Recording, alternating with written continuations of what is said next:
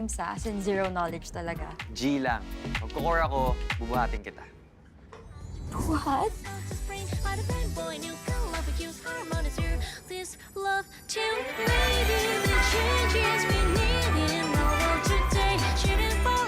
Five seconds till the enemy reaches the battlefield. Smash them! Oh, Mimi, dito ka lang sa tabi ko, ha?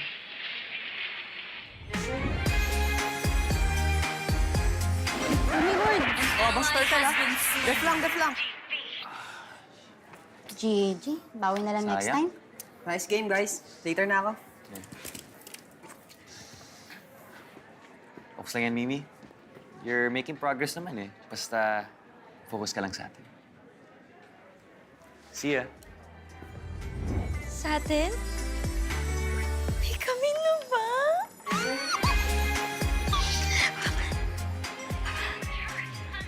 Mimi, sa tournament, dapat masanay tayo gamitin yung in-game chat. Ah, okay. Okay.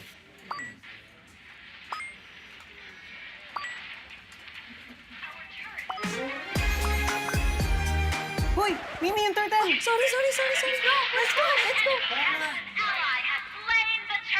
Uy, nice presentation kanina. Oo nga, nice one. Siyempre, para tapos Grabe. agad. Hello. Uy, Mimi, may new skin yung Esme, oh. Cute ng fit niya. Try mo kaya? Pwede naman. Sinong cute? Uy, sinong cute? Yung skin. Ay, skin. Puno. Pero cute nga. Alright, do you think matidefend ng Team Finance ang title nila this year? Pero grabe rin ang kalaban nila this year. Malupit ang marketing. Ito na ang team nila. 1, 2, 3, 4. Where's your fifth member? Kailangan, ayan na siya! Marketing! Very old and very proud!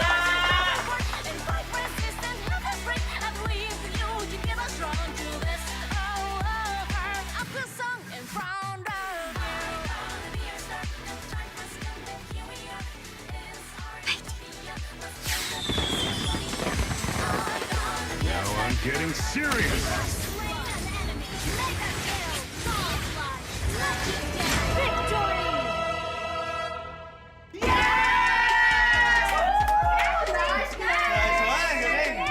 Bro. Uy, ingat. GG kanina, ah. Thanks sa pag-join sa squad namin. Anytime. So, saan ka na niyan? Sa bahay. Magdedelulo 15 Pro Max. Huh? Hindi ko pa alam eh.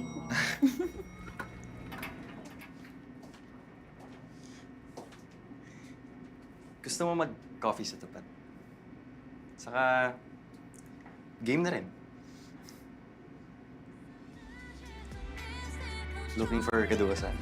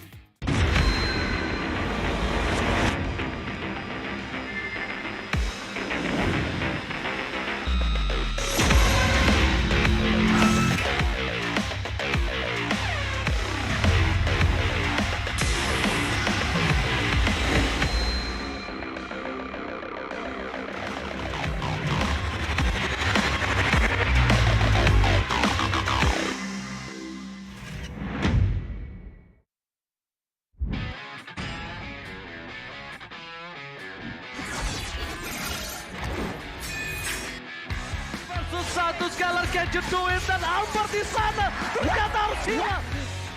Avalanche fight as Lone gets instantly shot down by the Blazing Duet, as well as the Electo final blow. This is going to be easy cleanup for Todak as most of the... Apat yun, pero nasipa din siya. Yung ninakaw na sipa, buhay pa rin.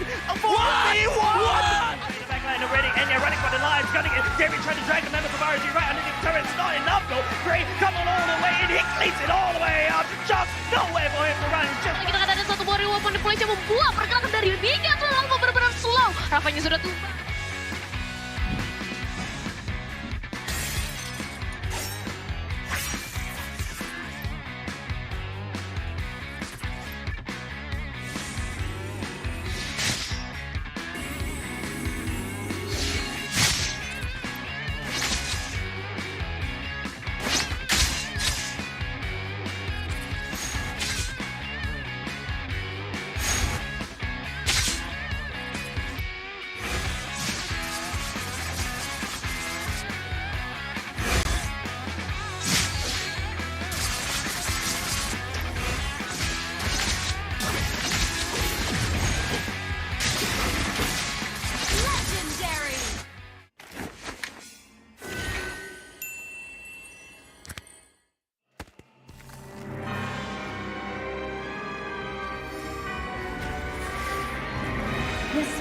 tale ended with a poisoned apple, and my tale began.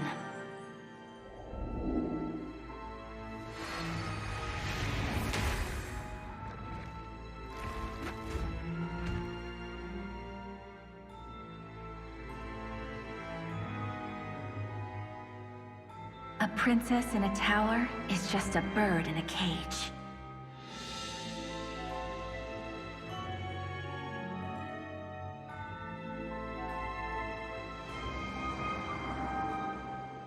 Curse it! Take my vengeance! Protect your queen!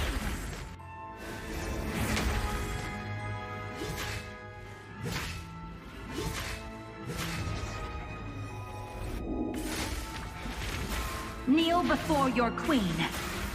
It won't take long, I promise.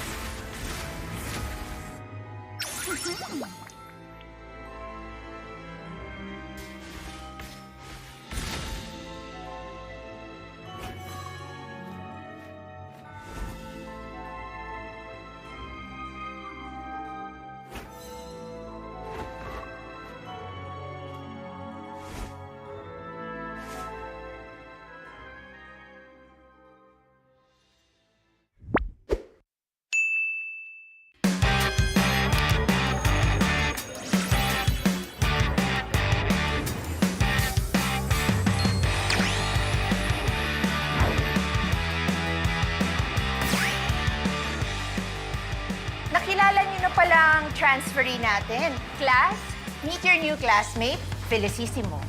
Moy na lang po. Lisa, guide mo muna si Moy ha as he adjusts to our school. Thank you, Iha. Okay, everyone, bring out your social studies textbooks. Nag-ML ka? Pero kakastart ko pa lang eh. Noob pa ako, tsaka newbie rin dito. Sus, school ML. Ako bahala sa'yo. Dali lang to. Road to Mythic agad tayo. Pakinggan mo lang ako.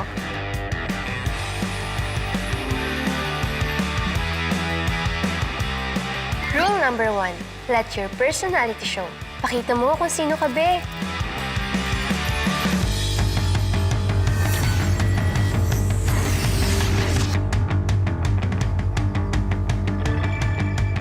Perfect na perfect. Rule number 2, find a good school-life balance. Study hard, play hard.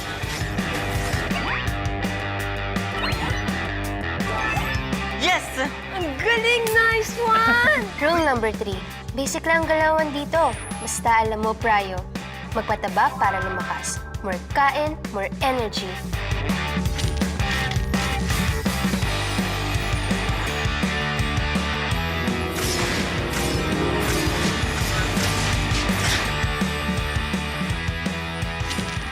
Rule number 4, pag may humamon, game on! Huwag matakot sa clash. Kita ka namin sa map, auto rest back.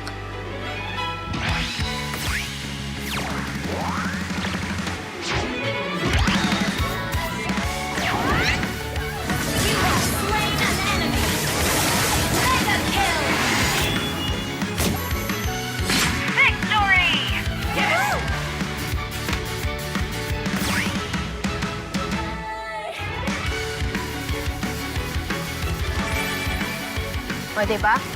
Basic. Easy lang mag-rank up. Basta sama-sama.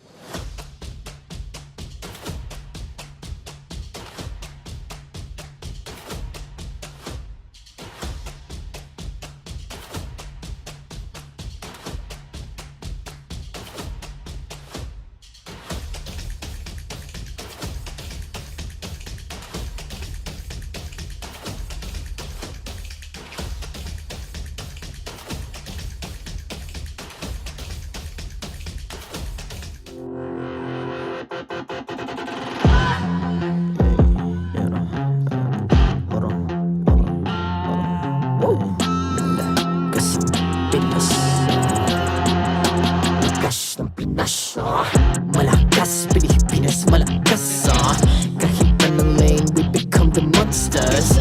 Malakas, Pilipinas malakas Face the golden sun and ribbon for the 3 stars. Look at us to the top, no ifs, no buts. Winning any game, para to sa PINAS. Di mo matitin ang aming boses on your level. Nasa kalye man o mobile, you know I become a legend. Open fire, we unite, we winners. Built with pressure, like diamonds are made of. Switch in a lane na parang gera. HP Racing may reseta. Built agad ang buhat ni Hilda. Full load SS parang Lyra. Susundan ko ang iyong bakas. Kasama patas. Tagumpay natin to dahil tayo'y malakas. Para sa Pinas. Nasa amin ang alas, hindi to atras. Kinikilala sa taas kasi kami ang malakas. Para sa Pinas. Nasa amin ang alas, hindi to atras. Kinikilala sa taas, ganito kami sa Pinas. Wow! Hold on. Yeah, wala ka sa Pinas. Laging MVP, no surrender, no retreat. Pag nagsama-sama, just imagine what we can achieve.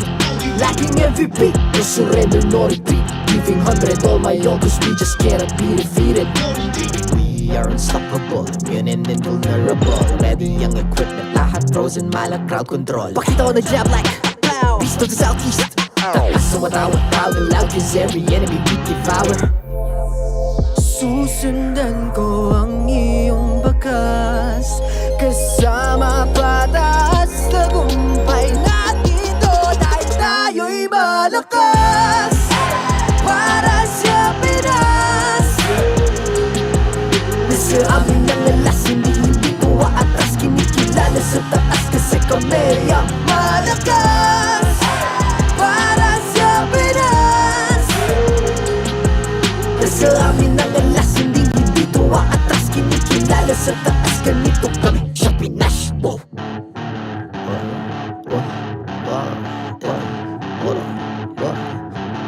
Malakas, Pilipinas malakas Kahit anong lane, we become the monsters. Malakas, Pilipinas malakas Face the golden sun and weapon for the 3 stars.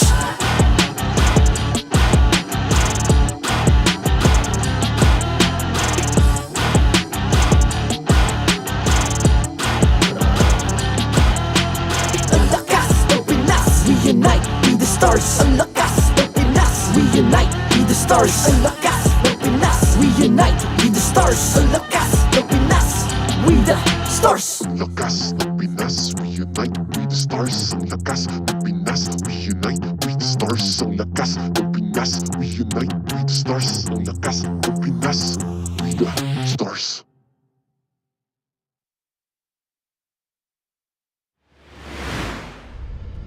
The 13th season of MPL Philippines is brought to you by the following sponsors.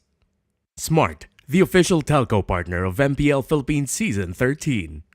Infinix GT Series, outplay the rest. Experience the MPL PH Season 13 action live at Shooting Gallery Studios. Tickets are now available on our official ticketing partner at /event.com. Don't miss any MPL PH action by following our official Facebook page and subscribing to our YouTube channel. Follow MPL PH on TikTok as well for more content. And don't forget to like, follow, and subscribe to the official accounts of MDL Philippines. To ensure the equality and fairness of our games, MPL Philippines is also monitored and supervised by the Games and Amusements Board.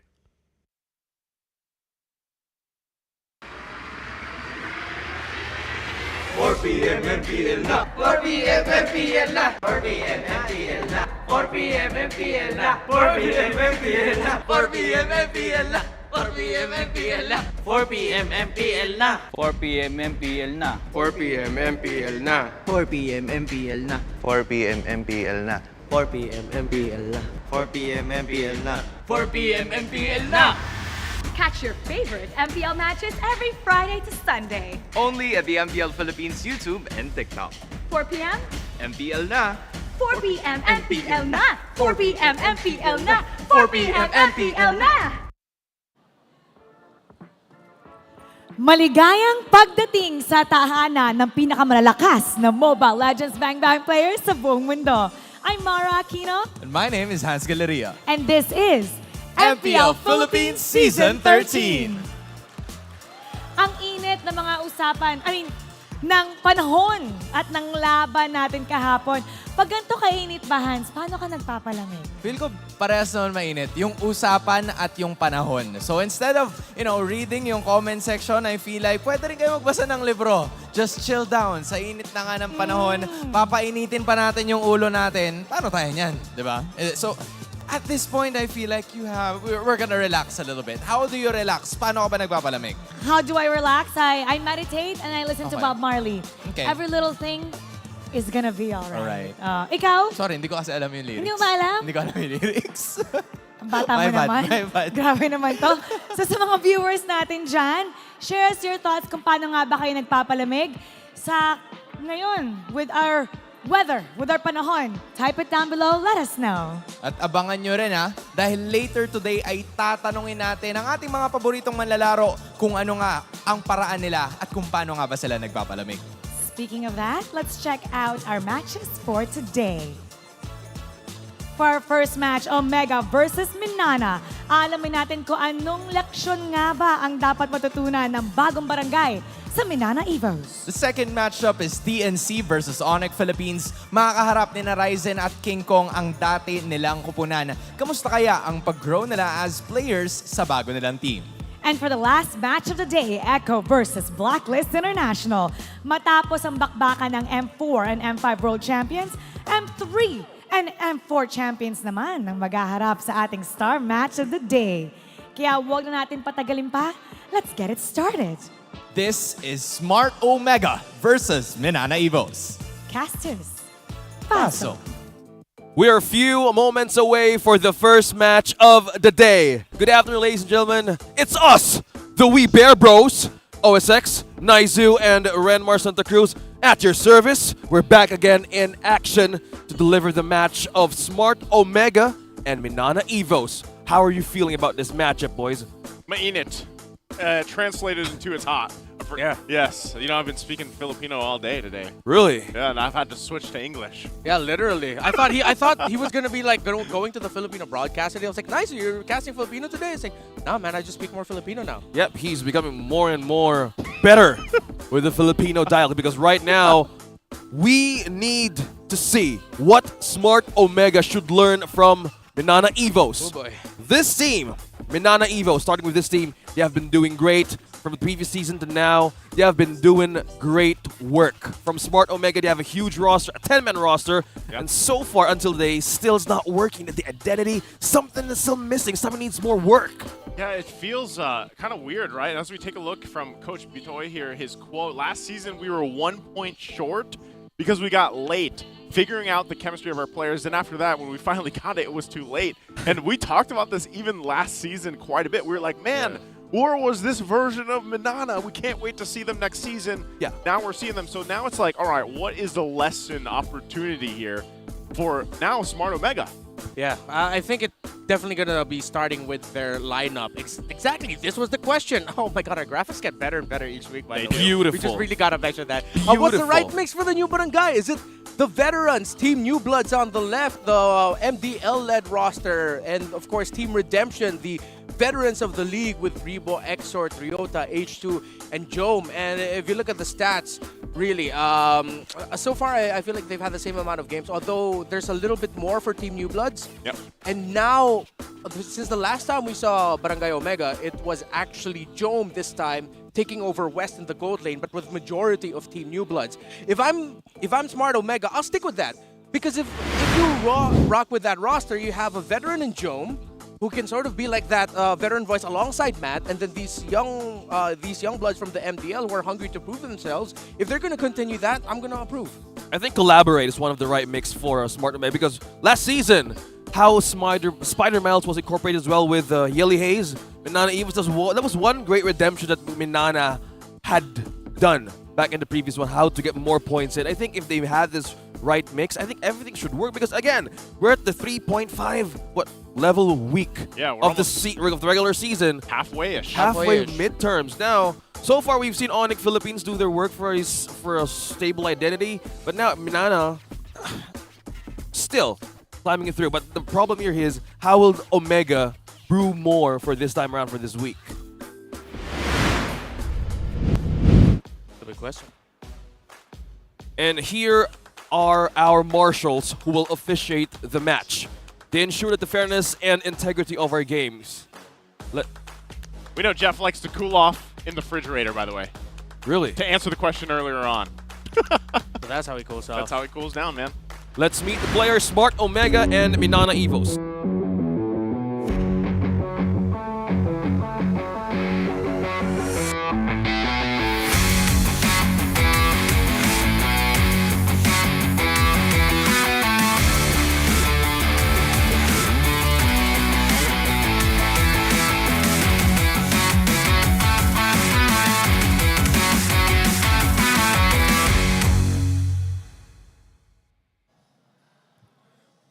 The new barangay continues to struggle this season, up against the young dark horses with a huge chip on their shoulders. Can Omega be the alphas to the pack of the White Tigers? MPL Arena, this is Smart Omega!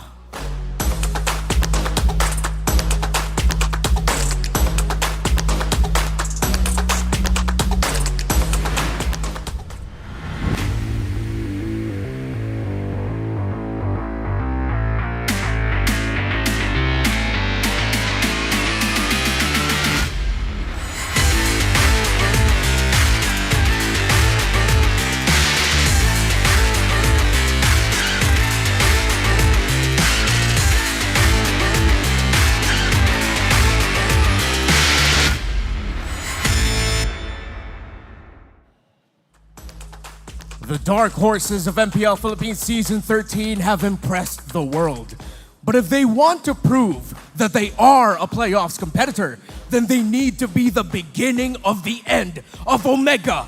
MPL Arena, welcome MNNE EVOS!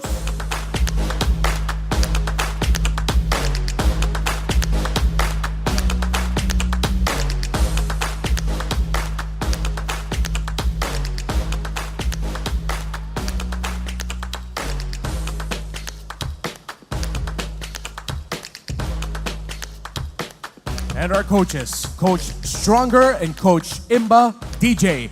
MPL Arena, sino ang magwawagi? Ang hukbo o ang barangay?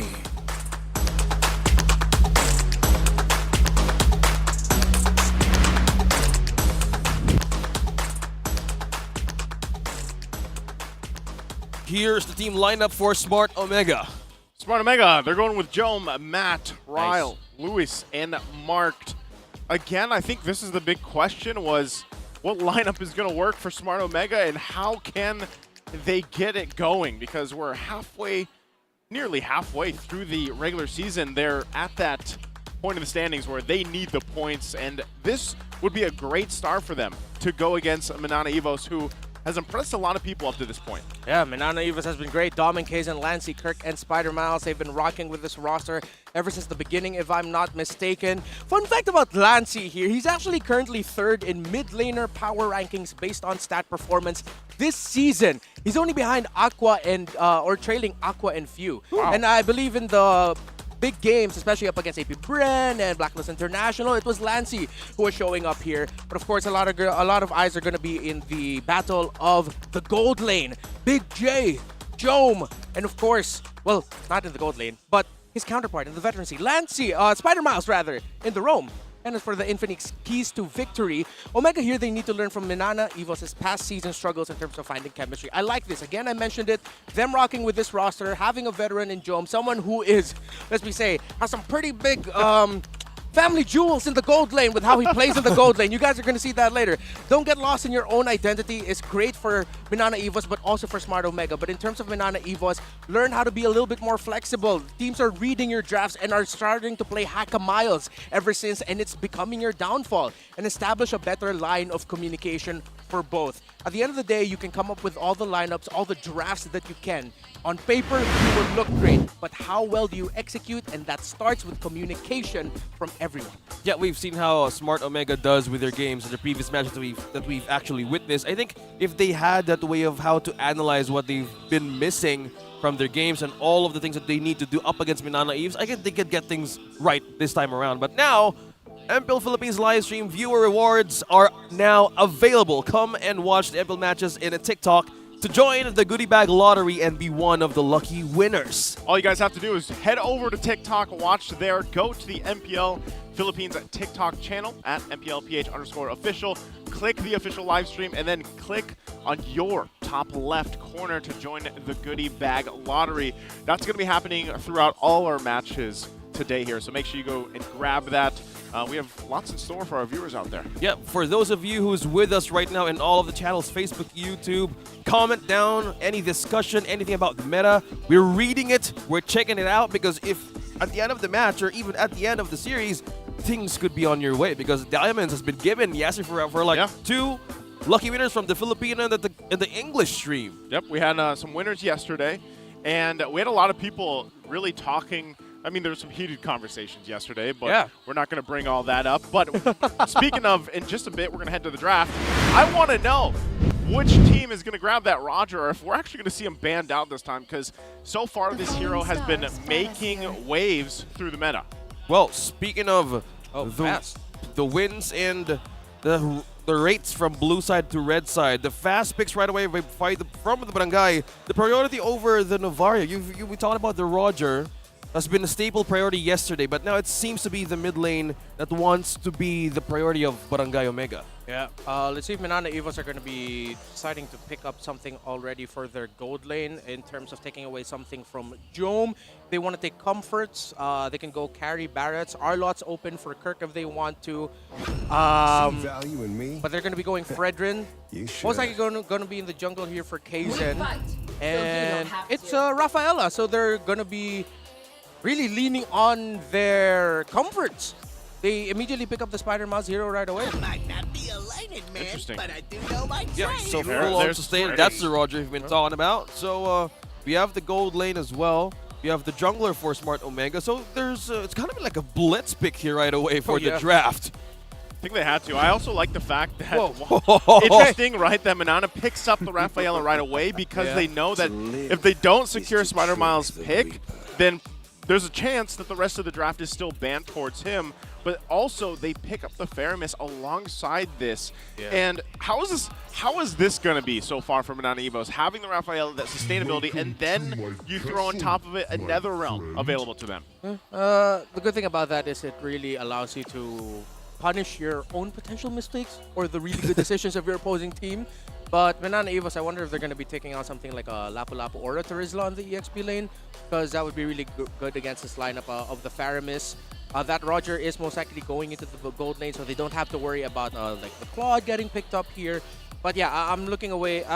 Looking at MNNE EVOS taking away something like the Lapu-Lapu, Terizla on the EXP. Maybe even the... No, not really a Lewis thing to do. Unless they're already really tanky. Like they need a little bit more sustain too. Front line. Yeah, but if that thing is concerned, so this might also be the answer for MNNE EVOS. I have the answer with a way to answer with magic and full damage for this time for Omega, because the auto sustain, and just by looking at the stacks, how the Rafaela was the priority of MNNE EVOS. Look at this, average assist of 7.40. Well, this is the kill participation, 81.8%. All throughout the game, this is like early game, not going home until I can sustain you. Let's keep doing it. So this is the exploit you've talked about. So either the Lapu-Lapu, not the Benedetta, but how about the Paquito here for the priority of... No, the last ban of MNNE EVOS. Funny thing is, there's still a lot open. X-Borg would be available alongside the Lapu and the Terizla. So it's like Omega just going to be deciding which one works best for them. If they see something on the side of MNNE EVOS that says, okay, that chunks down the Faraga armor a little bit too much, then they go for Lapu or Terizla. If they feel like there's not enough damage to take away the Faraga armor quickly, then they're going to be going for the export. It's just great up against comps like this that want to stay close together, even though they have sustainability, can avoid it. No, it's going to be difficult to go up against. Yeah, if export is the answer, it's also a great counter for the Barretts as well. So you have more extra AoE and burst to poke out that. No, I was saying like Omega would be. Oh, there you go. Ban. Either way. I thought they'd want to consider picking that up. But yeah, it would have also been good for MNNE EVOS. That's true. Yes. So probably just taking out the possible kryptonite of this first 3 strong picks of Barangay Omega. So for this, will they consider the EXP right now or just straight up for the marksman? For MNNE EVOS? Yep. They can save their marksman pick for later. Because, again, they already know what... at any point right now, it will just struggle up against a Roger. So you're just looking at how the gold laner will round out your lineup. I mean, the carry's still up there if they're going to go really tanky on the side of Omega. Really? Really? Okay, I hope they... Oh, they went just straight in with I wanted them to save it, but okay. I'm not going to knock it. It's okay. So helps with the Barretts, at least, you know, for the most part. But I asked this yesterday during the cast as well, is really what have we found that works the best against a Roger? It doesn't have to necessarily even be in the lane, but let's talk about lane matchup. And I think it was Wolf that he mentioned he likes the Harith against it. He likes that, obviously it's also depending on the player, but Roger is just one of those picks that has kind of risen once again through this, so teams are trying to figure out what's going to work against it very well. Now the Benedetta being picked up, thrown in the XP lane, this is a little flashy. I like that Omega's going this route because it does help with a win condition in a way of we can put pressure in the side lane. We can put pressure to force MNNE EVOS to respond, and then they round it out with a Cho pick here. Yeah, so they have a pick off as well. Since there's so much, well, sustain from MNNE EVOS, might as well find something to pick one out of their circle or the safety area on how MNNE EVOS would actually do their team fights. So with this last pick, what would it be for the EXP lane? Because there's the Benedetta is here as well. Because you guys are talking about marksman or gold lane, sustain, whatever. Because Roger in level 1, he actually could do a lot of early damage. It's aggressive. Against anyone, and he's fast. Thing is, they need more catch. Terizla would be like the easiest option to go for, but then it's difficult. Or CC? I guess. Yeah. I'm alright with it. I think they're just gonna count instead of like playing closely and helping each other. Their idea is, okay, you're gonna throw an EXP laner towards at us, we'll throw our CC towards you as well, and then let's just see who's gonna survive it longer. And I guess a good thing for MNNE EVOS is they have heal for them, 2 of it. Yeah. So they have a lot of understandable approach. A lot of that. You also have a lot of plan B, and look at this audience prediction leaning towards MNNE EVOS at 58%. Not too far from Smart Omega, 42%. So. Leaning towards Dokbo this time. Let's see how it goes in game number 1 for the first match of the day. Because we were talking about the matchup of the EXP laners. I'm just excited how the Roger matchup shows. Because from this point on, we will see how will the question be answered for you, Naizu, on how could be the best hero to be in par with their early levels against a Roger. Yeah, in the hands of Jom as well. In the chat, you guys can let us know which you're feeling more here. Either Smart Omega's lineup for this game number 1 or MNNE EVOS. Don't forget to let us know what you guys are thinking as well. Again, we love to hear from you guys. And also, just a reminder, keep an eye out for the goodie bag if you're watching on TikTok. Yeah, be sure when the base explodes, you know what to do. TikTok goodie bag right away. So it's game number 1.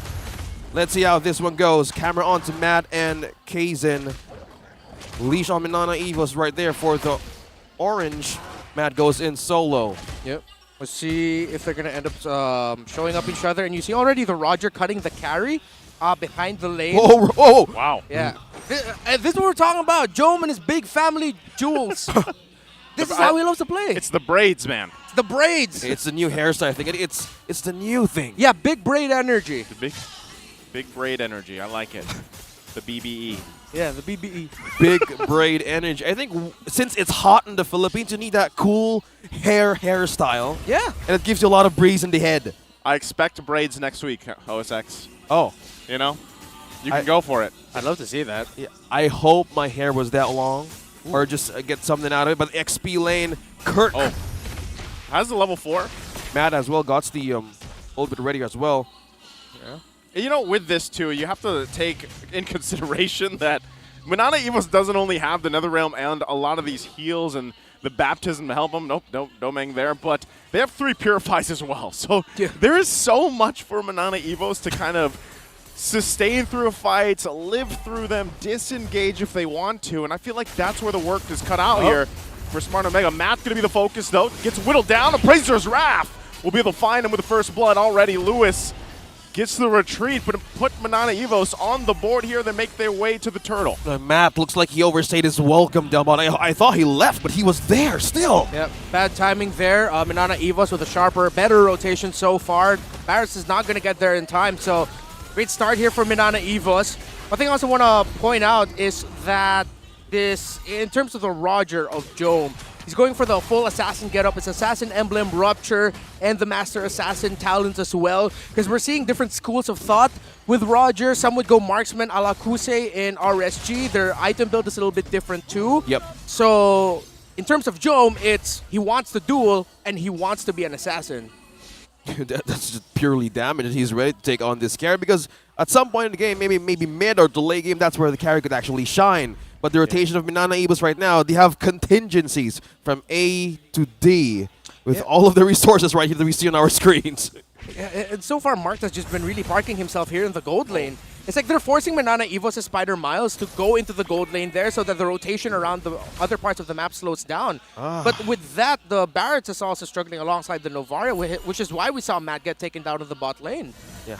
I think that's one way to put MNNE Evos' strength in just one corner in the first few minutes of the game.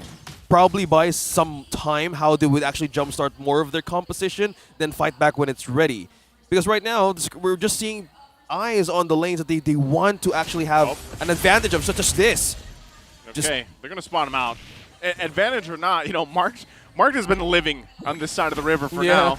Really kind of just helping to put pressure here on Domeng if he can, but so far hasn't been able to really result into anything. Now the rest of the MNNE Evos going to force them out, but the response is here. Jome playing a little dangerous, less than half health, but with this, let's see how this rotation pans out here for MNNE. Yeah, at this point I'm starting to think, does Mark have a mortgage in that side of the map? Is he paying off a house? I think that's the investment. Yeah, but the investment has led to MNNE Evos going, hey, let's go for a 4-man rotation to make it even harder for Jome. And now Domeng's going to be the one leading lane. Yeah, speaking of which, Domeng is on level 6. We are seeing a 1-level XP cap. That answers the pressure coming from MNNE Evos right off top. This is interesting. I like how confident Mark still is even on this troll pick. We don't see it picked up that much anymore, but players still like to kind of go this round. It gets a little bit tougher for them to really find those setups with the way of the dragon they're going to be looking for. But if he's able to find the right marked target, this could start it. Netherrealm going to be used already. Lewis there as well, joins the fight, looking for the kills. The heals, though, are too much for now. MNNE Evos going to survive that, but Matt, this whole time, will secure the turtle here for Smart Omega. Good proactivity from the side of Omega. They thought, okay, guys, we're a little bit too static all around the lanes. Let's try to go for a collapse going into the mid, going into the second turtle of the game. Right call there by Omega. So now, right call as well here by Jome and Mark to actually invade into the orange side, steal resources away from MNNE Evos. Now MNNE Evos has to be careful about this because Omega's lineup, they're front to back. They have a wide vision with the Nova and Luis. No. He's gone. He gone. Kirk got him. Captain got him. Yep. As you were saying, the front to back from Smart Omega. Yeah.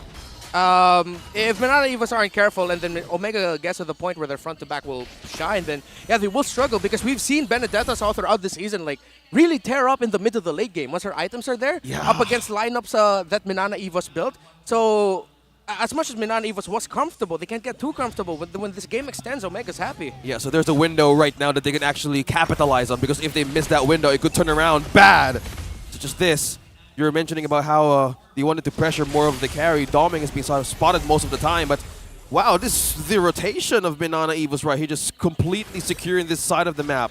They forget everybody on the EXP, having their own business, just making sure of Domeng's performance or even just state right now.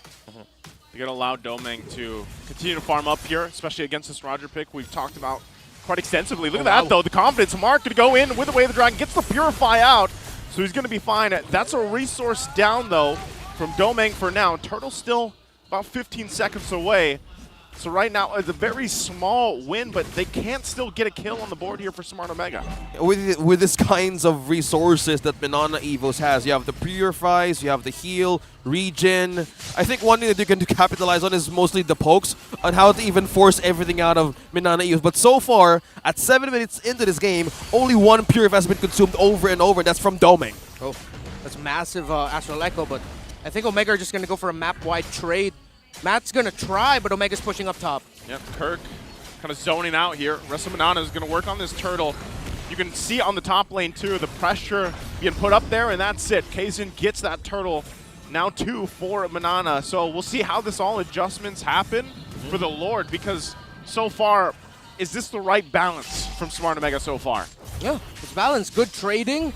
They thought that taking the turtle at this point would be a 50-50. Again, with all the Purifies on the side of MNNE EVOS, and them wanting to pick off and wanting to control, but they can't do it. So they go ahead to the top lane, trade things out, get a tower, get a push, and that means Jome can go around with the rest of the team more, because at this point, MNNE EVOS' Domeng is going to be sticking with the team as well as much as he can while balancing it with a push. And now Omega can push down bottom.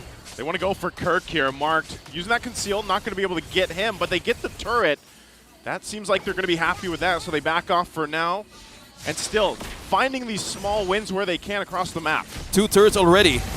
Matt, hold on, though. He's quite tanky. Daytona's welcome into the wall. Kaizen, the target, goes in with the Petrify. They can't find it just yet. Matt's going to be the one to fall, though, now. Kaizen still alive. Gets the heals. Mark going to be in trouble. The flicker comes through now. Another one comes through again. Jome in trouble, gets taken down by Kirk. Yo. They find a kill again for MNNE. Spider, Miles, and Lancy timing everything perfectly. The playing around the Nether Realm, playing around the Holy Baptism, playing around the Shadow of Sam speed as well, so that Lancy can get some pulse in. It's a great team fight by MNNE EVOS, and we're starting to see here Omega, yes, they can fight, but they're still not at that point where they have the damage. They're pick-off, peel type of lineup, but the damage isn't going to be quite there yet. They will have to wait for the late game. Yeah, extended team fights, sustained, because from that team fight that what just happened a few seconds ago, no Purifies was consumed. So probably it's just all the ultimate just doing all the work, and once they can have the chance to pull something out of Omega, which you've seen, that Shadow Stamping, they capitalize on just this. Going with a kick, Kirk the target. They're not going to get anything out of that, though.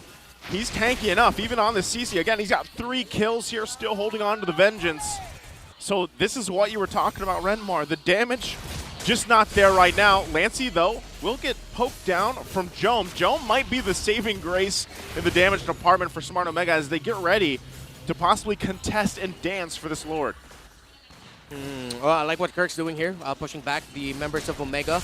Always having eyes on Matt, and now MNNE's going to push. They're going for it. Matt going to get dragged back. Kirk going to keep him there at bay, trying to zone him out the best they can. But look at the damage coming through on Marked. Mark takes a couple shots. He's going to be able to fall. Domeng getting the kill. Now Jome going to be the target. Kirk can't get it just yet. They force him back as well, but that's the Lord secured for Kaizen. And now MNNE EVOS looking to put the pressure in the mid lane. Zone out and control, and the recalls just showing they have more time with recalls rather than just taking on them one by one. Lewis though. Lewis jumped in with the Petrify, holds the line, keeps the turret, the tier 1 up in that mid lane. They still have to deal with the push coming though with that Lord. Not enough damage. Main story right now for Omega and MNNE EVOS, with all the sustainability that they have, and you think of their damage as not coming in chunks, it just like, it whittles you down slowly until you realize I have to get back, and that's what happened in the frontline push of Kirk. That's what's been happening to Omega right now. Little by little, it's like a war of attrition. MNNE EVOS are pushing forward. They want to force this one. Marked, even got retreat at Kaizen, forcing them back out of this area. They want that tier 1. Couple recalls coming up while they wait for these waves to push in. Lord also on the top side. And now again, Smart Omega lacking the damage. Can they contest? Can they hold it together? They need to find someone out of here from MNNE EVOS. Either poke or force something out of the resource. Spider-Miles getting his Oracle as well. Just by imagining how he can sustain more of the team fights. Under the turret they go, forcing them back some more. The taunts come through. Matt gets quite a bit of damage. Daytona's welcome, but he's going to fall to Domeng as they grab the kill. Nether Realm going to be used as well. Still, Lord finally going to go down here on the top side. MNNE EVOS happy with what they got. Kirk feeling really good about it, and that seems to be it for now. Yep, that's not good. So, like, not good. Honestly, Not like, really good. You're seeing everything unfold before your eyes. A great itemization here by MNNE EVOS. This is how you know the carry's so happy. This is a hybrid style carry. It's not even built for that much damage. It's the Thunder Belt and the Endless Battle style of carry. Well, but he hurts. Look at the damage coming out of Domeng. Not to mention the slow as well, just being right in front of the front line of MNNE EVOS. True damage for days. Days. I felt you right there. Hey, days or not, they have, right now, they've shut down Smart Omega. Yeah. Gold benefit is up to MNNE EVOS now. Lewis by being in front. Lewis, couple retributions coming out. Mark still going to be looking for the target on the backside. NetherRealm comes through. They get a couple stuns up. Appraiser's Wrath going to find the mark, but can't get the kill just yet. Still MNNE EVOS. You are seeing the lead they have in terms of items. Can they get there in time for Smart Omega? Lord up in less than 30.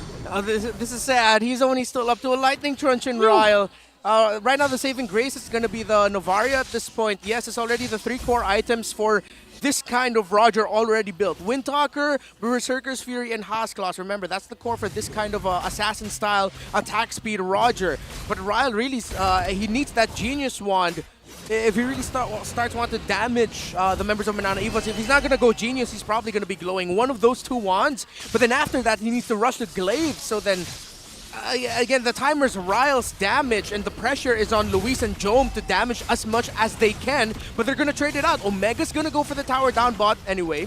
Knowing MNNE EVOS' tendencies to focus around the Lord, let's just see if they'll be able to defend.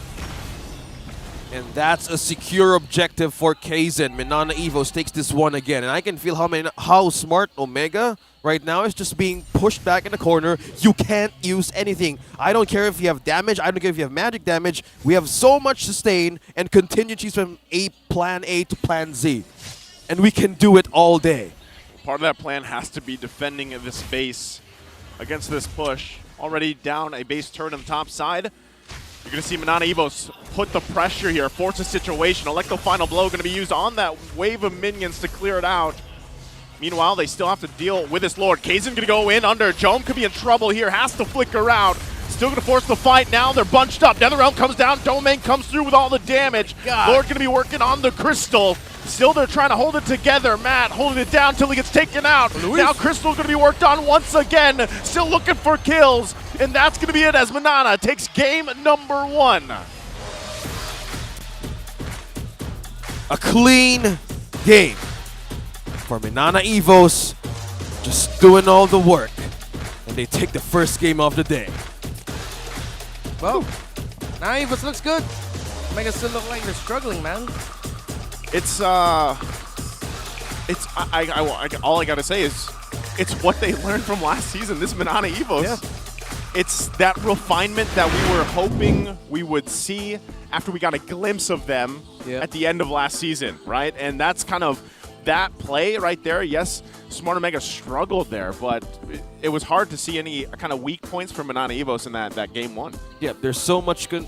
Again, as I repeat, contingencies, support, and also sustain plans from the composition of MNNE EVOS. How do you even put a bite out of that Roger to the damage of MNNE EVOS? You're completely cornered, completely checkmate from that moment, from the very start of the game, getting any kills. It was a complete struggle to use all of your resources.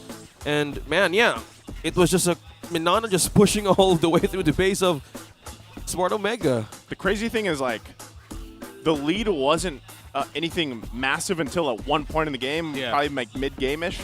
But really what the struggle that I saw, and maybe you'll break down this in the analyst segment some more, but really in those early skirmishes, those early team fights, Smart Omega couldn't get through the 3 Purifies, the Holy Baptism, the heals, plus the Netherrealm. Like, it was way too much survivability that MNNE had. Yeah, they were chunky. They were thick with 2 Cs. And look, our MVP, it's Kirk.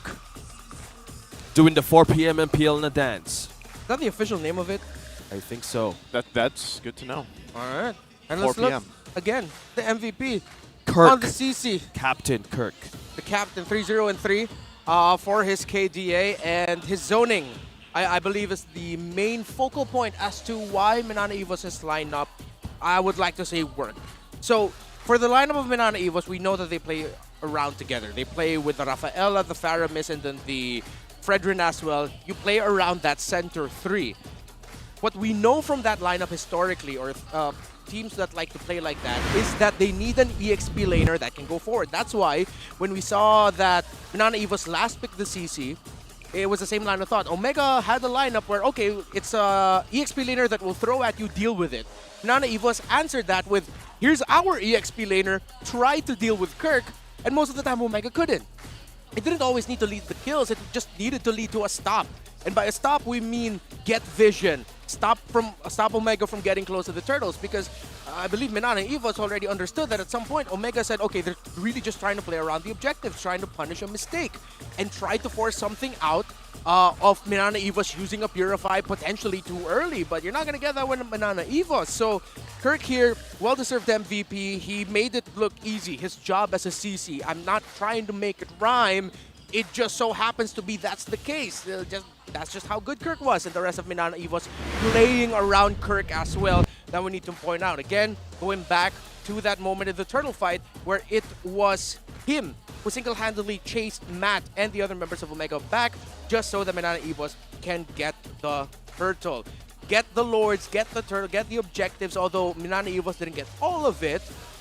They knew their strength in their lineup, and they knew the weakness in the Omega lineup, where if Omega couldn't find that snowball, then MNNE EVO's wouldn't have to worry. If the Omega lineup got early wins, considerable amounts of them, it's going to be bad news for MNNE EVO's, because now you have a mid, you have a Faramis, a Rafa trying to support a Fredrin as much as possible to survive. But what we got was what was expected, where MNNE EVO's would just dominate here. And I will then go back to my main question. Why the Joe? You already have a Novario with you who provides great vision. Yes, the idea is, alright, we're gonna have a jungler, or sorry, roamer, who can go into the jungle of MNNE EVO's to get info, to get pick off. The battle spell called Purify exists and is constantly picked up here by heroes that need to counter pick-off types. Hey, what's something that isn't countered by a Purify? A Suppress? Kaja Novaria are a popular combo in terms of the clearing the middle rotation, and you get that pick off as well. Am I gonna say that if they picked up the Kaja here, it's gonna be better? I don't know. But if Omega actually had a Suppress instead of a normal crowd control pick off, then maybe it could have gone better for them. And as we look at the heat map here of Spider Miles, really they played as a unit. They played around this roamer. Their idea of the middle three, a la Ube. We've been seeing it all season, and MNNE EVO's is even proud of it. Their playstyle is inspired by Blacklist International and that era of Blacklist, that style of gameplay. That's why they prioritize the Rafaela and the Fredrin. They're leaning in on their identity, and that's something Omega needs to learn from MNNE EVO's, gentlemen. MNNE EVO's knows their identity. Omega, what's yours? I know my That's the great identity. question. Really? Yeah. I know mine as well. That's good, OSX. But since we're trying to figure out the identity of Smart Omega, but that game was so great because Infinix GT Series is here. Outplay the rest, brought to you by Infinix, the official sponsor of MPL Philippines Season 13. Be unstoppable and outplay the rest with the Infinix GT Series. I bet they know their identity as well. Yeah. Fluid, amazing gameplay. Outplay. Great. I don't mind getting outplayed by Infinix. And as I play Mobile Legends with my Infinix, you better get a Vixana high rarity Zenith skin. He has it. I have it. I have it. Twisted Fairy Tail is now available from March 25 to April 30. Participate in the draw event and enjoy 30% off for your first 10 times draw and 50% to your daily first one-time draw. You may even stand a chance to win Vexana's Battle Emote, I'm the Queen. Elimination Effect, the Apple of Doom, and other amazing skins. Come and join now. I'll tell you what, right now in game, there's so many good skins. It's kind of hard to decide. Yeah. It's I kind think of hard. one of them could actually even use the new Moskov skin. I don't know if they have it. Yeah, hopefully. Can someone pick up Moskov so we can see the skin in action today? Yeah, because it has a limited edition like tag, like number 100 something else. It feels like a collector's edition that time. And again, if you need diamonds, comment. Keep commenting in the chat, folks, wherever you're watching and on the official YouTube streams. of MPL Philippines. Yeah, because right now we are still looking and even listening or even watching your comments right now, because as we go with the draft recap on game number 1, I know you've been discussing what is the best build for this Roger, what is the best thing to have this matchup against a carry. I think the answer just completely have a great way of sustaining your composition with 3 Purifies, one Grit Netherrealm, even the ultimate from Rafaela, and that's where you answer the threat of a Roger early game. You know, I'm glad I don't play Roam, because then I would really be struggling on how do I deal with that? Like, how do you deal? And you already talked about this, the Kaja, the Suppress. I wish it was a Kaja. The pull. I wish it was too. But still, let's say it was the Kaja, you still got a lot to work through. That is very true. Like, the Netherrealm alone plus the Holy Baptism, like, I mean, and it's Spider Miles. Like, we've seen teams literally just go through all bans against Spider Miles, and that's why I think it was such a good pickup that they picked it up in that first phase. So we're seeing it. That's how MNNE Evos just loves their playstyle and what they do. Yep, team head-to-head. Just by as we head on a few seconds for the next game, Omega and MNNE Evos just looking at the damage per death, even for the crowd control time. We haven't seen Rubies being picked up. We haven't seen even the Mortises. So if crowd control could be the strength of even Barangay Omega, could they actually go back? Because it was looking by the draft, or even the stats of this head-to-head. Omega's still also way of showing how their kill participation is still in par with MNNE Evos. Yeah. Is this flipped around? No, I think it's. I know earlier it was, but anyway. Was it? The main point here is Smart Omega has been struggling, and they have to figure out what's going to work for them, really. So, you know, we saw this back when they played. I'm wondering if they just, I don't know if they will, switch the lineup. Remember when we saw that before when, like, Smart Omega played? They played game 1 with one lineup. Game 2, they came in with another lineup. Now, I don't know if this is still the time to do that, right? You might actually want to go ahead and just keep refining what you can. Like, 100%. But there are reasons, and this is what we talked about leading into this matchup when we were talking about what can they learn from MNNE Evos, even from last season, where they experimented so much throughout the season until they eventually found something that works for them. Yeah, but I feel like for MNNE Evos, you can't just look at their journey from Season 12. Their story is a story that started in MPL Philippines Season 11. And that lineup, even though it was a different picture, those members in Spider Miles and others were there. So they, little by little, that was there until they showed up in Season 12 as like the main lineup as they were juggling between 2. And then now it's them again. So for MNNE Evos, they've already paid the price for 2 seasons in a row. That's why we're seeing them able to fight, able to impress the world so far this season. And Omega, I honestly, personally, it's kind of unfair to put a lot of pressure into the shoulders of this young squad of Omega. Yes, they're coming from a really successful MDL Season 2 berth wherein they finished in 2nd place. But then at the same time, it's like, it's their first season in the MPL. MNNE Evos wasn't great when they started out. Their first season, it took them time. So they're now, are they finally going to get to the playoffs? Well, for Omega, yes, they have veterans in there, but you're ushering a new era for a younger squad. So, like, take it easy a little bit, you know? You know, art takes time. Yeah, art takes time. That's beautiful, OSX. I like art takes time. Quote that. Quote that. You can't just rush things. And I get your point, because even how we vision or even witness the growth of Next Play Evos, now MNNE Evos, it's not just like in a snap, oh, hey, I'm a great player. I'm like the top global Arlot right now for some reason. It takes a lot of time. Yeah. And maybe right now, as they figure out more of their footsteps or taking more baby steps, I think this is where like they take more of the mistakes and take it to a great lesson to learn from all of those things that they went through all the way. Yeah, a great start, baby step to starting off a beautiful artwork. Draft a Kaja instead of a Cho. I'm just kidding. I'm just kidding. He's hoping for the Kaja. That's what he's looking for. Whoa, that red side win rate is not good. Well, it's even color red. Yeah, that's for Omega. Yeah. Okay. So that's sad. Yeah, we can't. That's tough to see, man. That's tough to see. That's really tough to see. Yeah, it's also hard to even say. But now, with the priority of MNNE Evos being on the blue side, they take the Faramis with them. We see all the bans being focused on the roam, such as the Angela, the Minotaur. You've been talking about the Haka Miles. So would that be... Oh, okay, they're still going with the Roger as well for this second game. I like this idea that Omega's going for. They have a lineup that they want to say, hey, Like, through thick or thin, we're gonna continue. And then if we're gonna be the type to just constantly pick Roger, let's pick Roger. I will choose my And they, this time they get the Yarlot. I'm just wondering if is this a Rafaela pick again from Manana Evos with this Faramis? Like, they could possibly go the same route. I mean, they had such a good synergy with that, especially early skirmishes. It's so tough to deal with. Not sure if they want to do that. Fredrin's going to be picked. There it is. Of course.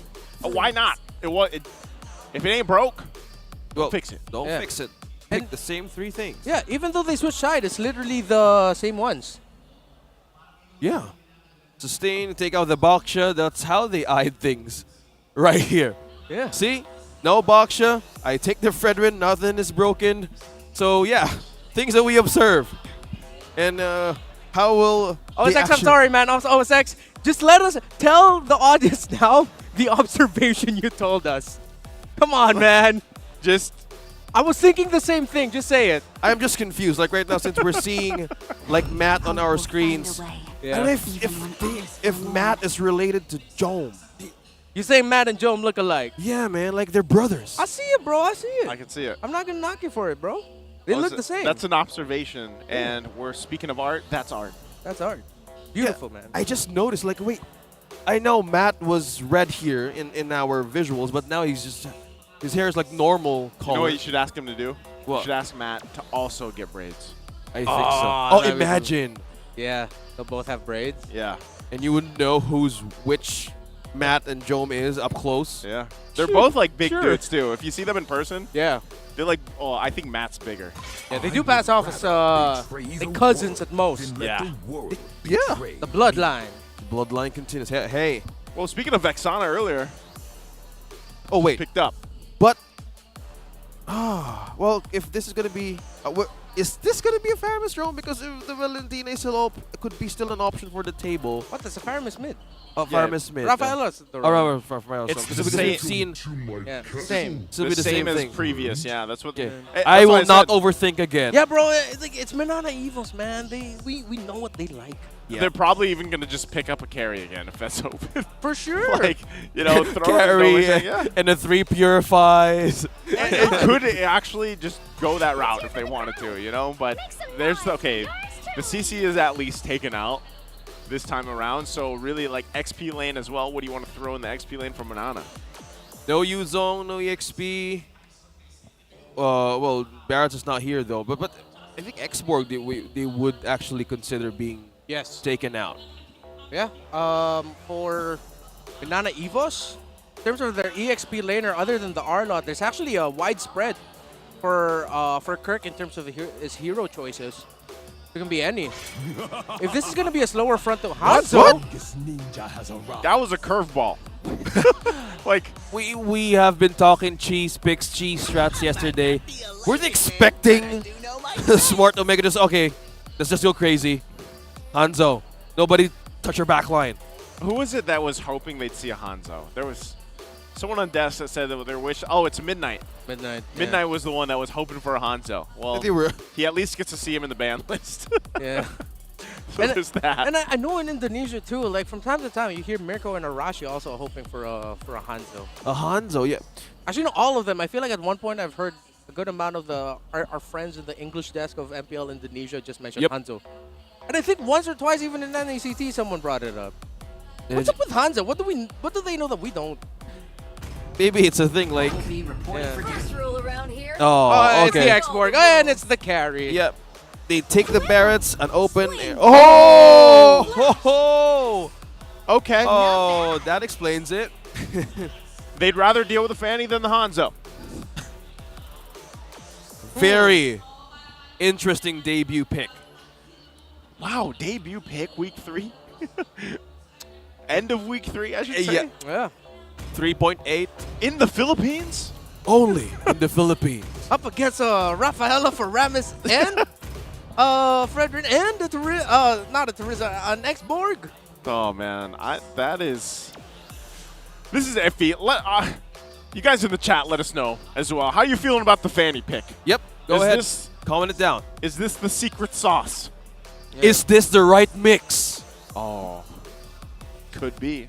I don't wanna say anything too definitive just yet. Y'all can already probably hear in the tone of my voice. The two gentlemen here by my side see how my face looks about this Fanny pick. What's it look like? A little bit like Roger. minus the cigar in his mouth. Yep.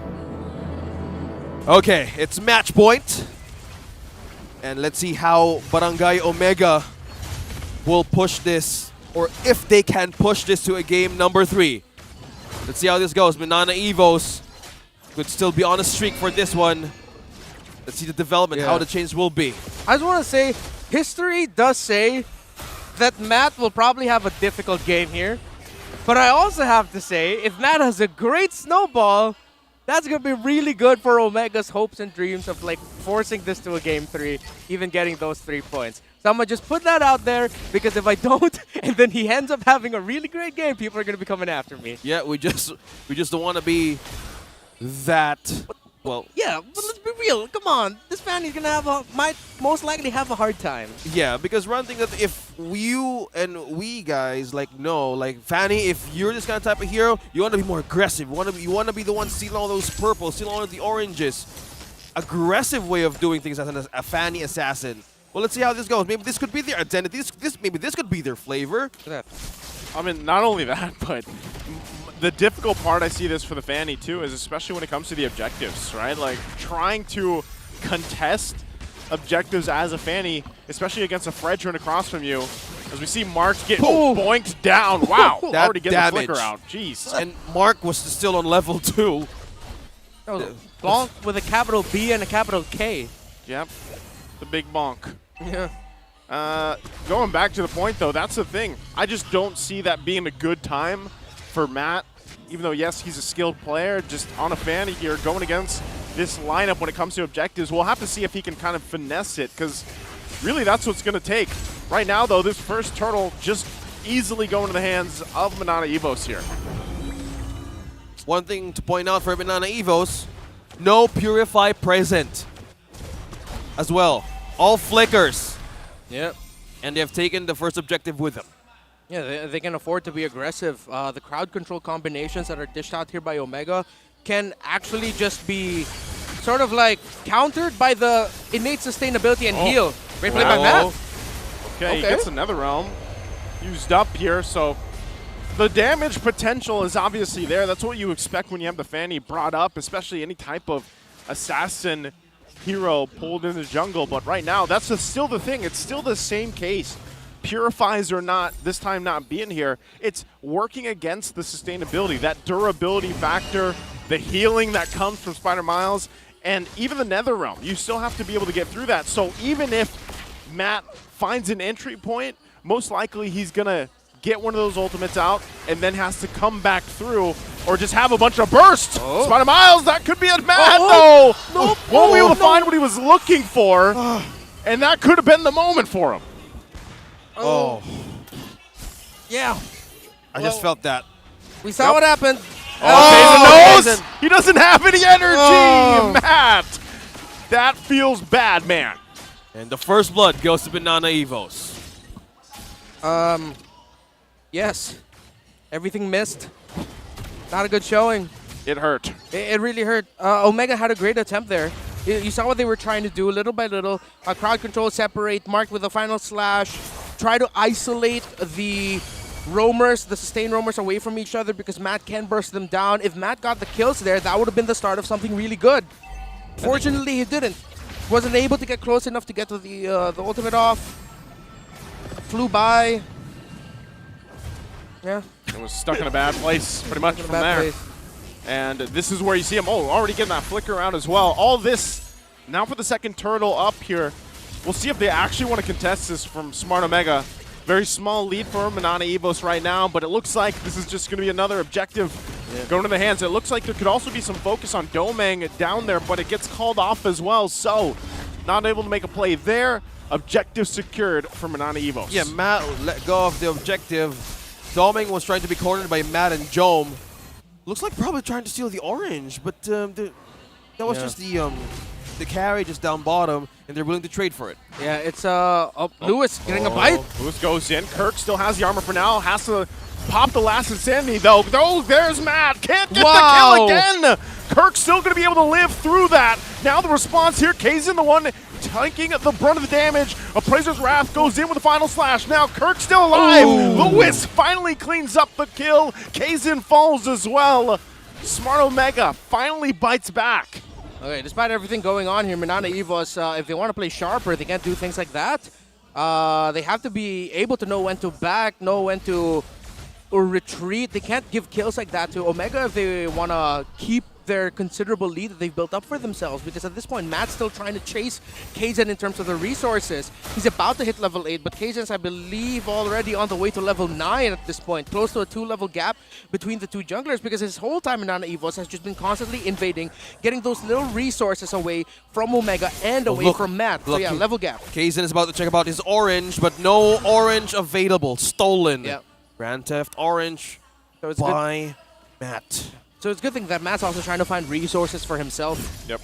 He needs to. Because at some point, again, if MNNE EVOS aren't careful, they're going to get surprised and get bursted down by a Fanny that right under their noses was just already able to get resources, even though for the majority of the time they were thinking, where's this Fanny? We don't feel the damage. It's going to be okay. But at some point, they are going to feel it and they have to be careful.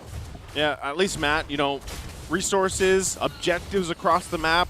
He's kind of just finding what he can at this point, letting the rest of the team do their best to hold on for now, right? It's still kind of a little bit of a lead for MNNE EVOS, but leading into this next hurdle, I still think they go ahead and grab that. I'm not sure if Smart Omega really wants to contest this or fight it. They could get in position for it, though. Matt with a Malefic Roar Rush as that Fanny, so he really just wants to be able to burst someone down.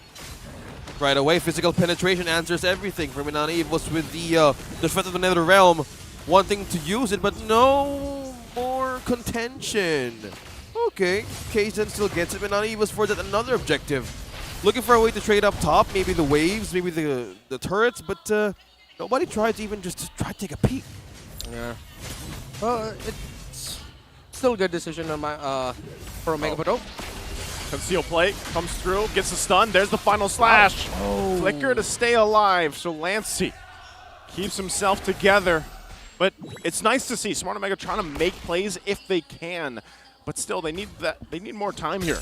Yeah. Gotta respect that attempt there by Mark and Ryle, actually. Great final slash, sending it across the wall. But Ryle's Terrified just wasn't able to get off in time. And we saw it fly away, but at that point, Lancey already got the flicker past the wall and into safety. Well, with Jombi in safety, top lane. Again. Mark again with the final slash. Domain gonna be the focus. Eats him up. Lewis throws him into the wall. NetherRealm to help him out. Can they get the kill they're looking for? And nothing happens because the heals are too much for now. And Smart Omega still looking for damage here. Meanwhile, Matt will continue to just farm up on the other side of the map. Yep, taking possible resources out of Kaizen's hands. So they're willing to trade for that. Yeah. Probably the answer for a late game, maybe damage out of MNNE EVOS. So we're leaving all the possible potential of comeback of Smart Omega. Kaizen.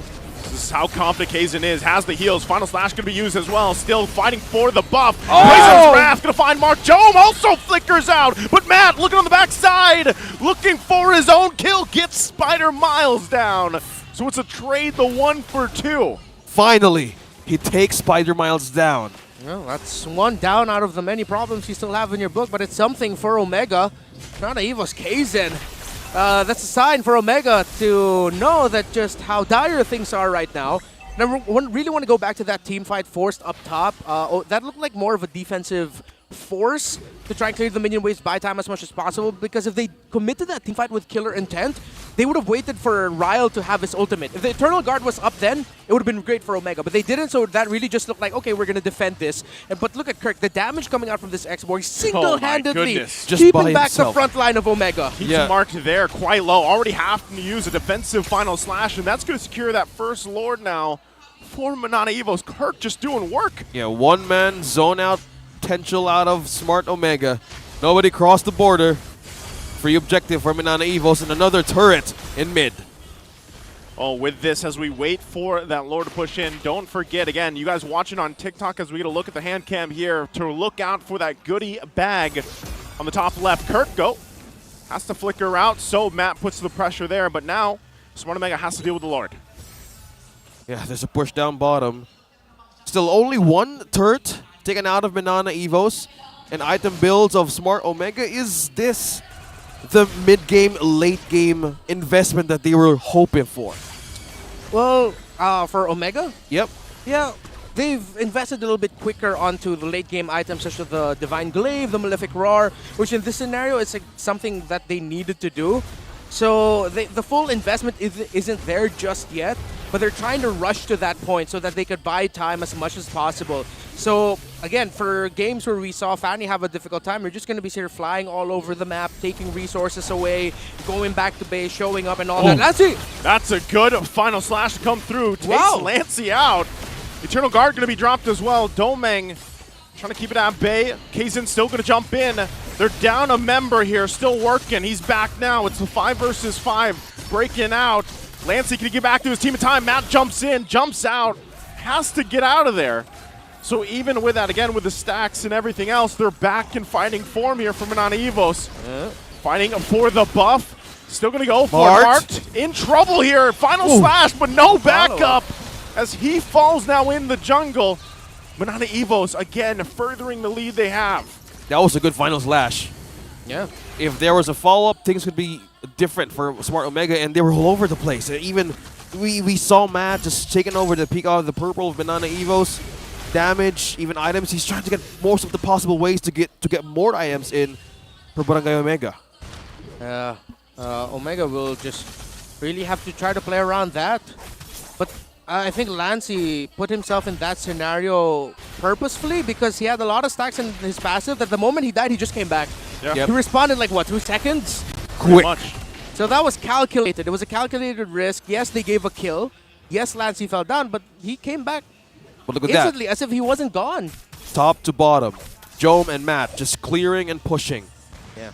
There's a turret that needs to be taken down bottom, but still they're looking for ways to split this map half open. Yeah. But how will it be possible? Will it still be good at 12 minutes? Because there's so much defense that needs to be taken down, but the focus right here is just on top. It's a little bit more breathing room. It's a little bit more space. Give credit where credit is due. Omega's making the most of what they can in a very difficult scenario for themselves. And this is the test right here. Kirk gets the final slash. He gets everything in the Eternal Guard. Using the last Insanity to push them back. Omega on the run here. So already zoned out. But they know. They even called off the Lord for now. They're going to start it back up. Smart Omega trying to get a position. Domeng there on that side. The front side here alongside Lancey and Spidey Miles.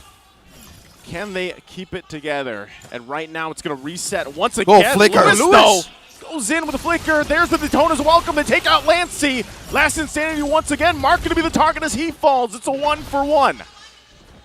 Okay. That was an attempt there by Lewis. Omega, they got the kill, but again, at that point the Fire Missile already had stacks, and he's back. That wasn't a trade. That was a win for MNNE Evos because it's still 5v4 in favor of MNNE Evos since the roamer of Omega is down. A calculated risk for MNNE Evos. They're rushing it through. Oh, they don't even want the Lord again. Oh, They're wow. going to force them back. Multiple members in trouble. Matt's in the middle. Trying to pull something through, though. Doesn't have what he's looking for. Jome's still going to be alive. Flickers out. Domeng gets the kill. Another body falls. Smart Omega down 3 members here. And now MNNE Evos will go ahead and take this Lord. You just see the response from MNNE Evos. I know you guys want to take their resource out of us, but how about we open, you have open? Because that point in time, Omega was even forced to respond right away. Yeah. And we're looking at Matt here. Another attempt, a successful attempt in getting the purple out of Kaizen. In terms of the items, still not enough to have caught up. You need one more item on that Vixana. Should be close though, maybe at around math 7-5, around 8. That's when she can lock that down. It's still gonna be tough though. There it is, the Holy Crystal. Oh, it's 7. Okay. Yeah. Domeng has a massive lead as well right now. You already saw the comparison. Look at Matt's damage though. He has it, and he was going for Domeng as I was just talking about him, but he's still gonna be just fine. Gets the health back up as well. Has Spider Miles with him. Now they got to deal with the Lord here. So Smart Omega, full force. They're going to lose that mid-turf. Final slash under it. Oh, Matt trying to look for more here. Still nothing to fall just yet. Lancey, there's the Nether Realm coming through. Lewis. Oh, Kirk! Bob Kirk gonna be in trouble. Goes in, but gets the kill, forcing him back. And it looks like this could be it. Matt trying to hold it down, but it's a double for Domeng before he falls. It's Matt and Ryle, but the base is going to be worked on, and it's just too much. As Manana Evil is working on it, but there's no still minions. Matt, this is his time to shine, but he has to go back as well. What a moment there for Smart Omega to stay in the game. Oh! And again, the back and forth. Matt, he's doing it. Mad Matt Kirk again with the last insanity. Eternal guard there. Kirk working Tower on up. the minions. Kirk comes through to get the sweep. Minana Evos, a clean 2-0. That was an impressive attempt by Omega to defend as long as they did, but Banana Eva's cold-blooded as always. Just said, Kirk, finish the job, man. I've been looking at him the moment he's near that wall, waiting for the right time, like, hey, now, no, I just used the last insanity at the right moment. They've pushed and forced everybody back to the crystal and putting them all in a very vulnerable spot.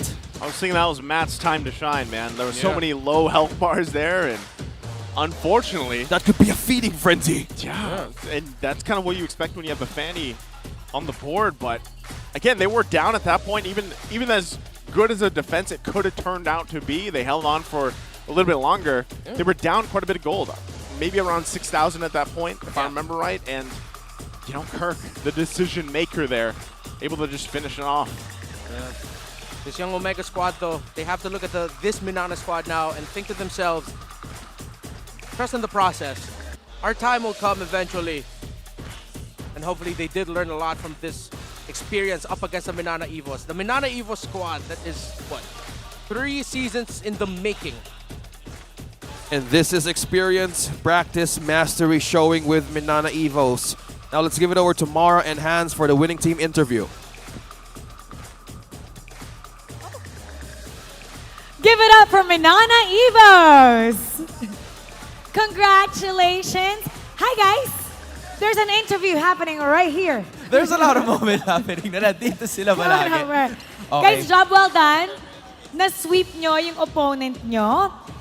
During the last game, before this one, the last series, it was a bit of a struggle, but you guys came back even stronger. So ano yung mga ginawa nyong adjustments to make sure na this time, your opponent na-sweep?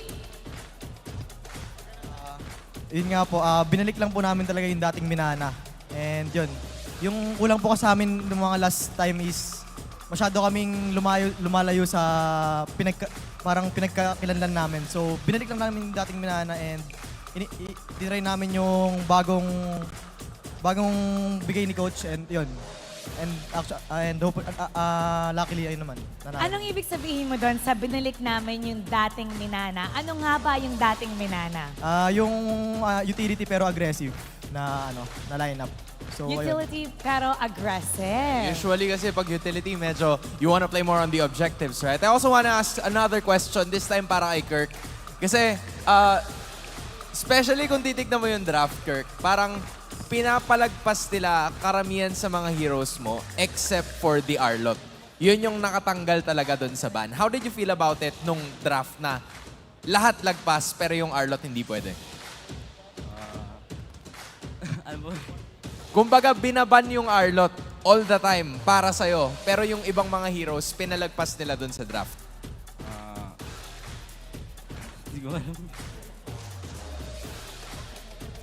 Depende po sa draft ng coach yung hero ko. Nakadepende pa rin naman kay coach? Kahit anong hero po.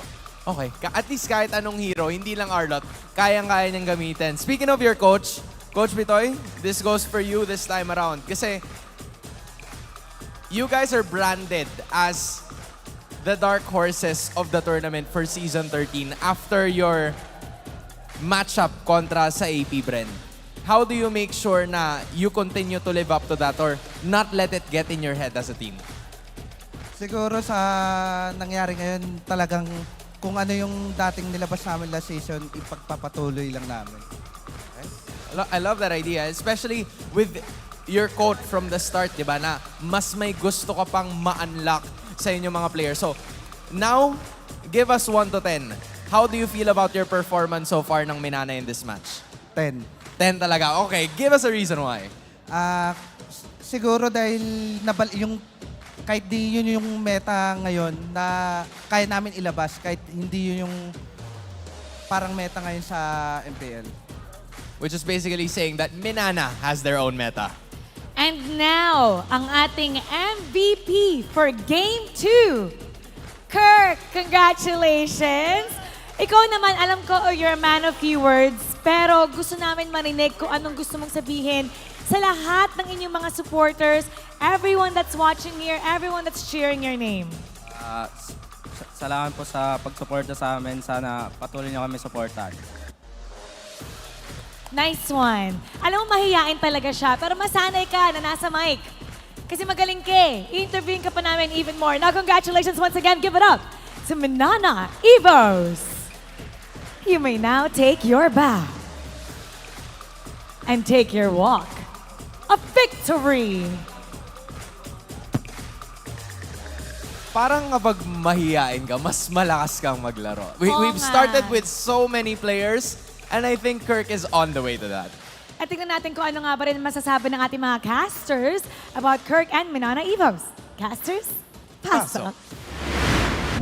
Thank you so much, Mara and Hans. That was MNNE EVOS being interviewed on how they refined experience and also their learnings from the past 2 seasons on how their origin started. And wow, MNNE with their maybe meta or their own meta, but this is completely experience.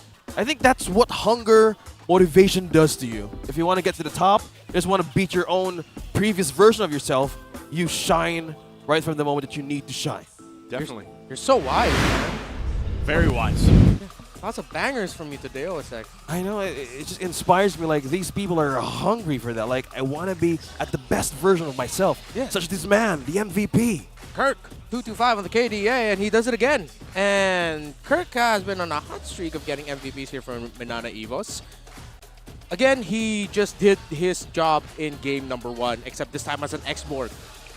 He zoned out, was able to give the information, made the most out of the last insanities that he had. And you saw that in some team fights or in some scenarios when Omega was trying to set up, they were actually looking for Kirk first, knowing that the last insanity, the X-Borg, was one of their biggest problems.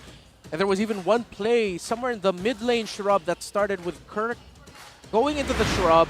Omega surprised him, but instead of him being able to losing his Faraga armor quickly, he was actually still able to maximize his last insanity, even though he took a huge brunt of damage. So that just goes to show what kind of player Kirk is.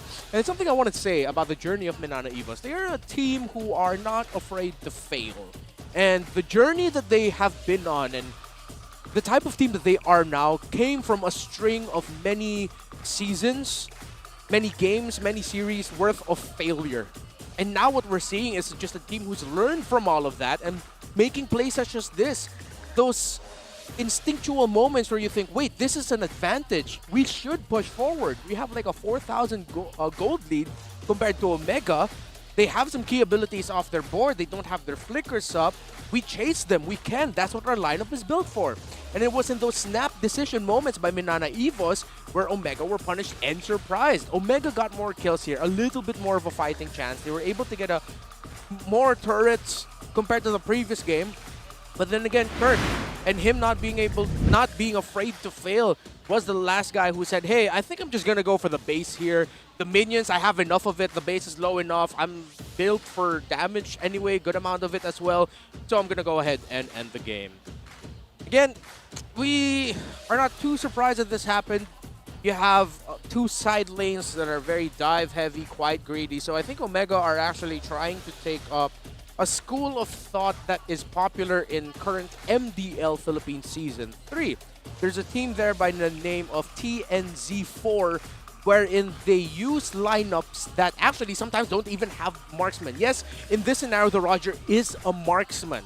But the thought of just having a lot of dive and melee up front, up close, that comes from TNC4. And I think that's Omega saying, hey, we're going to try to replicate that. Let's rock an assassin here. And that Hanzo ban, come to think of it, I feel like Omega may have actually been setting up for a Hanzo. So, because we saw a reaction from them, or maybe that reaction could have been, oh, they fell for the trap. We weren't going to go for Hanzo. We were going to go for Fanny. But then Omega was already going into phase 2 at the end of this draft, knowing that they're going to flex the Barretts into the EXP lane and then pick up a Fanny for themselves. One of the schools of thought, again, old school-wise, wherein if you're up against a lot of sustain, Rafaela for Ramis, you get an assassin with high burst down, a la Fanny, to force out your Netherrealm, to force out the Flicker, key battle spells and abilities away from the Rafaela and then the Faramis. Because if you take one of them down, it makes your job a little bit easier. That much easier to deal with a lineup such as this. But MNNE EVOS showed their comfort with this kind of playstyle. Again, we talked about it. It was a key to victory, but I think MNNE EVOS just decided to lean into it. Instead of the thought of, hey, maybe we should flex things out, change our lineup a bit, let's just prioritize the Rafaela. Let's get that Faramis. Make sure we can play that sustained lineup that we love to play so much and just roll with the punches. MNNE EVOS made the right decision against Omega today. They walk away with a sweep victory. A little bit more breathing room for them, but hope gets bleaker and bleaker for Omega, sadly. It does. So It's now kinda bleak. they need to probably go back to the old drawing board and probably bounce back for the last few weeks of the season. For sure. Still with the new format, you can get 3 points right away if you can secure it. But right now, you can secure by watching the next match of the day. It's TNC versus ONIC Philippines. Well, ONIC yesterday 2-0'd Blacklist International, and TNC was, well, still came from a loss. So let's see how the reset goes from TNC. But right now, we're going to go for a quick break. I'm OSX. I'm with Naisu and Renoir. This is MPL Philippines Season 13, and we will be right back. The 13th season of MPL Philippines is brought to you by the following sponsors. Smart, the official telco partner of MPL Philippines Season 13. Infinix GT Series, outplay the rest. Experience the MPL PH Season 13 action live at Shooting Gallery Studios. Tickets are now available on our official ticketing partner at /event.com. Don't miss any MPL PH action by following our official Facebook page and subscribing to our YouTube channel. Follow MPL PH on TikTok as well for more content. And don't forget to like, follow, and subscribe to the official accounts of MDL Philippines. To ensure the equality and fairness of our games, MPL Philippines is also monitored and supervised by the Games and Amusements Board.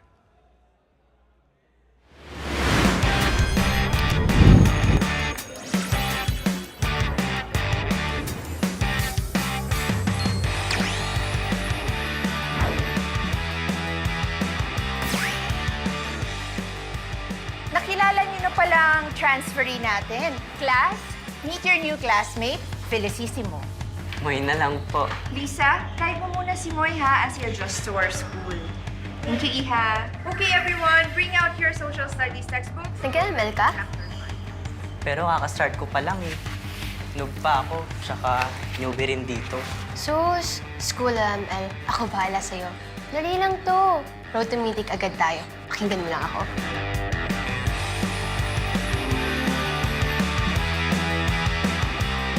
Rule number 1, let your personality show.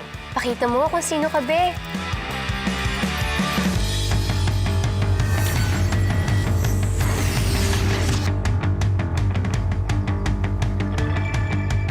Perfect na perfect.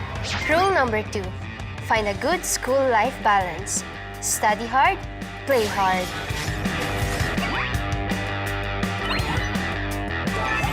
Yes! Ang galing! Nice one! Rule number 3. Basic lang galawan dito. Basta alam mo, Prayo. Magpataba para lumakas. More kain, more energy.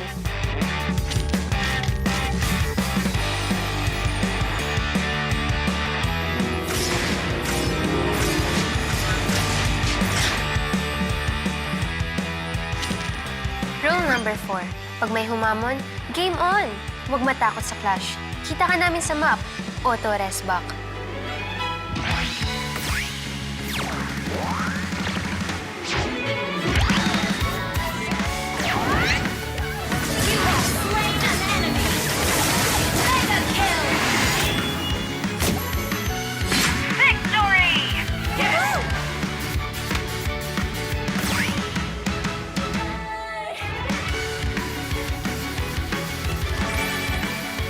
O, diba? Basic. Easy lang mag-rank up, basta sama-sama. Thanks, Lodi. Ano? Laro? Yeah!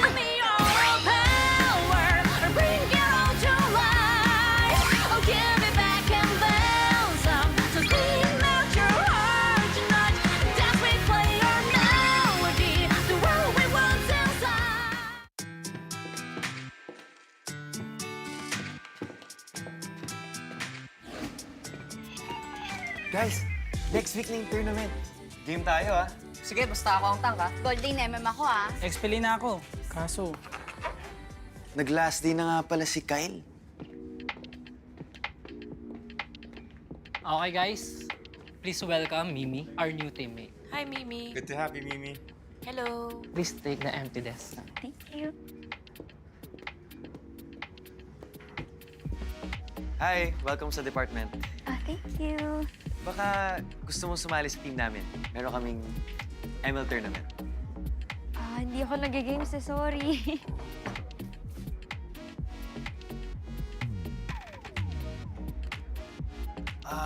Turuan kita. Gusto mo? Dali lang naman. Tsaka parang team bonding na rin tayo. Pwede naman, pero hindi ako nag-games, as in zero knowledge talaga. G lang. Magkukore ako, bubuhatin kita. What?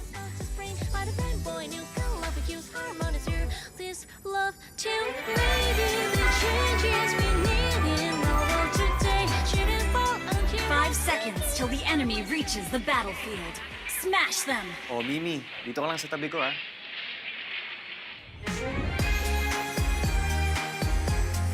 Lord! Buster ka lang. Def lang. GG, bawi na lang next time. Nice game, guys. Later na ako. Focus lang yan, Mimi. You're making progress naman, eh. Basta, focus ka lang sa atin. See ya. Sa atin? May kami na ba?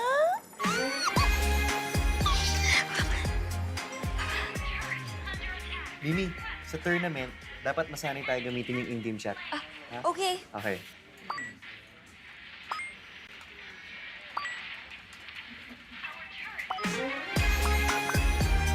Hoy! Mimi, yung turtle! Sorry. Let's go! Hello, I'm Kelra, gold laner ng ONIC Philippines. King Kong, jungler of ONIC Philippines. Super Yoshi, roamer ng TNC Pro Team. Goyo, mid laner ng TNC Pro Team.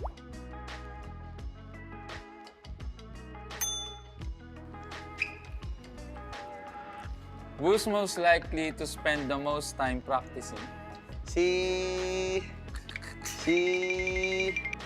Oy, pupulit mo na mukha mo tol, Si Kelra. Kasi siya yung lagi ko napapansin na na kahit parang late na ng gabi, parang nag-spend pa rin siya ng time sa pagre-review ng mga game. Hindi, gawin. Sagutin mo yun. Who's most likely to spend the most time practicing?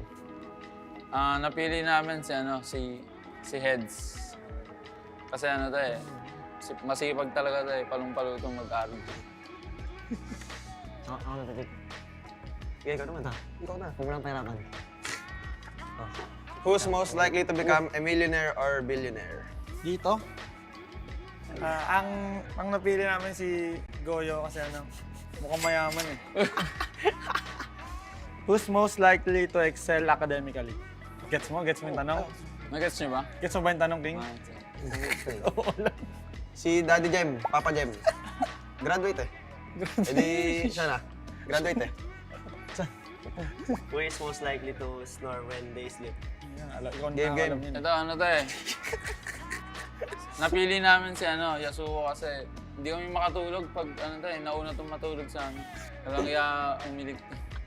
Most likely to become a TikTok star. TikToker. TikTok star. King Kong, dahil yan sa TNC, mga TikToker. Walang kaangal-angal eh. Paano yung TikTok na Mimi? TikTok ka naman lagi. Who's most likely to asar talo? Hindi yan. Malakas resistensya yun eh. Yes mo. Hindi eh. Wow! Sige na lang. Napili namin si Raizen, sa itsura niya lang parang asar talo na ewan. Itsura lang? Who's most likely to lift other players when the team is down? Si... Si Oo. si Escalera na Escalera. pinili kasi siya yung captain sa amin, siya lagi nag-ano. Siya yung parang manong ng team. Ulag Pick. Who's most likely to give the best during interviews? alam mo na yan. Ito, si ano sa amin, si Bentings. Batak na kasi ito sa interview dahil sa ano niya, mga Bentips niya. Bentips. Iba ka talaga, Bentips. Ay, toks. Who's most likely to try out unconventional strategies in game? Ang napili namin na pinaka-creative na utak sa pagtatry si Boss A. Kasi may something talaga sa pag-iisip niya na hindi kaya pantayan ng ibang tao. In-game, hindi outside the game. Hindi, pareho inside and outside. Kasi tanggap walang mo. makakapantay sa pag-iisip niya, nakakaiba.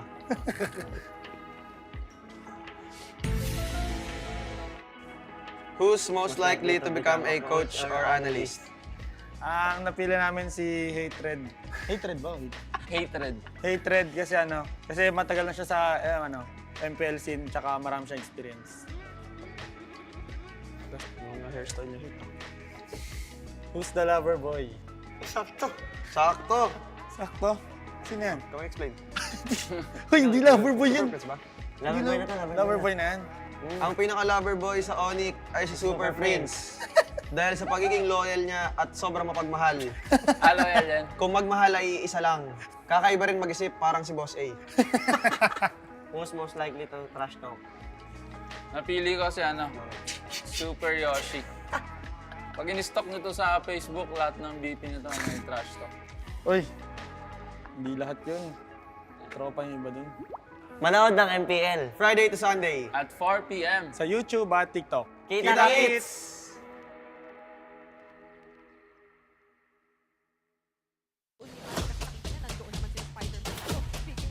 Oh no! Saktong-sakto, hindi naman pumunta. Pero higit pa doon sa nangyari, ay wala mang masyadong casualties. At least, hindi yan ang turtle. Eto na, nagkakakitaan na nga po dito sa may bandang gitna. Meron kami so that well, kapapasok mga sinubukan. Pero yung nga lang, may gamit doon na Netherlands. Mga diskalabitaw, nabalik na sa phone, natantusan. Naman si Mark para pumasok nga.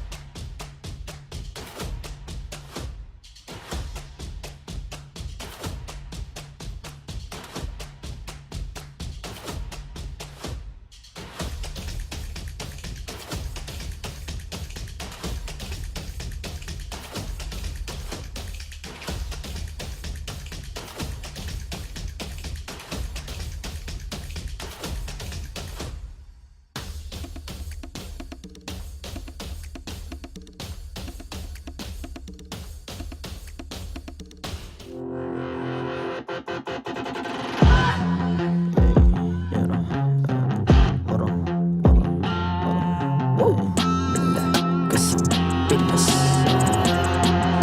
lakas ng Pinas, malakas Pilipinas, malakas, kahit anong lane we become the monsters. Malakas Pilipinas, malakas, face the golden sun and repping for the 3 stars. Look at us to the top, no ifs, no buts, winning any game para to sa PINAS. Di mo matitinag aming boses sa new level. Nasa kalye man o mobile window, I become a legend. Open fire, we unite, we winners. Built with pressure, like diamonds are made of. Switch na lane na parang gera, HP racing, may reset up. Built agad ang buhat ni Hilda, full load SS parang Laila. Susundan ko ang iyong bakas, kasama patas, tagumpay natin to. Dahil tayo'y malakas, para sa Pinas. Nasa amin ang alas, hindi tuwa atras. Kinikilala sa taas kasi kami ang malakas, para sa Pinas. Nasa amin ang alas, hindi tuwa atras. Kinikilala sa taas, ganito kami sa Pinas. Wow! Hold on. Yeah, malakas ang Pinas. We are laging every beat, no surrender, no retreat. Pag nagsama-sama, just imagine what we can achieve. Laging every beat, no surrender, no retreat. Giving 100 all my all, cause we just cannot be defeated. We are unstoppable, immune and invulnerable. Ready ang equipment, lahat frozen, malang crowd control. Pakita ko na jab like pow, beast of the southeast. Takas sa watawat, proud and loud, cause every enemy we devour. Susundan ko ang iyong bakas, kasama patas, tagumpay natin to. Dahil tayo'y malakas, para sa Pinas. Nasa amin ang alas, hindi tuwa atras. Kinikilala sa taas kasi kami ang malakas, para sa Pinas. Nasa amin ang alas, hindi tuwa atras. Kinikilala sa taas, ganito kami sa Pinas. Wow! The 13th season of MPL Philippines is brought to you by the following sponsors. Smart, the official telco partner of MPL Philippines Season 13. Infinix GT Series, outplay the rest. Experience the MPL PH Season 13 action live at Shooting Gallery Studios. Tickets are now available on our official ticketing partner at /event.com.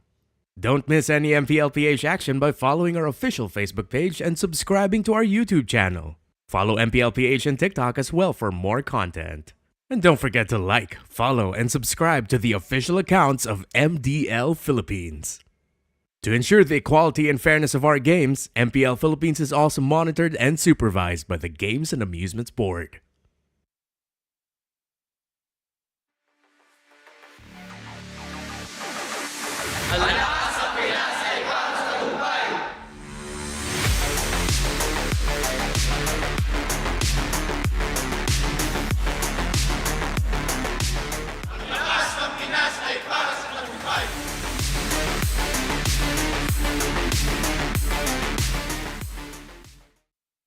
Welcome back to MPL Philippines. Nandito tayo kasama si Raizen and Super Yoshi of TNC Pro. Okay, ang ating question of the day. Paano kayo nagpapalamig sa mainit na panahon? Ikaw muna, Super Yoshi. Para sa akin, naiiwasan ko yung init ng panahon gamit Ako plus ng TNC. Wow! O, pakita natin. Ayan. Sige nga, uminom ka. Mainit eh. Mainit. Tignan natin kung paano nga ba uminom. Ayun. Okay. Wow! Parang okay nga to. Magkano ba to? 999 lang kung gusto niyong gumaya sa akin para maiwasan yung init ng panahon, bilhin niyo na. 999 lang. Para gumaya sa kanila. Ikaw naman, Raizen. Anong ginagawa mo? Paano ka nagpapalamig para sa mainit na panahon? Ako nagigilty pa nga ako eh. Kasi... Nagigilty ka? Kaya mainit yung panahon, ako yung dahilan eh. Ikaw yung dahilan! Alam mo, paano hindi init? Ang kapal-kapal ng jacket mo. I-show off mo nga, patingin nga. Napatingin nga, ayun. Ayan, oh wow! Ang kapal-kapal ng jacket, syempre mainitan ka. Naliligo ka ba? Para hindi mainit yung panahon. Minsan po. Minsan? Okay. Mukhang okay naman. Okay, sino pa? Tingnan natin. Bentings! Ikaw naman. Paano ka nagpapalamig sa mainit na panahon? Hindi ko alam Wow! Wala lang eh. just showing a little bit. Ayan. Alam mo, nakakatuwa kayo talaga. I love chatting with you guys. You guys are always gelling together para kayong pamilya. Pero ito, tingnan natin kung ano nga ba sasabihin ng mga kalaban nyo. Hans, what you got? Andito tayo ngayon sa side ng ONIC Philippines. Kelra, paano ka ba nagpapalamig pag mainit ang panahon? Pinapaalis ko lang si Boss A sa tabi ko. Sobrang hot niya. Bakit mo pinapaalis si Boss A? Sobrang hot niya kasi. Okay. Tabi ka na. Out ka na. Okay na. Next group. Bigyan natin sa next group. Oo nga, ikaw muna. Jem, paano ka nagpapalamig sa mainit na panahon? Nakatutok lang sa aircon. Nakatutok sa aircon. Iyon mo na. Iyon niya na yung aircon kasi medyo ano na eh. Patayin mo na. Okay na. Valid na yung point. The point is valid. At dito natin tatapusin. Kay King Kong. King, paano ka ba nagpapalamig pag mainit ang panahon? Pag nabibisit ako sa init, pinapalis ko lang si Etomax sa tabi ko eh. Bakit mo teka lang. Hindi nagpapatalo. Wait lang, in case lang just in case lang. Paano ba? Etomax, kasi magpapatalo ba tayo kay Bentings? Kailangan merong slow-mo. Bigyan mo kami ng slow-mo, Etomax. Okay, game na. Ito na yon. Moment of truth, Etomax. One button in 1, 2, 3. Ganon. At mga kaibigan, ganon po magpalamig pag mainit ang panahon. Kaya King, sabayan mo ako. Casters, pasok. Yes, it's us. The We Bear Bros are back again, and welcome back. Ow, dude. Give strong Ow. hands, man. Man, you really work out a lot. Welcome to MPL Philippines Season 13. And this is the English broadcast. TNC versus ONIC Philippines. Welcome back. And we're about to witness another match. Raizen versus King Kong. But before everything else, how do you grow as a player? These two players from ONIC and TNC. Yeah. Oh, that's a good question. I mean, we talked about this a little bit in the previous series too. Teams grow, players grow, they improve. For me, honestly, King Kong has been very fun to watch. Even when we got a glimpse of him last season, already where he is now, he's had massive improvements, and he's just really fun to watch here. Now, this quote though from Raizen. The development I noticed in myself. I further developed my communication skills, especially in game. Wow. I felt that I have grown as a player, but partly because of Coach Ben Thing's help. And my teammates are also more supportive. Yeah, that was a live audio clip actually of Raizen saying that quote. And yes, Raizen has an amazing voice. That's what he sounds like. Yeah, and I'm glad that I think this also is a testament to his maturity as a player. It wasn't just about me. He said, it's partly because of Coach Ben Things. He gave the flowers to his coach, of course, the player turned coach of TNC Pro Team, and said, my teammates here, though, are also more supportive. He's going up against his former team in OMG PH now. I wonder if there's a little bit of a little quick jab in there, but I don't know. I'm just assuming. Yep. I think it matters because communication, synergy, chemistry works. But now for the side of ONIC Philippines, my current team, it seems stricter. So disciplined among the players seems to be developing more. Since I stepped out of my comfort zone, I think I have developed my ability to adjust to different kinds of people, says King Kong. Sounds a lot like Raizen. Sounds a lot like Raizen there, buddy. Yeah. Well, I don't know. That's just that's a coincidence, I guess. But you know, it's all about stepping out of your comfort zone, boys. That's if you want to grow as a person. I mean, that's number one you got to do. Step out of your comfort zone, be a little uncomfortable. Yep. Sure. Like face the hot weather. That is you true. are out of your comfort when you're in the hot weather. I get it. But I don't know if you can really grow as a person by being in the hot weather. In the Philippines right now, stay indoors. Yes, But if you're as a player, Mr. Renmar Santa Cruz, is that the way to go? Stay cool. For sure. And King Kong, I think I like his code because that we have seen it in his game, where in TNC before he used to be a bona fide star, assassin, the playmaker, all of that. But then really here in ONIC Philippines, you see him take I wouldn't say a backseat role, but similar to the cut of Carl Teasy and Demon Kite, becoming more, all right, I will do whatever it is best for the team, not for myself. If I'm going to play more utility, play more fighters, play more tanks in the jungles, I will do that, and King Kong has done that. I think that's the difference, becoming more of like a team player rather than thinking about itself, like more of a selfless way of like doing things, and that's important, especially here in MPL Philippines. You want to stick your identity, you want to think about, I think not about yourself, maybe for others as well, because you're part of the team that you wanted to grow with. You know what I love about it is through that development, King Kong is still kind of held on to that personality. Yeah. You know, he plays these utility heroes like an assassin sometimes still. Deadly and utility. And here are our marshals who will officiate the match. They ensure the fairness and integrity of our games. We have Chico, Jeff, Patrick, and Wilbert. By the way, when Wilbert ran for student council, his motto was, "Yes, I will, Bert." He won in the landslide. Wow.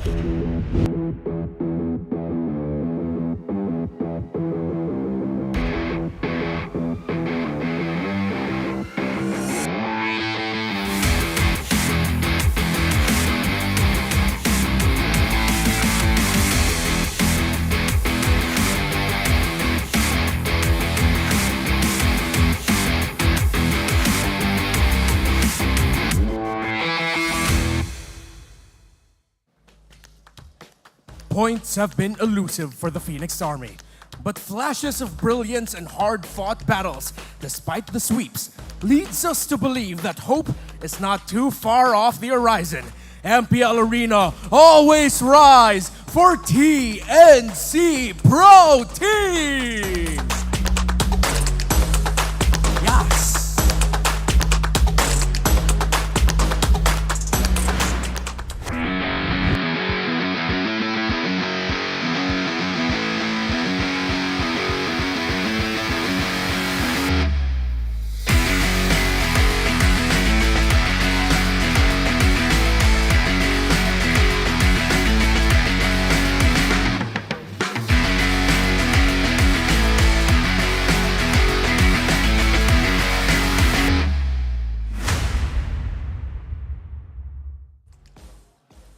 RSGPH, Omega, MNNE, and Blacklist International. 4 sweeps, 12 points. Will the Super Family make it 5-15 and leave the Phoenix Army in no man's land?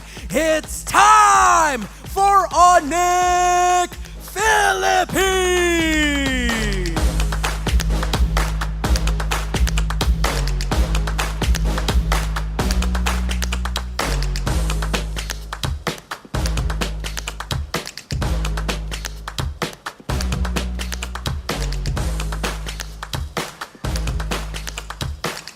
Our coaches, Coach Ben Things and Coach Why Not.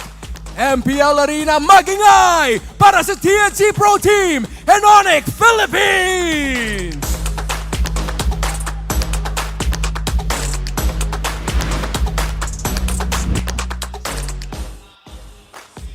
Lineups up for TNC Pro Team. No man, Raizen, Hatred Heads, Super Yoshi. Again, we got a glimpse of them yesterday. We know exactly where they need to improve on, especially and against a lineup like this from ONIC Philippines, where we know they're on a roll right now. This is a huge opportunity for TNC to grow as a team, as a lineup here, to step up against a momentum right now that this squad right here has. Yeah, they've found their balance. ONIC PH, Kelra, King Kong, Super Prince, Gem, and Escalera. The question was, how will you manage and handle playing 2 stars in Kelra and King Kong? King Kong and said, Kelra will be our guy. Yes, I'm gonna be vocal. Yes, I'll be a little bit more of a leader, but I don't always need to play my assassins. I can be more utility to help our gold lane shine. Super Prince has stepped up. Gem has stepped up. And my favorite player from ONIC so far this week, Escalera. Woo! The man with so many heroes that he can play. A lot of the heart of ONIC's cheese strats come from Escalera and even Super Princess pick. Look at that low E over there. Look at that Arlot for Escalera. Yeah, you mentioned about the cheese pick, cheese stress. I believe the ONIC Philippines, by far right now, the only team can pull that kind of strategies that we've witnessed yesterday. And looking back on how their win rate goes in each of the heroes, it shows by the stats. And even for ONIC Fields, look at that.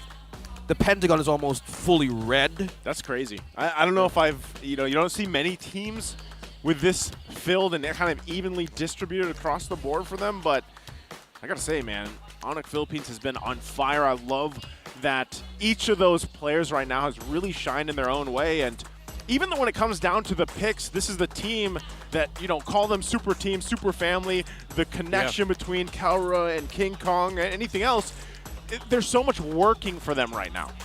Yeah, and dare I say, with a head-to-head of Raizen versus King Kong, I feel like this season has sort of grown into more of even a Raizen-esque player. We've always said Raizen is a jack of all teams. Slot him in any team, and it looks like he's going to be, if not an amazing pick, just a good fit for that squad. And now with King Kong being a little bit more flexible, versatile, going a little bit more utility, Raizen has always been about that. Even though he has the room for the assassins, there was a time where he had a very feared Fanny pickup from time to time, still respected by teams. It's good that we're seeing this as a head-to-head because now it's going to be a good gauge to see of where they are in their development as two players who are extremely dependable for their teams. The Infinix keys to victory. Prepare for Onyx Hero Pool TNC Pro Team. Easier said than done. How do you prepare for a hero pool that has a freaking what's her name again? Freya Gold Lane.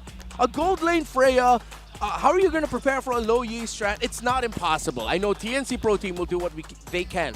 The best way to handle a team that has a lot of cheesy hero strat type of picks, just make sure your baseline, your foundation is good. Bring out more aces out of your sleeves, OMG PH. If you've got any more surprise playstyles and surprise rotation, surprise picks, go for it. And because of that, both teams have to adjust their rotations accordingly, their timings in terms of how they prioritize and move along with the minion waves around the turtle and lord spawns and how you commit your actions with those timers. Very important for TNC and ONIC. Thank you so much for the Infinix keys to victory, Renoir. But right now, MPL Philippines live stream viewer rewards are now available. Come and watch the MPL matches in TikTok to join the goodie bag lottery and be one of our lucky winners. All you guys have to do is head on over to TikTok. Go to the Philippines page of TikTok, the official one, at MPL Philippines_official. Click the official live stream. And then, of course, look over to your top left corner and join the goodie bag lottery. Keep an eye for that also in-game as well. Yep, this happens when the actual base is about to explode, and you might be having a chance to win some goodies from MPL Philippines. Goodies. I love goodies. Yeah, be sure to be there when that moment arrives. And for all of you watching us right now, everywhere in the world, there were streamers and everybody who's commenting down their predictions, even all discussions going into the board or even the chat. Go ahead, keep coming. We're reading it right now. We're actually seeing Mark. Hey guys, all of you look handsome today. Thank you so much. Thank you, Mark. Thank you, Mark. We're reading it. Mark. I know you're silent, but thank you so much for saying that. We're in the draft. Blue side, red side, ONIC Philippines is on an 80% win rate. On that blue side, again, if you watch ONIC Philippines, if you've seen their previous series and everything else, man, this is the lineup, this is the team that loves to experiment, and it's fun to watch, but they kind of go to this old, hey, let's pick up the Fred first pick. We haven't seen too much of this before, at least in this season, but there was a time when Fred was like 9 out of 10 going to be picked up first pick on the blue side. But I like, too, that there's been some respect with that Louis Yi ban as well from TNC. Yeah, we've seen a lot of, I'm here, they're there, oh, we're not here. And the coverage of everybody has been destroyed in there. They played most of the rotations of the enemies yesterday, and that has been a problem for everybody. And you pair it up either with the Matilda, well, things are going into the wrong places in early game. This is how TNC prioritizes this one. How do you see this, Mr. Santa Cruz? Oh, never mind. It pops up. Ruby, we've been talking about in the first series of the day. She shows. Yep. And now ONIC will still have the Arlot available for Escalera if they want to. I will choose my own path. There it is. And then for the mid lane, go Vex or Nova. They can go for the gold lane now too. But they don't necessarily need to rush it. Again, there's a lot of flexibility that they can go for there. That Fredrin's most likely going to be going to the jungle. Middle minion wave control would be good. But yeah, they go for Lilia instead. Oh, they're not going to be going for the Novaria Vex trade. They're going for the... Oh yeah, Lilia, because you're up against a Faramis, you're up against a Ruby. And I think ONIC also knew that they were going to go up against a Barret in terms of the pick order priorities right now. So teams are going to take out the heroes that will give that a hard time. I wouldn't be surprised if they go ahead and take out the Claude from Kelra. Would be very good for the lineup of TNC Pro Team. They don't need to take out both marksmen. They can choose one or the other. If it's not going to be the Claude, it's going to be the carry they're going to be taking out. And then with another EXP lane change up. Because Gem will still have a Terizla available for him. And the... Not the Export anymore, but the Terizla is available for him if he wants to. Well, yesterday we've seen a Uranus. Yeah, the debut, actually, right? Yeah. And if TNC show their gold laner in the 4th pick, and the Uranus could fit in, then they're going to go Uranus. And then also with a follow-up of respect as well with the Iksha. Well, leading towards more of the gold lane bans for TNC.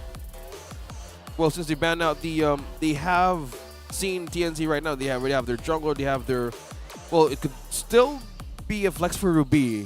When the body suffers, I believe it still could be a flex, but still most of the time they might actually try to secure or ban it or squeeze out something out of XP. As you were saying, what could be the possible way to blend in this kind of line? We have the Barretts.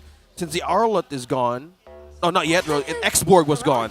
Their hairstyle is the same. But Diggy is the priority I here. think that Ruby... What is this? XP lane Ruby and then the Roam Minotaur? Because if they're going to be taking out the Diggy, that means that they want control. No, Minotaur is gone. Oh, the Minotaur's already gone. Oh, excuse me. Thank you. So this is still a Roam Ruby. XP lane, are they going to try to take away the Terizla? But they don't see enough of it. XP lane focus are taking heads out of their comfort, but he still has a good amount of heroes available for him as well. CC's still up on the board. Terizla's still up on the board in terms of the priority EXP laners now. Yeah, fair enough. Yeah, so does that mean that ONIC's going to be going for a backline static gold laner? But the Claude still looks really good for their lineup. It's funny too, because if they decide to go that route again, Roger still available. Ah, yes. If they want to go that route. Time is a river. The answer, though, for them, Nathan here for TNC. And we've seen this now in the hands of a couple players work pretty well. It just, of course, it does take some time to build up. But eventually, especially when you get to that late game, man, it gets troublesome. I call this guy like the businessman. Why the businessman? Because at the early stage of the game, you need to put all of your investments in, whether it's winning or it's losing. Because in the end, you get that return of investment right away for this lane. Because it has been like a great success for teams who wants to pull it off. And yep, the Terizla now shows with the carry. And looking at the stats of the Barretts from Raizen, we have a 33% win rate for this one. KD of 1.6. How's this looking for ONIC? Is it static? How about the EXP with the Terizla? For ONIC, after seeing Escalera on this Arlott yesterday, I'm a little scared for TNC, right? They got to be able to contain what we saw from Escalera yesterday in his MVP performances as well. And so that's probably the game plan here. They actually have quite a few opportunities to counter what we saw Escalera do so well in the Arlott yesterday. He was so aggressive with the way that he played that Roam Arlott, and it worked really well for them. So it seems like TNC learned from that. They've got a pretty good lineup, but I want to know, how do they line this up? And there's the answer. It's going to be the Lapu Lapu pick. Okay. So they still get an EXP laner with a good amount of damage that can force the Lilia and the carry back. Your main frontliners in terms of taking damage, well, yeah, the Lapu is going to be there, but the Barretts and the Ruby's going to juggle the responsibility of that. 80%. 80-20 by our viewers right now, and again, I wouldn't blame them. ONIC's on a hot streak. What did you say, 4 sweeps? 4 sweeps, yeah. They got swept by Echo in their first series of the season, then they swept everyone else after that. That is... Yeah, that was an amazing VOG to put up how ONIC has been doing all their work.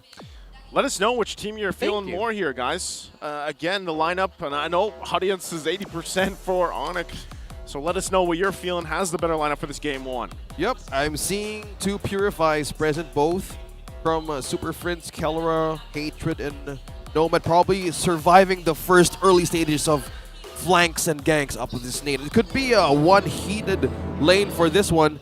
Depends how do you want to do it. But it's game number 1. It's TNC versus ONIC Philippines. Right. So both are going to start out purple. Let's see if the rotation is going to change up. Probably going to exit the map around the same area. It's mirrored right now. Oh, wait, not the same area. Excuse me, but like a different location. So opposite ends. So I'm also going to be looking at how... One thing you have to look out for when ONIC are playing their Turisla is how Gem covers the exit of the opposing team with the penalty zone. And I also want to point out here the emblem choices here. It's the common emblem set for the carry.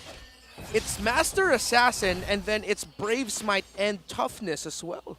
Interesting choices. So it's a different blend for Kelra. I think he's thinking he's going to be spending a lot of time in lane, so he needs more mana. Yep, to think that we've seen a lot of mixtures of carry lately. We've seen a Thunderbelt, like mostly of the slow, mostly of the lane sustain, but it was a different build since he's up against Nathan. Probably the one thing he's in his mind, like, I need to shut this or slow this guy down. Yeah, Nathan, like we said, scaling's going to be pretty good. Kelra should have a little bit of advantage for now, at least, to work around that. We'll see if the teams want to kind of support that gold lane opportunity for them to get that spike at the right moments here. But right now, pretty much just the stalemate. This is kind of what we expect as they get those level 4s available to them. Escalera still playing quite upfront and aggressive, getting the information they need. And it looks like we're 10 seconds away from that turtle. Also have to acknowledge that some of the key targets, the mid laners and the gold laners of both teams have Purify. So it's going to be a big juggle of how they make the most out of their control abilities. We're going for an EXP lane push in by ONIC to try build advantage for the first turtle. Still early pokes going on. Heads also just nearly that level 4 as Gem gets his. So now they're going to go ahead and start this turtle up across the board. Has that level 4. Suryoshi waiting as well to get that ammo offended. They'll feel this out. Head still waiting. Raizen has to be careful while he approaches this too. Gem holding on to that penalty zone. Gold laners still keeping themselves up top, so it's going to be a 4 versus 4. They hold on. Yep. Turtle's going to go and have a soft reset. Yep. So on a half HP. Both roamers also level 4 because both teams gave the roamers one wave. Escalera! There's Escalera making the play. They go in for it. Get the Netherrealm out. He's going to get eaten up, thrown in. Super Yoshi has to flicker out. Gets the pull off. Super Yoshi to fall. Turtle not taken by either team just yet. Kelra now going to be joining the fight. They lost King Kong though, but he should be back up in time still to possibly contest this turtle. Wow, the positioning and the entrance of Heads coming from that back turtle pit has just eyes on King Kong. Oh, goes under. Huge distraction, but will get taken down there. Yeah, we've just been talking about this Lapu-Lapu, and he knows where to get his attention is. Yeah, really great buy time. King Kong still able to get the objective, but can he get out of this? Appraiser's Wrath here to help heal him up. Super Yoshi's going to be the one to fall. Super Prince gets the kill. Who comes out on top of that one? Yeah, Escalera has really hit his stride as a very aggressive roamer here for ONIC. If Escalera didn't do that, Raizen and TNC would have had the time to go back to the turtle and then get that for themselves. But since Escalera stopped Raizen at the purple buff of TNC Pro Team, TNC could just watch. Wow. Another good usage of the final slash. This is what we were talking about earlier with Escalera on this R-Lot, like we saw from yesterday. Yep, he looks like he's on a race again. Escalera now just making use of that final slash over and over again. Just makes or breaks momentum for ONIC Philippines. And for TNC, that's one thing they need to look after. Like, I think this is where Super Yoshi needs to get his eyes on as a Ruby. Where do you hold that area on how to get in the way of Escalera? Because once you miss that millisecond and you overthink on where to place that skill, it's gone. Yeah, you're on the point there, OSX. If Escalera just gets a good angle into the back line for a good final slash and Ruby doesn't have the angle to stop the final slash coming out of the R-Lot, then it's going to be bad news for TNC Pro Team. And again, Escalera has really shown off his proficiency with this hero, with how well he's been playing so far this season. With the R-Lot, if I'm not mistaken, 2 wins. Yeah. He'll be third. He's done really well, to be an understatement here. Just the way that he plays it. It's funny because, yeah, you really have to kind of compare Super Yoshi and Escalera. The setup potential for both of those, the heroes that they have for the team, is essentially the same thing, and it really comes down to who's able to get that off first. But not only that, but it's also good for disengaging later on or peeling for their team. Yep. Well, speaking of peel, we might see extended team fights with the presence of this Faramis on the hands of Hatred. Also, one of the things that we can see with TNC, there's so much contingency, there's so much safety, even sustain. Yeah. Let's also know the positioning now of Kelra up top, and also how they want to get this second objective. Another reset for the turtle. Watch out for the positioning of Gem and Escalera. That's going to be a conceal. Yep, conceal. Oh! They're oh! Going to be able to find heads, forces them out. Netherrealm as well. Kelra joining the fight alongside Nomad, quite a few low. Penalty zone going to come through. They have to flicker out. Gem's still going to be alive as well. King Kong quite low. Super Prince already going to use that black shoes. Keeps them back here. So TNC, a lot expended in terms of ultimates. Who's going to get this turtle? Appraiser's Wrath! King Kong able to get in and now for the kill as Super Yoshi falls. Escalera on the hunt again. Raizen's in trouble as he gets taken down by Kelra. TNC are sharp, but ONIC far sharper. King Kong still going after the backline there for Nomad. And you see there, Escalera again, is the effect of having him on an R-Lot. What he does is he loads up the final slash and then goes for the flicker, so TNC are even more surprised. Because if you're going to go into the quick final slash flicker combo, there's time for you to avoid it. But when the animation of the final slash is just right about to sweep them, then you go flicker. That's better! They jump in again under the turret. They go. What can TNC do against that? The mastery onto this hero. Escalera on this R-Lot, making so much great plays, initiations for ONIC Philippines. Man, they gotta react fast, faster than half of a millisecond, because things could just go down in TNC, forcing them out. That's a complete overload plan on their own crowd controls against the Phoenix Army. Yeah. Difficult thing right now for TNC Pro Team is that ONIC's lineup has great insurance for the late game as well. They have the carry. We know how annoying Lilia can be by the late game, especially with the damage if she's just able to freely hit. While for TNC Pro Team, their late game is highly dependent on the performance of, well, Heads being able to get the damage that they can, and of course Nomad to catch up. But with the Nathan being your main source of magic damage, ONIC just needs to build up Radiant armor. So once they're at that point, TNC are just going to be trying to extend team fights as long as they can, but then again, we go back to that Lilia who shines with longer team fights. That glooms, this complete reset of the black shoes. I think one thing to note as well. There's the Radiant. Yeah, the Radiant now present for King Kong. I think one thing that ONIC Philippines is capitalizing on is complete resource overload in TNC. Once everything is used, that's a complete open ground for ONIC to play with team fights. Yeah, and 2-level difference there between the gold laners. I think that's a return on investment of Kelra's emblem pathing. Here comes Escalera again. Yep, Escalera once again on the hook. Final slash, gonna be able to find two. Forcing it, penalty zone to follow on. Still gonna be battling it out. Lots of CC thrown out. Super Prince gonna be the one to drop. Gem has to get out of two. Kelra looking for the kill, but can't get it. The Appraiser's Wrath will get it as they grab another kill. Hatred on the run, 2 down for TNC. King Kong wants more, and it's double for Kelra. Looking for the triple. Raizen's in trouble as he falls to Kelra at the tier 2. Triple. Keller with the triple, ONIC with the lead, and has the Lord to be taken down, and a push jump on another for Escalera as well. Whew. Oh, the pokes is the final slash vengeance in and out. This guy just doing all of the magic cards right. Escalera. Escalera. The man's on fire. Again, how he does his final slash. And I will really want to return to the point. The return on investment of Kelra's building, going for the common emblem, and not going for the full fighter emblem set. He wanted to stay in lane and never leave lane because he had a strong confidence in himself to contain the farm of Nomad. Look at that, almost 4,000 gold lead is the lead of Kelra compared to that Nathan. The main condition of TNC Pro Team. Even Nomad understood that I'm going to be stuck in lane against this carry. He built the steel leg place before going for his first item. He just built his second.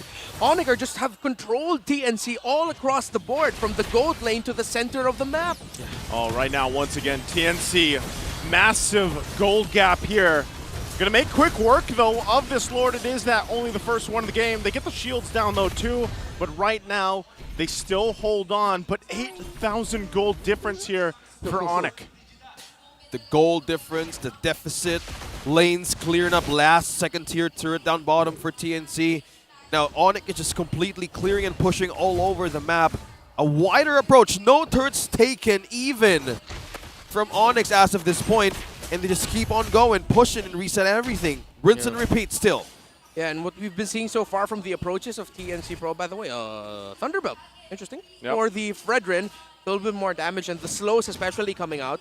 So ONIC are really maximize the slows that they can dish, because what we saw in the last engage where King Kong and Kelra was the last two left, pushing back the members of TNC Pro team in terms of being offensive. The triple kill by Kelra came from the fact that King Kong and Kelra maximized their sustainability. Kelra had really great positioning. TNC blew everything that they had to just only get one kill. He's on it again. Super Yoshi can't stand a chance as he's taken out in a blink of an eye. And that's what Escalera wants to do. At this point of the game, if they can get a numbers advantage, they're happy with it. Raizen now, he's supposed to be a tank. Gets taken down quite quickly. Again, another round going to come through. Penalty zone, though. They can't deal with it. There's too much overload for TNC. Turret finally going to go down. 4 members taken out of TNC with everyone still alive from ONIC. Wow. The gold lead, 11.1k gold lead, concealed right onto the base of TNC. Two turrets left, base open. Woo! Super Yoshi has to flicker out. Could this be the end of the game? They only have a few minions here. But TNC, despite the gold gap, will hold it together. They have timers on their side for now. But Lord, a few seconds away. Yeah, be ready for TikTok goodie bags, because things are just going way too fast, don't you think, Ranmar? Yeah, it's ONIC time. Time slowing down for TNC as ONIC's time gets faster and faster. Ironically enough, they have the carry. So, 5-0 and 3. It's hard to reach it. They're throwing so many bodies for TNC Pro Team. This is the lineup built for a carry to shine. And they're doing so. And with TNC wanting to clump up together, they're just up against a lineup that counters them perfectly. Terizla, Arlot, the Lilia alone. Just outdrafted at this point, and ONIC PH have just rolled with the punches, knowing the advantage that they have. TNC, the funny thing is, even a defense is going to be so difficult against everything ONIC can throw at them. Yep, there's a Lord coming up, taken by ONIC, and they're clearing more of the waves. Will the items now be a great way to answer with defense? There's so much to take here in TNC. Like, how will they even penetrate the backline? How do you even catch Escalera, even Gem? There's so much problems right now being presented to TNC that they need to even catch one member from ONIC Philippines. This is very difficult for TNC here. Conceal going to be used. Keep an eye on Escalera. Where is he going to use that final slash? They're going to deal with this Lord here. TNC tries to keep it together. Escalera going to jump in, not able to find the angle he's looking for. There's the final slash on Super. Yoshi gets taken down in an instant, but Escalera as well. There's the penalty zone to follow up. Raizen falls as well. Base going to be worked on here. ONIC looking to end it with a massive lead. They take game 1. ONIC PH are that damn good. 13 minutes. 3rd and 20. Now quick turnaround lead. I know it's mid of the season. I mean, regular season isn't finished yet, but I don't think you can say that it's a fluke anymore. And I know the series isn't over yet. TNC still has a chance to push this into game 3. But ONIC just look more and more impressive with each game, with each week as it passes in MPL Philippines. What I see now in ONIC is a team similar to the cloth of Echo, AP Bren, if we go abroad, BTR, ONIC Esports, of just everyone in the team understanding their role very well, knowing where they need to be and when they go in at the right time. They started with the story of the super team in Season 13. They had their struggles, how the chemistry would work, but consistency, as Renmar mentioned, and how Escalera is showing throughout his consistency with the Arlot making so much plays, man. Don't give this man the Arlot if you're the opposing team. Either you steal it, take it, or just don't put it in the table. Yeah, don't give it to Escalera anymore. Escalera. Way too good. Way too good. And he just really rounds us out. And you mentioned this, Renmar, too, that it's not a fluke anymore. Like, this is, as they were built up before, a super team, super family, whatever you want to call it, connection-wise, they're doing it. They're on time, and they're online. And our MVP for this match is Calra. Well ONIC deserved. Philippines. Well deserved for the young man. I'm pretty sure, well, because of the performance there of Escalera, I wouldn't be surprised if they're going to be saying, oh, Escalera, you should have deserved it, but then Calera also deserves it as well. Again, we go back to the micro decision. First, we start in the lane. TNC Pro Team's main condition was the Nathan. So, Calera, with his experience in the gold lane of wanting to be the guy who wins the lane, and even before, many players have said Calera is one of the most difficult to go up against in the gold lane. The adjustments, he goes for the common emblem set, so he gets a little bit more hybrid regen, so he doesn't run out of mana, so he can stay in lane longer. He picks up the Master Assassin, so he can duel better. Was it the Master Assassin? Yes, it was. And then Brave Smite as well for even more sustainability. So it's a balance. He can still dish out the damage since he was able to build a considerable lead up against the Nathan. He got more items, meaning that he can fight a little bit longer because the lineup of ONIC is built around him. This goes back to the old thought of you build a lineup built for one. The classic 4 protect 1, and this lineup was built for Calra to shine. If Calra didn't shine here, then TNC would have had a much better time. But since Calra, at some point, perfectly got that triple kill alongside King Kong, alongside the lineup built for him, with great peeling, great entries by Gem, Escalera, Super Princess slows and damage, King Kong being able to deal the damage as well.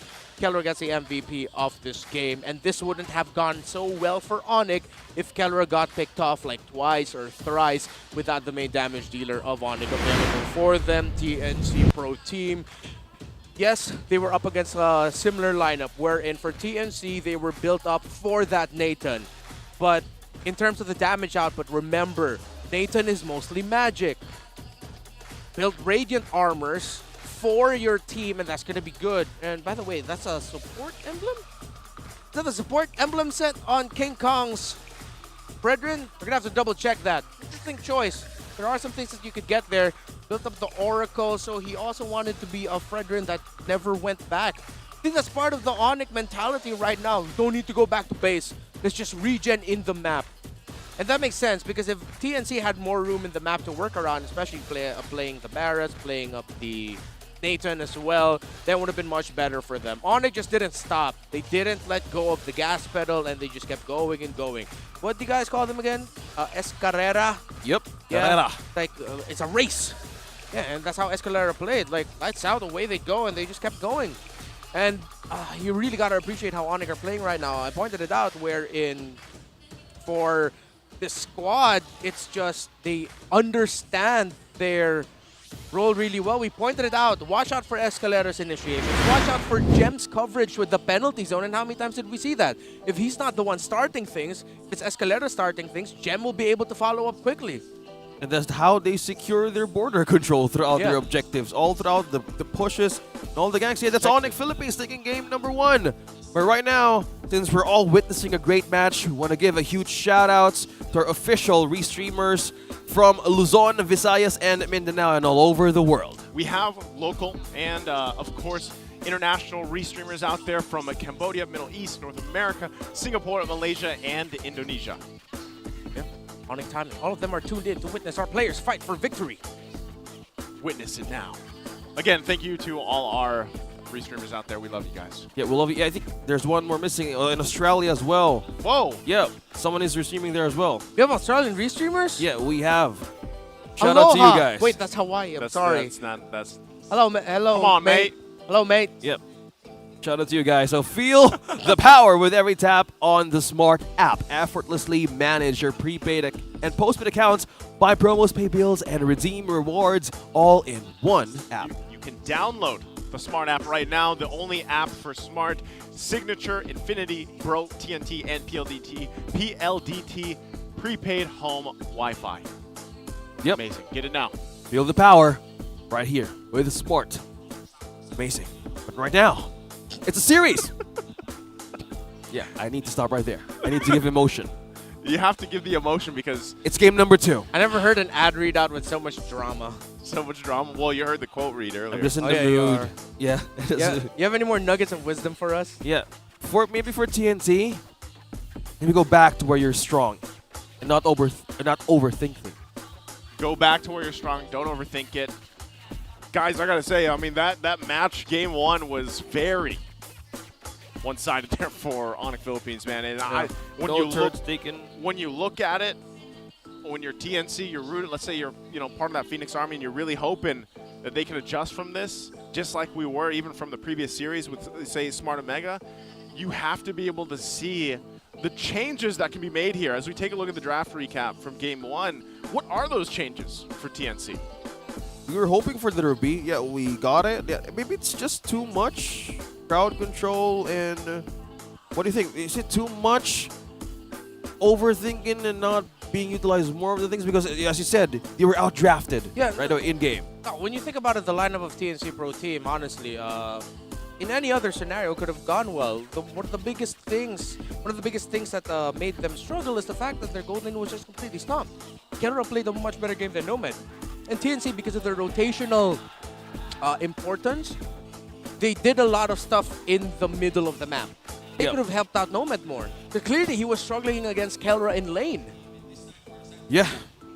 And as we look at our MPL Season 13 comics by Kapitan Tambay, you don't want to play with me. Yep. Is it because I'm not that strong? They don't want to play because you're a Fanny main.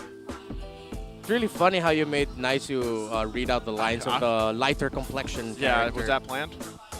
A bit. Okay. Shout out to Kapitan Tambay. What's with the Fanny main these days? I feel like if you... Honestly, I don't know. Maybe this is a Philippines thing, but I feel like everybody in the Philippines at one point was a Fanny main. Yeah. I could be wrong. I wasn't. I was not. I was always a Gord main. Yeah, that's it. You were the one getting chased by Fanny mains. Yes. Me too. But I felt like some of the best Fanny players in the world came from here. Yep. Came from this region. There's From something the about Philippines. From the Philippines. You know, we are... And he was carrying the same... He's still carrying the same color. Yeah. Speaking of, again, one of the most iconic Fanny players in the world right now, Kyrie, even though it's been a while since we've seen him rock out the Assassins in Indonesia, we are in a generation of MLBB esports fans who are surprised to hear that Kyrie is a Filipino. Wait, really? Yeah. There are comments that I would see going like, wait, why are you guys talking about Kyrie? Is Kyrie from the Philippines? Is Kyrie Filipino? So there's a completely new generation who completely missed out on the era of Kyrie being here in the Philippines, him being one of the prolific Filipino imports. So they're assuming he's just Indonesian. Yeah. Well, cool. he's pretty good with Bahasa. Indonesian, right? Like he's not like Yawi. Dude, Yawi has learned Bahasa quick. I was surprised even when Sanford. I seen the clip. Yeah. Saya masih belajar bahasa Indonesia. Mohon maaf jika Whoa! Whoa. Even Renmar. Slow down, bro. Even Renmar. Have you been studying? No. Terima kasih. Terima kasih. Is that right? Huge shout out to our Indonesian watchers right there. Terima kasih, y'all. Hey, I'm allowed to say it as American as possible. Yeah. Man, I love Indonesia. I've been enjoying the food. If you were Indonesian, that'd be your name, nice. Terry Makasi. First name Terry. First name Terry, last name Makasi. I love me some mee goreng. Is that where mee goreng from there? Bro, I love mee goreng. Think so? Yeah. Mee goreng and also the chili paste. Sambal, bro. Sambal, it's the best. Sambal's the best. And even the fried chicken. Yeah. We went from Kyrie to now the food. The food. Again, huge shout outs to the Indonesian fans watching our stream right now.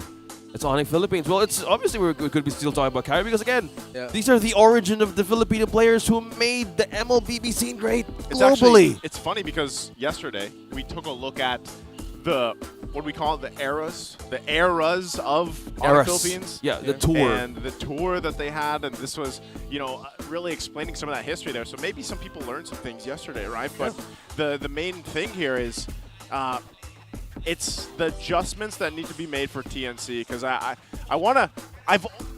always wanted to see TNC get back to that form that we saw them back in season 9. Yeah. Where they were something about things were just clicking. But when you look at that starting lineup from season 9, look what's happening now. I mean, even Escalera, right? He's on the other side this time. Wearing a different color. Wearing a different color, playing against an old organization that he used to play for. But like his improvement from that period of time to where he is now is kind of going back to the whole point earlier where we're like, what makes a player grow?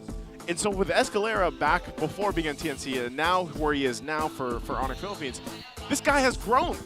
And he's showing it even just with the Arla. So step one as we get to the draft here, I'd love to see TNC either take the Arla or at least ban it out. Don't give this to Escalera to make those plays that we've seen him do from yesterday to now, game one earlier. There it is. Heard it. They heard. Wow. Good. That's a good ban. Right away. Xborg and Minotaur. Yeah. But onto the blue side of the priority, hard to say again, 0% win rate for TNC. I mean, they haven't had a lot of wins this season. Wait, so if there's 0% on the red side, oh, that means the two games that they won against Blacklist International, they were on the blue side. Oh, wait. Sorry, Yeah. you said, wait, was that 0% win rate on which side for TNC? Blue. Ah, so it was on the red side when they won up against Blacklist. Yeah. Blue side. Cool, Blue cool. side, blue All side. right.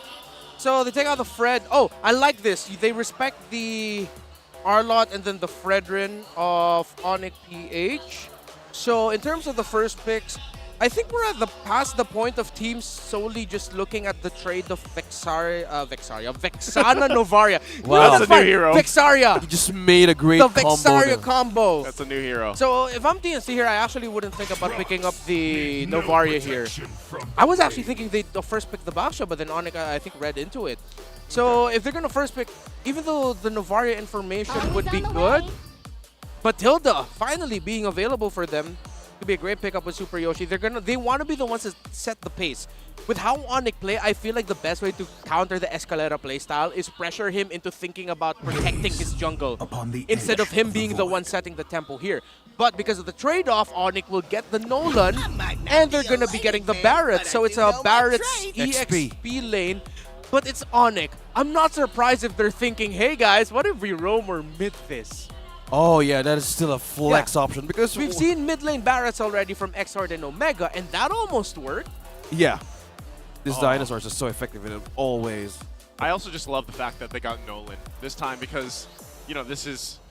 we were talking about it even going into the series. We won, like, King Kong's play style was known for the being a great assassin and everything else. Now that he gets to Nolan, we know that there's a struggle, too, when Nolan is actually picked up for some teams, regardless of the region. It's almost, in a way, like, even when we talk about Fanny, where you really have to be able to support that, getting the resources, getting the farm that you need. But with a Nolan, you have a little more wiggle room, I would say. But again, going against this, now the carry and CC are locked in. Yeah, quickly, right away. Oh, I really thought they'd go okay. I was gonna say I was looking at you, trying to see what motion you were doing. Yeah, I was excited. I was like, "Oh, that's a Roger!" Red Rumors are so excited about that. Like Nathan, well, Cameron's a good standing with the Nathan as well. He played this yesterday, I believe. Wait, did Cameron play this yesterday? The Nathan? I believe he. Well, Nate. That's what I'm saying. Nathan, in general, is one of those heroes that does work out. And yeah, Kelra did play it yesterday, and it just took some time. It just took some time to build up. It's 2 wins for ONIC for that Nathan. So it's already tried and tested. What makes sense now? High burst, so they have someone to bridge it into the mid game for the Nathan. So part of me is kind of hoping that we actually see this Barrett's in the mid. You're hoping for it. Yeah, because you get really fast wave clear. You get a very annoying Nolan and Barrett that if you played well, you get to provide a lot of space for the Nathan. They just need to pair it up with a good roamer. Escalera might end up with something more utility-minded. What if he actually considers the Rafaela? Going all full sustain and movement speed? They might be considering a strat here that was showed by Omega, which was the Rafaela roam the mid Barretts. Oh, that could make it. Well, if they want to rotate quickly, because again, they're going to be up against a carry in a mid to late game answer, and they want to put pressure right on from then on. So if that's the answer, if the Rafaela, Barrett's, and also Nolan could be the way to just quickly move things around the map, that's one way just to put pressure on every lane. Yeah, and they take away the Grok of Escalera too. I was thinking that could have been a great Grok pickup here for ONIC, but TNC have read into that. So they're forcing ONIC to show their hand of, okay, what potentially weird thing are you thinking of here? Make friends with Nana? No, okay. No mid Barretts. Are they cooking up something weird? What? Is the curveball the last pick? I don't know. Like, this is... the face value of this, you're kind of just assuming, right? Barrett's going into that XP lane. You got the Nana now here. Nathan and Nolan. Oh, yes! Wow. My queen, finally. Aurora! Aurora! There is a reason though why she kind of fell out of the meta, but it's good to see her.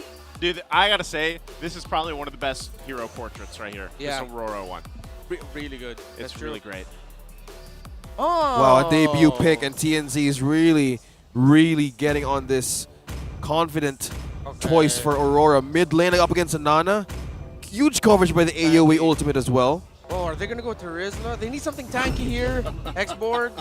Mark this junk. Okay. Oh yeah, excuse me, the CC. I'm not a single. So what's the roam here for Eska? Smell it, gunpowder in the morning. Oh my goodness, we forgot about 2 debut picks, boys. Franco! We forgot about. He's a Viking. I was gonna say the pirate. He's the Viking. The Viking of the Marathon. Viking. I'm actually leaning a little bit more towards TNC. I miss the days when we would hold our breath waiting for a hook to land. Yeah. Now we can see it. And we've been seeing it from Ben Things back then. Yeah, I'll never forget there was Former teammate. There was a time I counted hooks, and then people were mad at me for counting hooks because I didn't count for hooks in Season 7. It was Season 9. Season 9. It was Season 9, I counted hooks of a player, then they told me, why didn't you do this back in Season 7? I'm sorry, I didn't think of it. Okay, you want to do it again? No, it's Okay. really tiring to count hooks, you know. it's really tiring. But it's really a fun game to watch when there is a Franco, because we've been waiting to see this kind of like a tempo-based momentum setup that could come from a different composition, and we're seeing debut picks Aurora for the first time. We're gonna see it again. No, first time rather, and I'm excited to see this. Whoa, look at that. 4-man leash rush.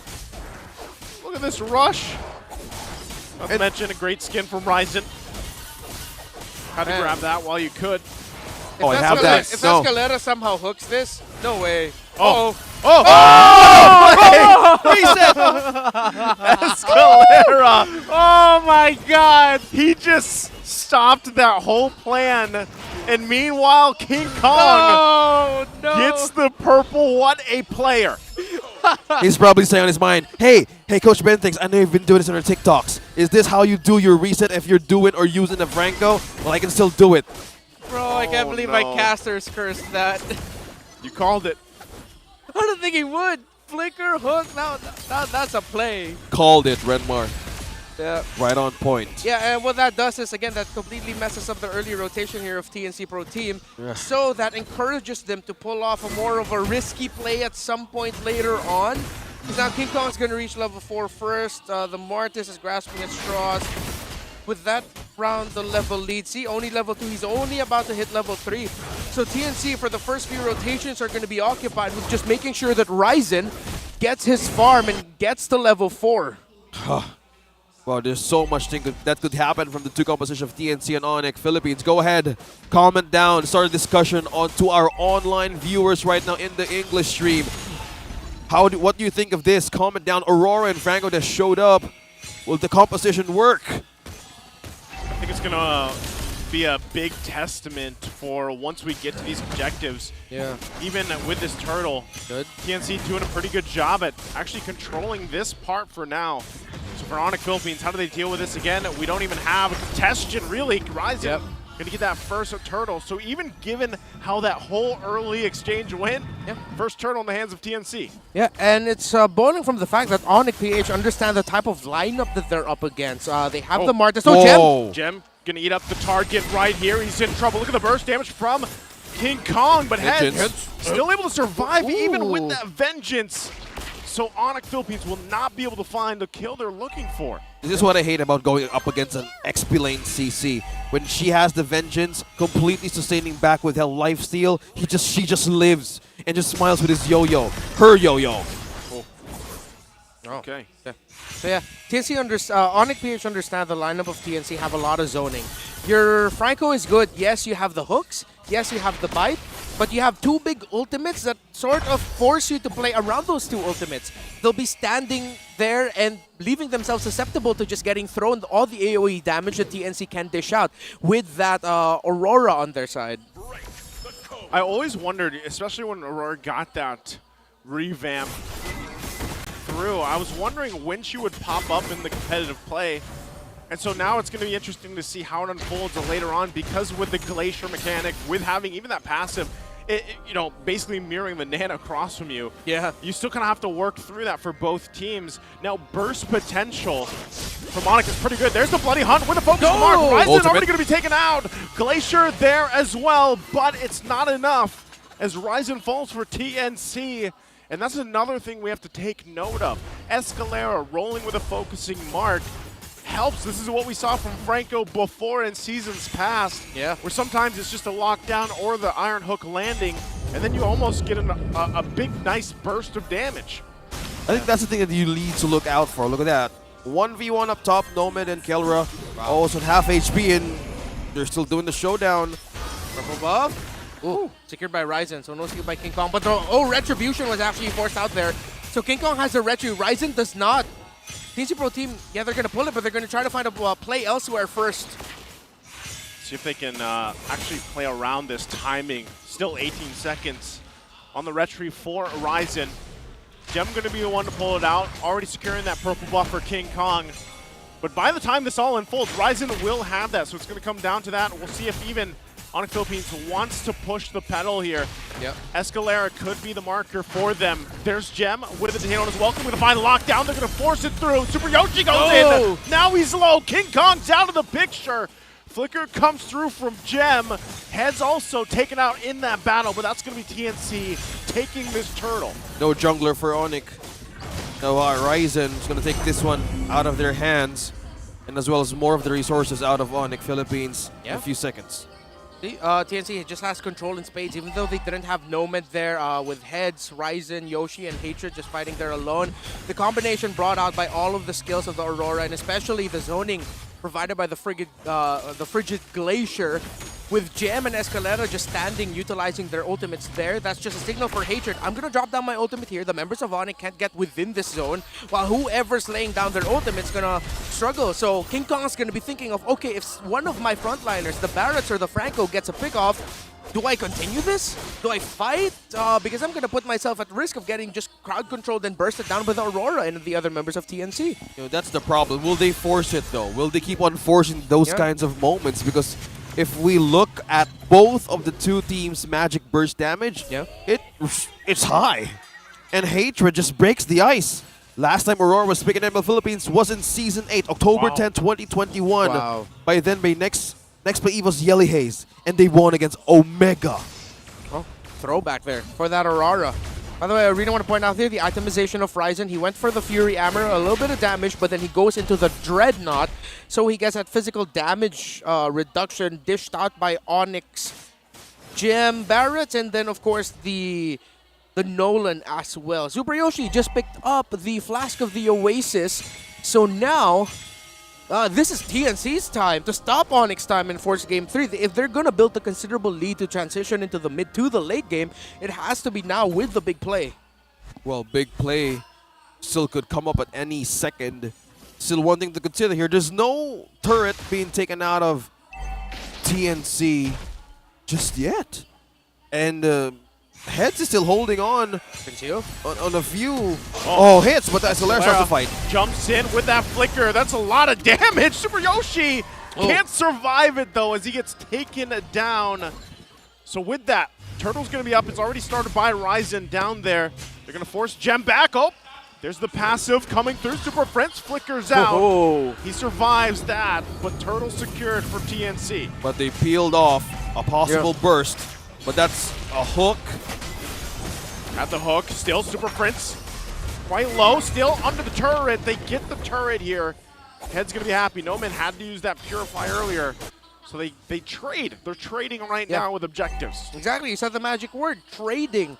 So far TNC has read that Onyx playstyle is, they're not really gonna be going for the objectives that much. You're up against an Aurora.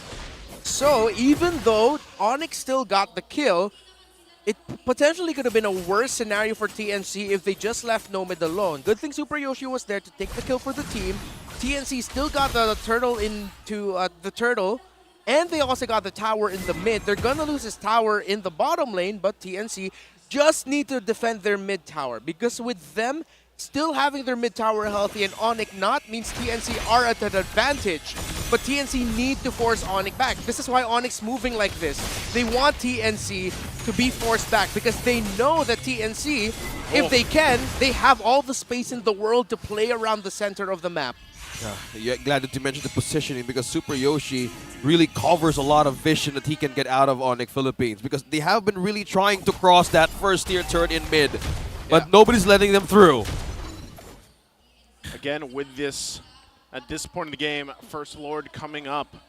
TNC has had a pretty good control over the objectives, but now that everyone's getting in position where itemization-wise, they're kind of where they need to be, power spike, in terms of where they need to be on the gold laners, even for King Kong, right? He just got the blade, so now that he has that available, there could be considerable burst damage, but so far, every time it's been Super Yoshi, and he's been able to mostly survive with that Matilda pick. Again, a hero we see constantly banned out or picked up when it's open. One of the biggest problems for TNC all season long has been their inability to convert an early to mid-game lead into a win. And the problem is, ONIC's lineup with the Nana and the Nathan, they scale very well into the late game. So now here comes the conceal play. Escalera again, there's the lockdown with the Bloody Hunt. Super Yoshi won't be able to survive that one, but Escalera gets fired back on from a Nomad. The 1-for-1 for now. Hatred has to flick it forward. There's the Glacier, but King Kong comes in. The passive is not enough to keep Hatred alive. 2 down for both teams. Good trade. And the Lord for the taking. Hatred and Super Yoshi still gone for a little longer. Heads trying to keep them at bay with Nomad. But it's a little risky now to commit on the Lord. 3-on-3. Very risky. Head slow. Frontliner for ONIC still healthy. Quite low. Getting there, but King Kong just needs to do dashes.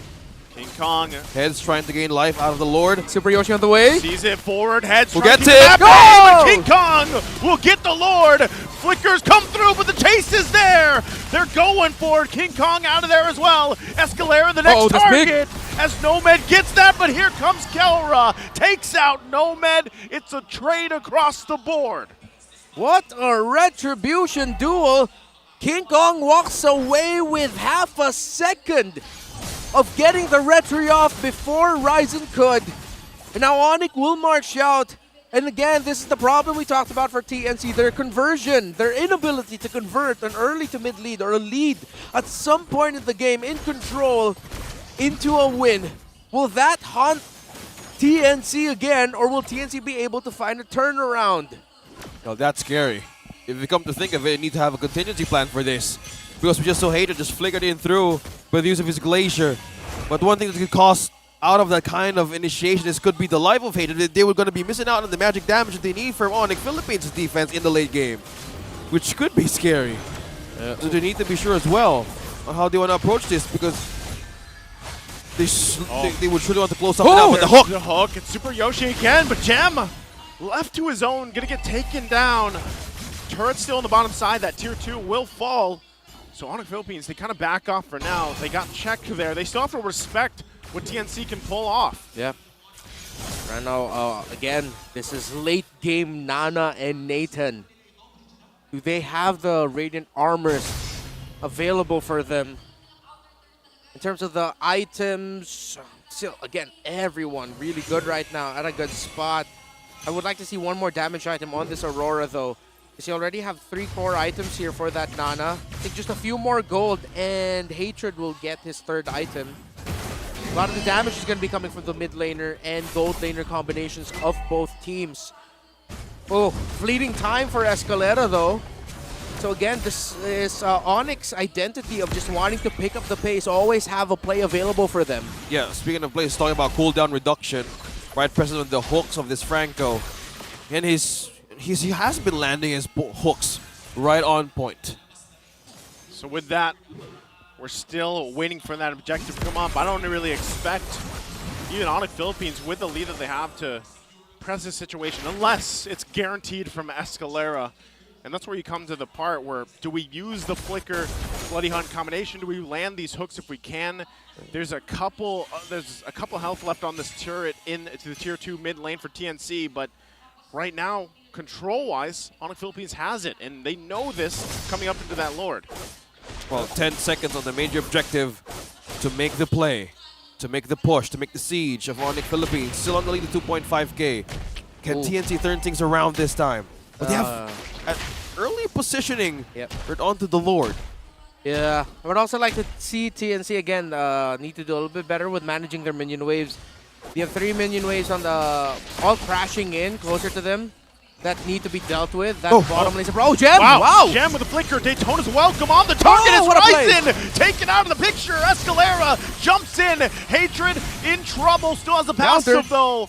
So it's a trade here. Gem and Escalera taken down for Raizen. What a play, Gem. Worthy of a sacrifice. Yeah. Flicker, Daytona's welcome combo. Served up hot for King Kong. Yeah, and the flicker actually came after the Detona's welcome. So he got the bite there onto Raizen, but used the flicker to put himself in a better position to stun Raizen closer to the other members of ONIC so that they can get a sure kill. And then the follow-up by Escalera with the Bloody Hunt, but oh no, ONIC are going to be forcing the Lord! They still want to go for this Hatred! There's the passive! He's going to get taken down! Makelra also! Now it's King Kong and Super Prince, Nomad and Super Yoshi with heads, and it's the window to take the Lord is gone.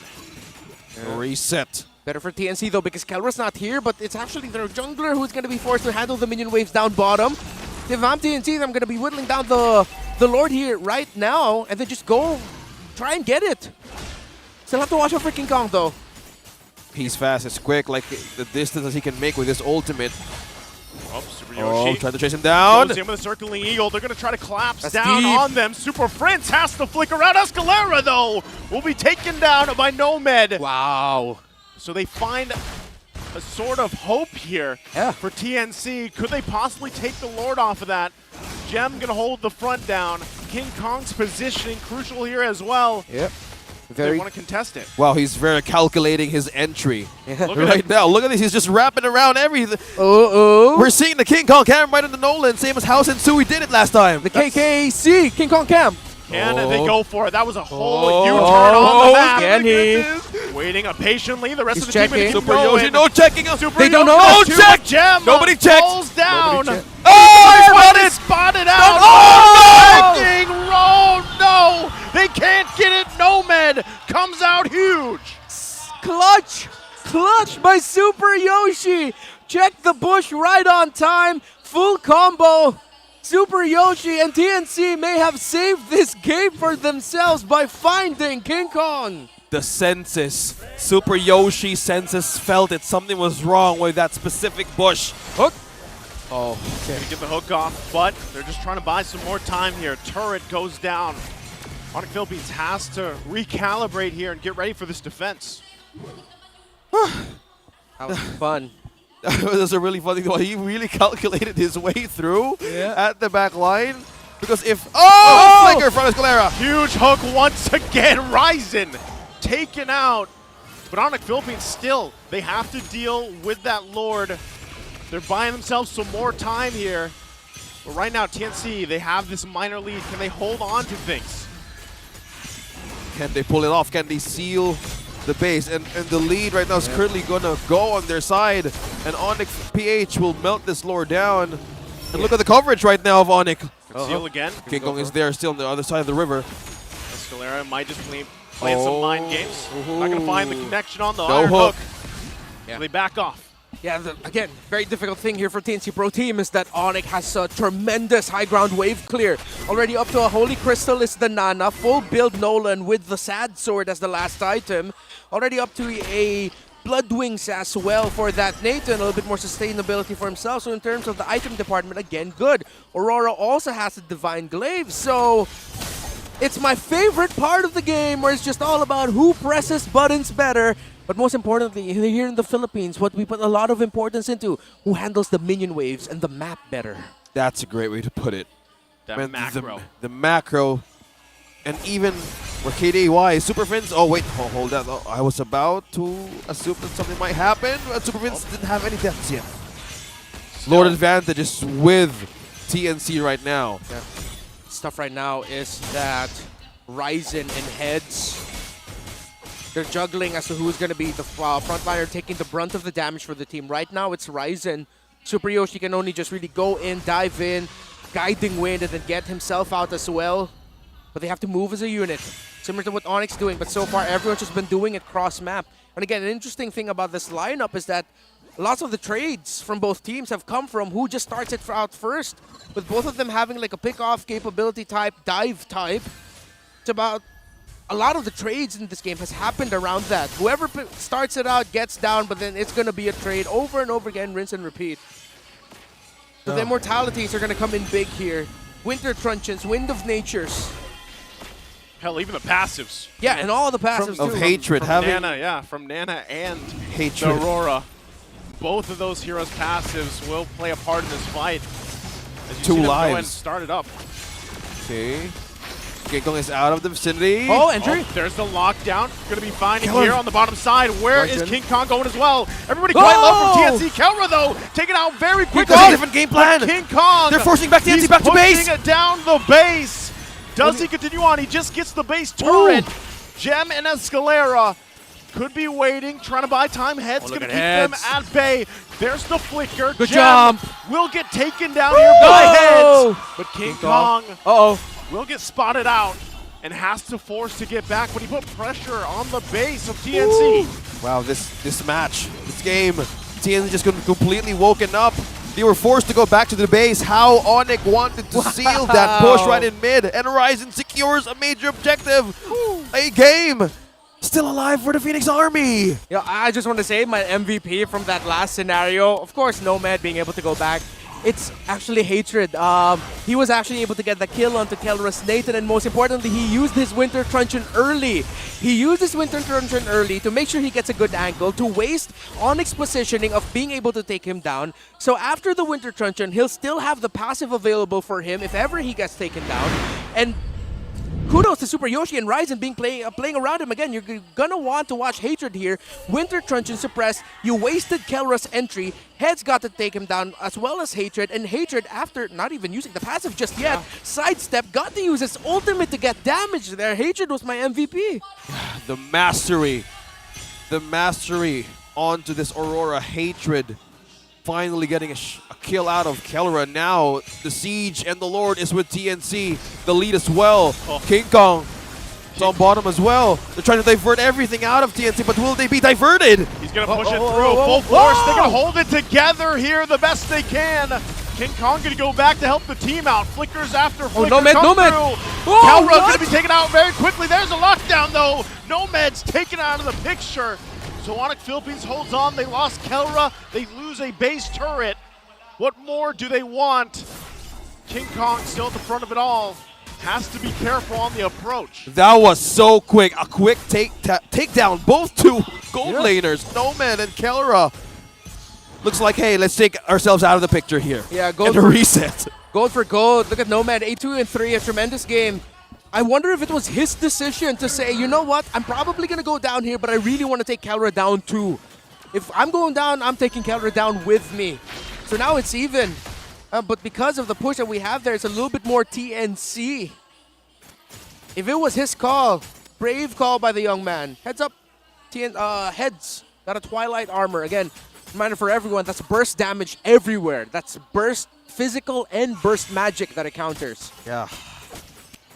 That's going to be a big problem for ONIC Philippines. If you want to go with extended team fights, they need to look out on how they want to be dispersed from the back line, from the CC. Look at the damage shield. Nomad is on top against Kelra. Oh, the carry right now is also, this is the window of the carry to show. Yeah. So both of these teams, it's still an even ball game. Still one thing could make or break from this. Yeah. I feel like the difference that has sort of flown under everyone's radar, even my own, until I realize it now, it's just the presence of the two EXP laners, the difference between Heads and Gem. Of course, we know Gem, a little bit more static. He bites someone, but he stays there. Heads has been jumping all over the back lines of ONIC and is a more difficult presence to deal with. Having the Vengeance battle spell, reflecting damage, being able to survive, and of course the damage being able to get dished out by 1 CC up against the members of ONIC. I think he's become the sleeper hit. Escalera. He finds him! Gonna be able to find Nomad. There's the damage though! Nomad's out of the picture! Down! The Glacier comes down. Gem's gonna eat up Hatred. Hatred still has the passive, but they're down their gold laner for almost a minute. Nomad out of the picture. What a play from Escalera. Wow, he just completely spotted a great target out of TNC. Nomad didn't have an immortality at that time. He only had the Wind of Nature. Now he stares at the immortality and says, I wish I had you sooner. Let's see if they can pull it off. Half health here. King Kong going to try to spot someone out. A crucial pick-off for ONIC Philippines. All advantages with them as well. Hatred goes in with a flicker. Can't catch King Kong. They force the reset. So Lord, soft reset. Subiyoshi with the circling eagle. They're going to force back out of the jungle. There's a lockdown once again. Heads has to get back. A huge stun for TNC. Now ONIC Philippines still trying to struggle to do something here. Nomad will be up in 10 seconds for TNC for this fight. Yeah, commending TNC to just buying time for Nomad to go back in the game with the immortality ready as well for these kinds of team fights. Man, 24 minutes in, base pushing up top and ONIC PH base. Wow, TNC, how they handled that despite them losing Nomad. They realized, wait, we can still fight this out. They have the capability to. And ONIC, they tried to find an angle, but they couldn't because TNC faced them off bravely. Oh, Raizen! Raizen going to check the bush. Spots them out. Again, Escalera doesn't have flicker for a while, so they might have to stall this out, wait for that being available to try to emulate what he did earlier. Yeah, for those of you watching us right now on TikTok, be ready for a TikTok goodie bag. A lot of things that can go your way. Who's going to win this game? Will it be ONIC? Will it be TNC? Go ahead and comment it down on YouTube. We want to know your discussion. We want to know your comments. Because this game is just so tight for these two teams. It's just the second game of the second series of Sunday. I'm going to say this now. Comment down below. Did you expect this in game number 2? Comment it down. Comment down. And who do you think is going to win this retro battle? Is it Raizen? Is it King Kong? Is it TNC? Is it ONIC? Ooh, Lord and half HP. Another full reset. Just let it be. And ONIC is not going to go near at any point of TNC's area or even responsibility. Yeah. I'm smiling from ear to ear. This has been a fun game to cast and watch. Comment down below who do you think is going to win wherever you're watching in any of our official YouTube broadcasts of MPL Philippines. Hashtag TNC, hashtag ONIC. PH. Yes, you're not wrong there. Hashtag ONIC PH. Oh, that works too. Circling Eagle. Kalra going to get out of dodge there with that entropy. Wave's going to be pushing in. They still going to manage them. King Kong waiting patiently as well.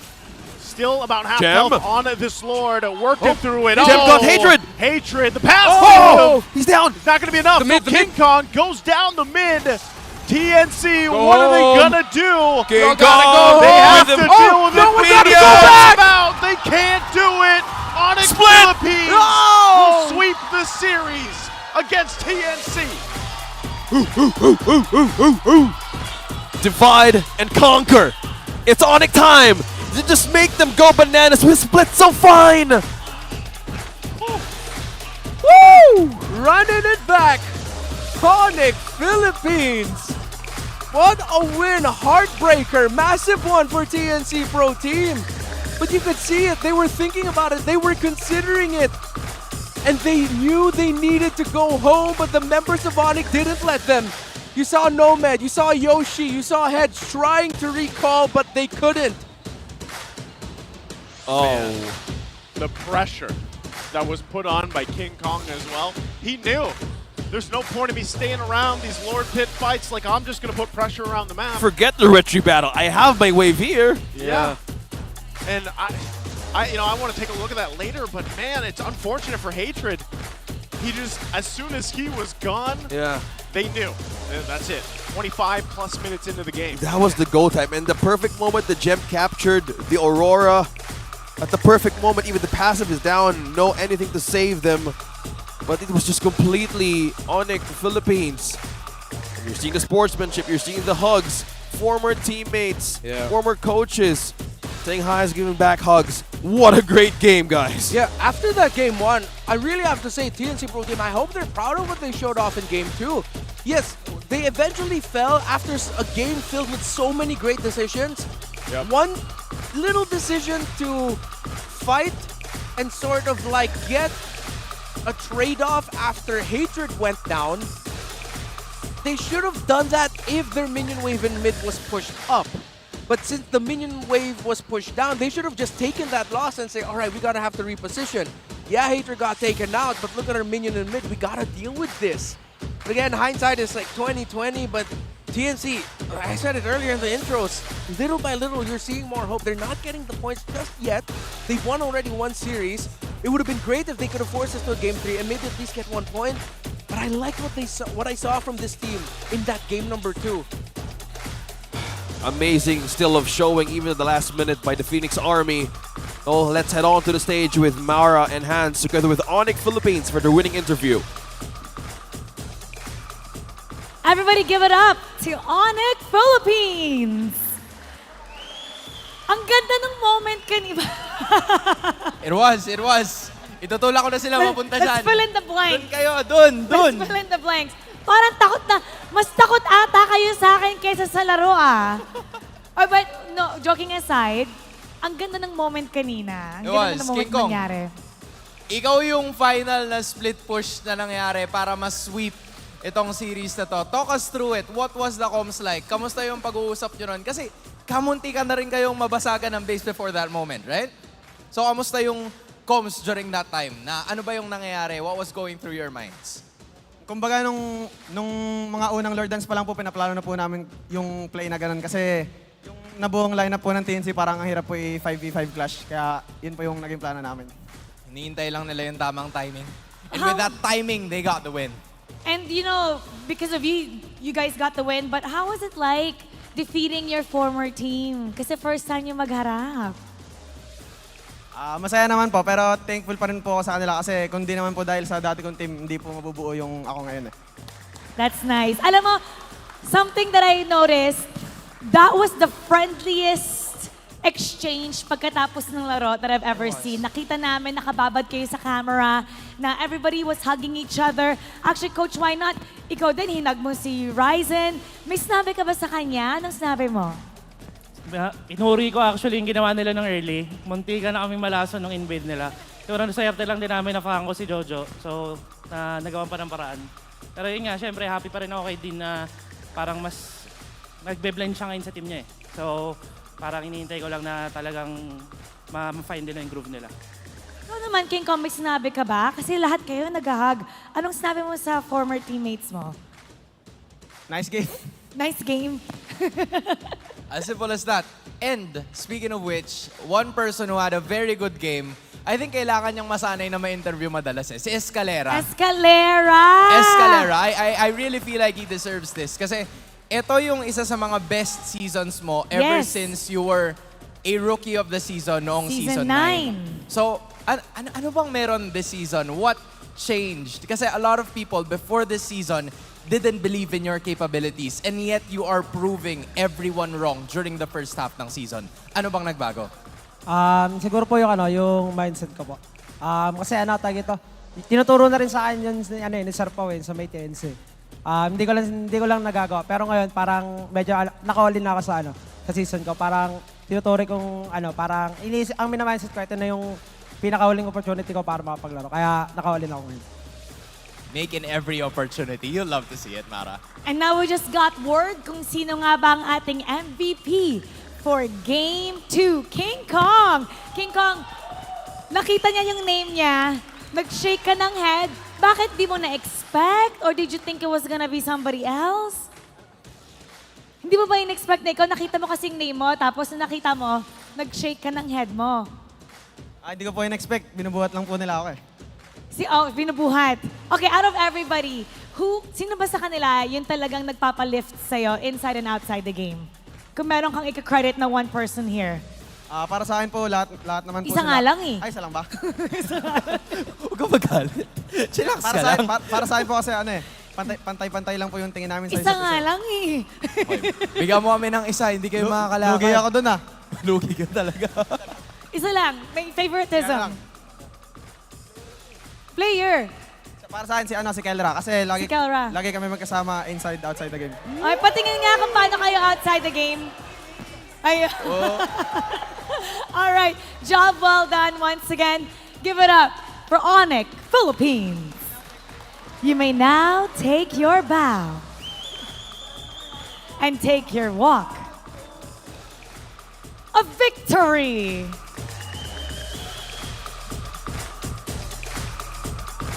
An amazing performance galing sa Sonics. And I think yung Super Fam mas nagiging on Super Saiyan mode dahil sa pinapakita nila all this weeks long. And you know what I particularly like about them? What? Even with the win, they really respect their opponent. I love the hugs after. Kitang-kita yung sportsmanship. Yung samahan nila, really something to commend for. And now we're gonna break that down for you. We're gonna go back to our casters. Pasok. Thank you so much, Mara and Hans. ONIC Philippines continuing their winning streak. That's 5 in a row. Wow. All of them they're on fire. sweeps. Oh yeah, all sweeps. Yeah, All sweeps, man. That's crazy. And This that's is the connection. like, I think they have finally established, like, yeah, we're sort of forming this super team identity. I think from week 3, we see this ONIC Philippines era that is forming right in front of our eyes. And our MVP here is none other than King Kong. And I believe Renmar has a lot to say about this game. 2-0'd TNC. You saw there when they were taking their walk of victory, it went back to our storyline of King Kong exhibiting his growth as a player. Ironically enough, after a game 1 where we saw him rock the Fredrin again, proof of his growth as a player, more utility, although he got to deal a bunch of damage with that Fredrin, being more of a frontliner to help supplement Kelra. Now in this game number 2, in a crucial moment as an assassin, as a Nolan, he was able to get the MVP winning play, which was to get that base split push down the mid. You have to go back as the moment you just saw on your screen earlier as well. There was a key moment, one of the first few, or if I'm not mistaken, the first Lord fight of the game. It was actually him, King Kong, the man himself, being able to steal the first Lord. And that eventually evened out what was a big win for TNC because they eventually got to take down other members of ONIC there. But that Red Tree battle win by King Kong ensured that there's a little bit more space and a little bit more time for ONIC Philippines to work with. Even though they lost 2 members, they could push out when the other members got to spawn back. And King Kong, of course, for the rest of the game, with all the damage that he dealt, played a very, I wouldn't say passive, but just very calculated Nolan. He trusted the other members of ONIC Philippines to play their game and find their momentum. And you saw there, because of that fight, King Kong was hovering around the mid. I believe ONIC or TNC had a feeling there because they did put themselves in good recall position, but they just couldn't recall back to base to make sure that they could defend. King Kong is the MVP and a well-deserved one. But we have to go back and talk about the big picture of the lineups here, and I want to compare again the idea between the 2 gold laners. Nomad playing the same style as Kelra did as the carry in game 1. Now it was Kelra who was a little bit more sort of like what we used to call the forgotten one in this game, because he struggled in lane up against Nomad. Nomad had a tremendous game at 8-3-3 for the KDA. Even though it wasn't as dominating a lane performance by Nomad compared to Kelra against Nomad in game number 1 when Kelra was the carry, Nomad still did respectable, and of course in terms of big overall map presence, the carry was felt more compared to the Nathan. ONIC's story was the story of how do we handle everything can TNT throw at us. Yes, we have really great wave clear, great burst magic damage, but it was great itemization coming as well from TNC, where we got to see some Twilight armors and some Radiant armors into the key frontliners and the main players of the lineup of ONIC, of TNC Pro Team. And then, of course, the idea between the 2 roamers and the pick-off type frontliners on the side of ONIC being Static and Hatred on the Aurora, who, by the way, if this was TNC winning the game, I would have not been surprised if it was actually Hatred who would have gotten the MVP, because how he played the Aurora, being able to pick off Kelra, those aggressive plays he played as Aurora, knowing that he can afford that because he was juggling the Winter Truncheon and the passive of his hero so much. I really wish this was one of the times I wish we had more time to discuss about the game, because that was a really great game by both of these 2 teams. Great showcase. I hope to game number 3, but well-deserved win for ONIC. Congratulations, ONIC Philippines, continuing their 5-winning streak. And of course, we're not yet done for the day. We have a match coming right up. It's Echo versus Blacklist International. Both 2 came from a loss yesterday.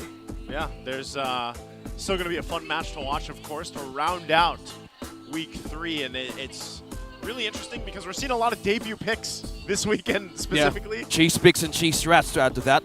Love to see it, man. Can't wait. Now, Renmar, there's a lot of things going to happen in the last match of the day. Let's see who's going to rise and who's going to fall. But right now, we're going to head in for a short break. I'm OSX, I'm with Naisu and Renmar. We will be right back. The 13th season of MPL Philippines is brought to you by the following sponsors. Smart, the official telco partner of MPL Philippines Season 13. Infinix GT Series, outplay the rest.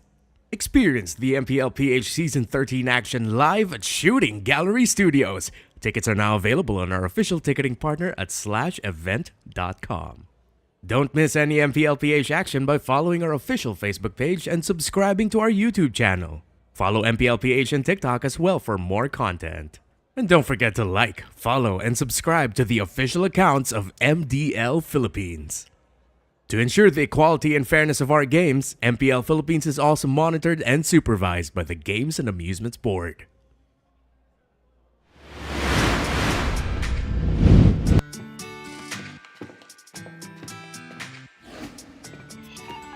Guys, next week na yung tournament. Game tayo, ah. Sige, basta ako ang tank, ha? Golding MM ako, ah. XP na ako. Kaso, nag-last day na nga pala si Kyle. Okay guys, please welcome Mimi, our new teammate. Hi, Mimi. Good to have you, Mimi. Hello. Please take the empty desk. Thank you. Hi, welcome sa department. Thank you. Baka gusto mong sumali sa team namin. Meron kaming ML tournament. Hindi ako nag-games eh, sorry.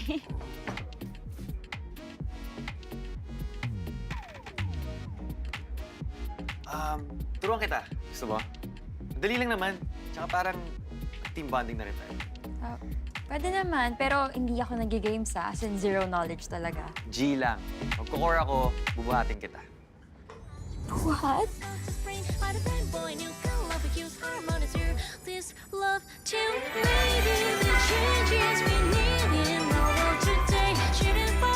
Five seconds till the enemy reaches the battlefield. Smash them! Oh, Mimi, dito ka lang sa tabi ko, ha?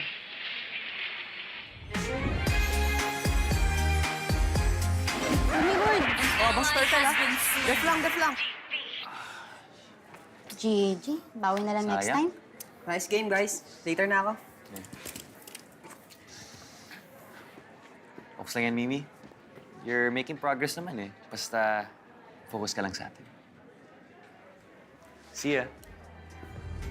Sa atin? May kami na ba?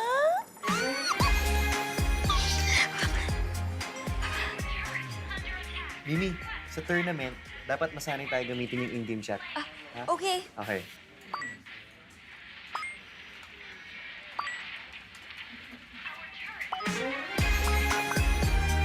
Hoy! Mimi yung turtle! Sorry. Let's go! Uy!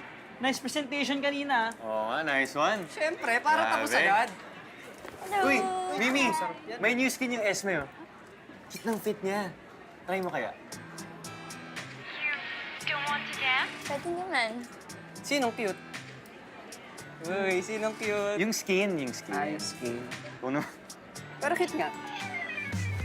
Alright, do you think matitipid ng Team Finance ang title nila this year? Pero grabe rin ang kalaban nila this year. Malupit ang marketing. Ito na ang team nila. 1, 2, 3, 4. Where's your 5th member? Kailangan, ayan na siya! Marketing! Very old and very proud!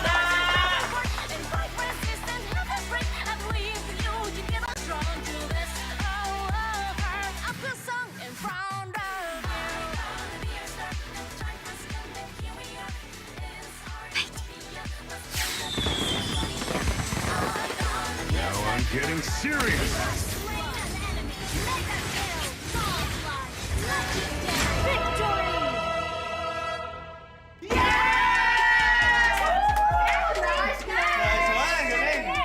Bro. Uy, ingat. GG kanina. Thanks sa pag-join sa squad namin. Anytime. So, saan ka na niyan? Sa bahay. Magdedelulo 15 Pro Max. Huh? Hindi ko pa alam eh.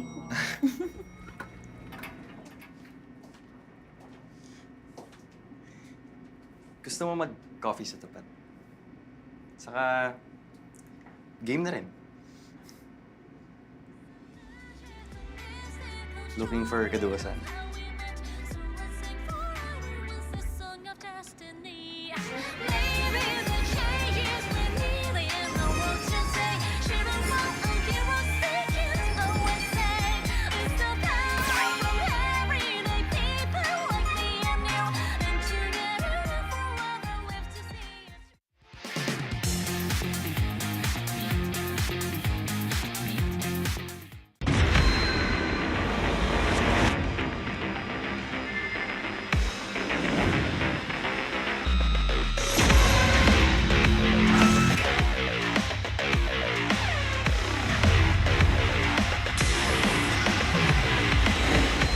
Dito sa MPL Arena is BJ dating player ng Smart Omega. Welcome back! How have you been? Okay, masaya po. Ano yung kakabalahan mo? Well, actually, I think ang dami niyang pinagkakabalahan. Kasi saan ka ba nang galing? Isa-isayin mo doon siguro lahat ng mga pinanggalingan. Singapore po. Singapore! Tapos Cambodia po. Cambodia! Tapos nag-tournament po kami sa Russia po. Russia! May sarili siyang version ng World Tour. Now, ako na-ask DJ, ano yung pinagkaiba nung lahat ng mga matches mo from all of those countries dito sa Pilipinas? Para sa akin, kasi language barrier. Parang ang hirap po mag-decide on point sa mga crucial decision making kapag kailangan pang translate sa English po. Then, outside the game naman po yun nga po. Pag-order po ako ng Grab, minsan po parang nasa-sign language na kasi hindi ko talaga, halos lahat po talaga nag-English. Okay, now, would you say na Philippines mas competitive pa rin? Tsaka yung pusong Pinoy talaga lalo sa mga crucial na do or die decision making, like katulad yung mga ginagawa na Echo backdoor, Raymond backdoor, parang Pinoy lang yung nakakaisip. Mas matalino. Yes! Mas matalino. Only in the Philippines. Now, na-mention ko lahat yun. Diba? Gusto ko namin yung status mo. Are you still playing right now? Abangan po, pero nagdaan. Okay. Abangan! Okay, if you were to come back here in the Philippines to play for a team, anong komponan na pipiliin mo? ONIC po kasi, ONIC po, si Kelra po kasi talaga siya talagang parang pinakos ko sa lahat. Si Kelra? Si Etomax po kasi parang siya din yung mga pagdating sa mga one-on-one talk po about sa buhay. Siya talaga yung mga nakakatulong sa akin. Sila Coach Tony po. Si Coach Tony po, nung after ng Cambodia ko po, tinawagan niya po para lang po kami sa kanya. Parang yung environment po ng ONIC din. Sinabi ko si Kelra kung pwede ako din kahit 6 months. Kasi parang gusto ko talaga mag-aaral na lang. Because sila daw gusto nila na parang 6 months roster gawin. Kaya parang ONIC talaga yung parang nasa top 1. That would be nice to see them all together. Yeah, that is so nice. Kasi ONIC ang gusto niyong puntahan, but Kelra, Etomax, and Coach Tony, si Coach Wynat, were former members of Omega. And dati siyang yun yung pinanggalingan niya before siya nag-World Tour. And I think they're quite struggling in like the first half of the season. So, if you were a person who would really, of course, root for them, what would be your message to Omega? Siguro sa Omega, parang feeling ko, okay naman sila na pero feeling ko kailangan nila mag-process ni Jack. Kailangan nila nung parang magbabago lang ng tempo sa game. Kasi parang siyempre, sabihin natin kung kinukulang man sa mechanics ni Jack mo ngayon, pero yun nandun pa rin yung idea niya sa game na kaya niya pag-isahin. Kailangan nila magbago ng tempo. So, ibalik si Jack nyo. Ibalik daw. Ayan, narinig nyo. From KJ na, we want to support you. Where can we find you? How can we support you? Abangan niyo lang siguro sa mga susunod kasi lalabas naman yun din. Social media? PJ sa lahat na. Then yung MPL PH important sa lagi pa ako nanonood kahit puro import pa ako. Sobrang iba kasi competitive sa Pinas talaga. It's really nice to have you here. Thank you. Sana manood ka ng laban, alright? Now, the next game is about to begin. So stay tuned. Only here on MPL Philippines.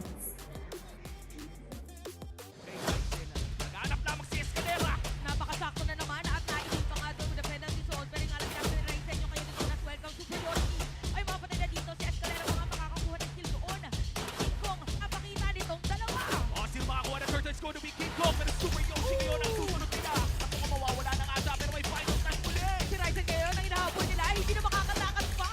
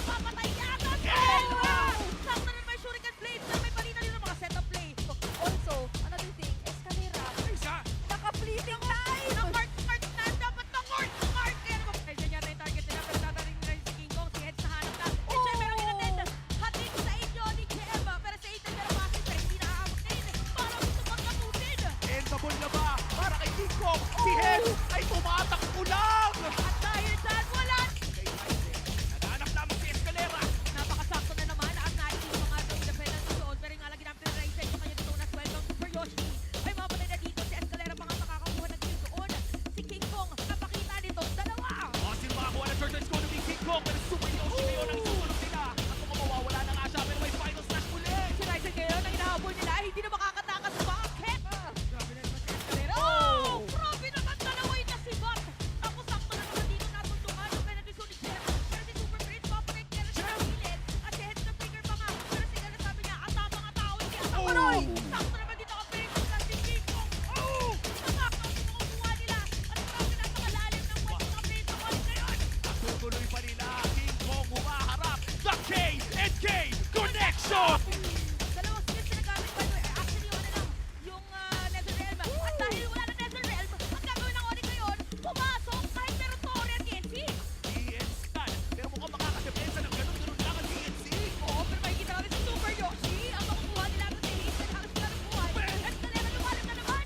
Tapos si King Kong ang makuha ng kill. Escalera sa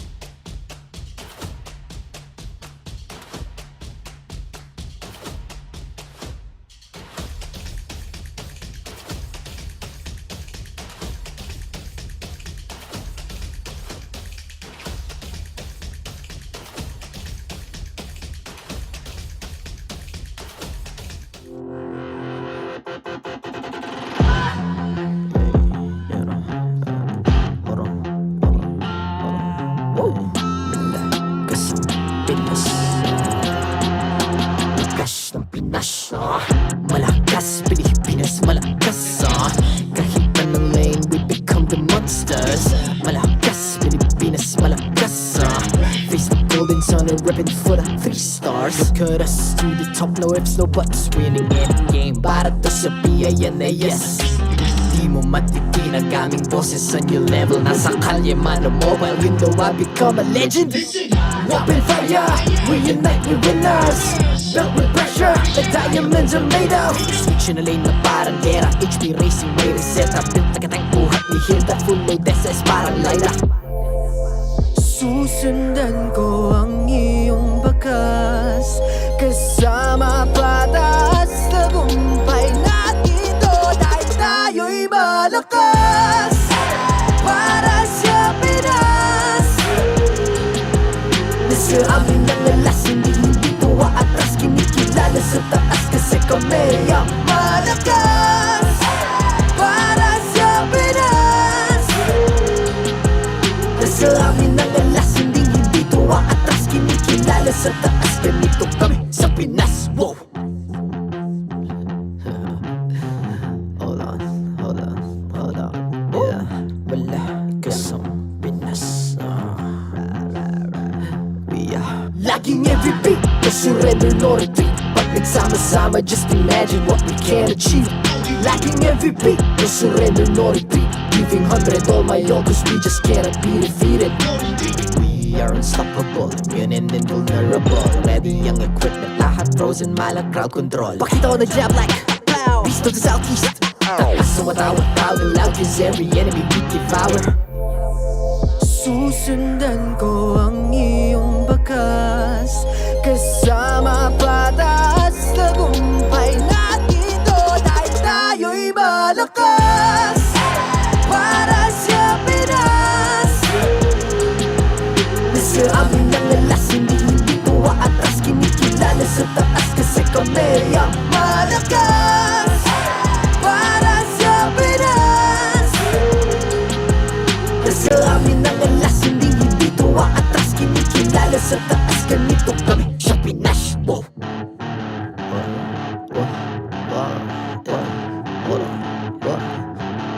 Malakas, Pilipinas, malakas. Kahit anong lane, we become the monsters. Malakas, Pilipinas, malakas. Face the golden sun and repping for the 3 stars.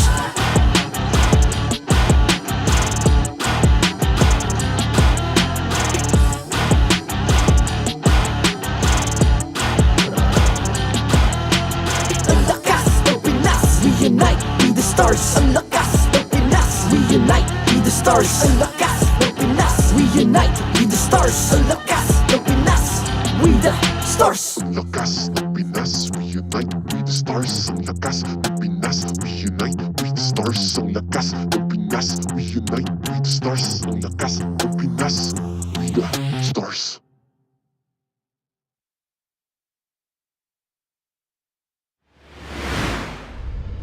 The 13th season of MPL Philippines is brought to you by the following sponsors. Smart, the official telco partner of MPL Philippines Season 13. Infinix GT Series, outplay the rest. Experience the MPL PH Season 13 action live at Shooting Gallery Studios. Tickets are now available on our official ticketing partner at /event.com. Don't miss any MPL PH action by following our official Facebook page and subscribing to our YouTube channel. Follow MPL PH on TikTok as well for more content. And don't forget to like, follow, and subscribe to the official accounts of MDL Philippines. To ensure the equality and fairness of our games, MPL Philippines is also monitored and supervised by the Games and Amusements Board.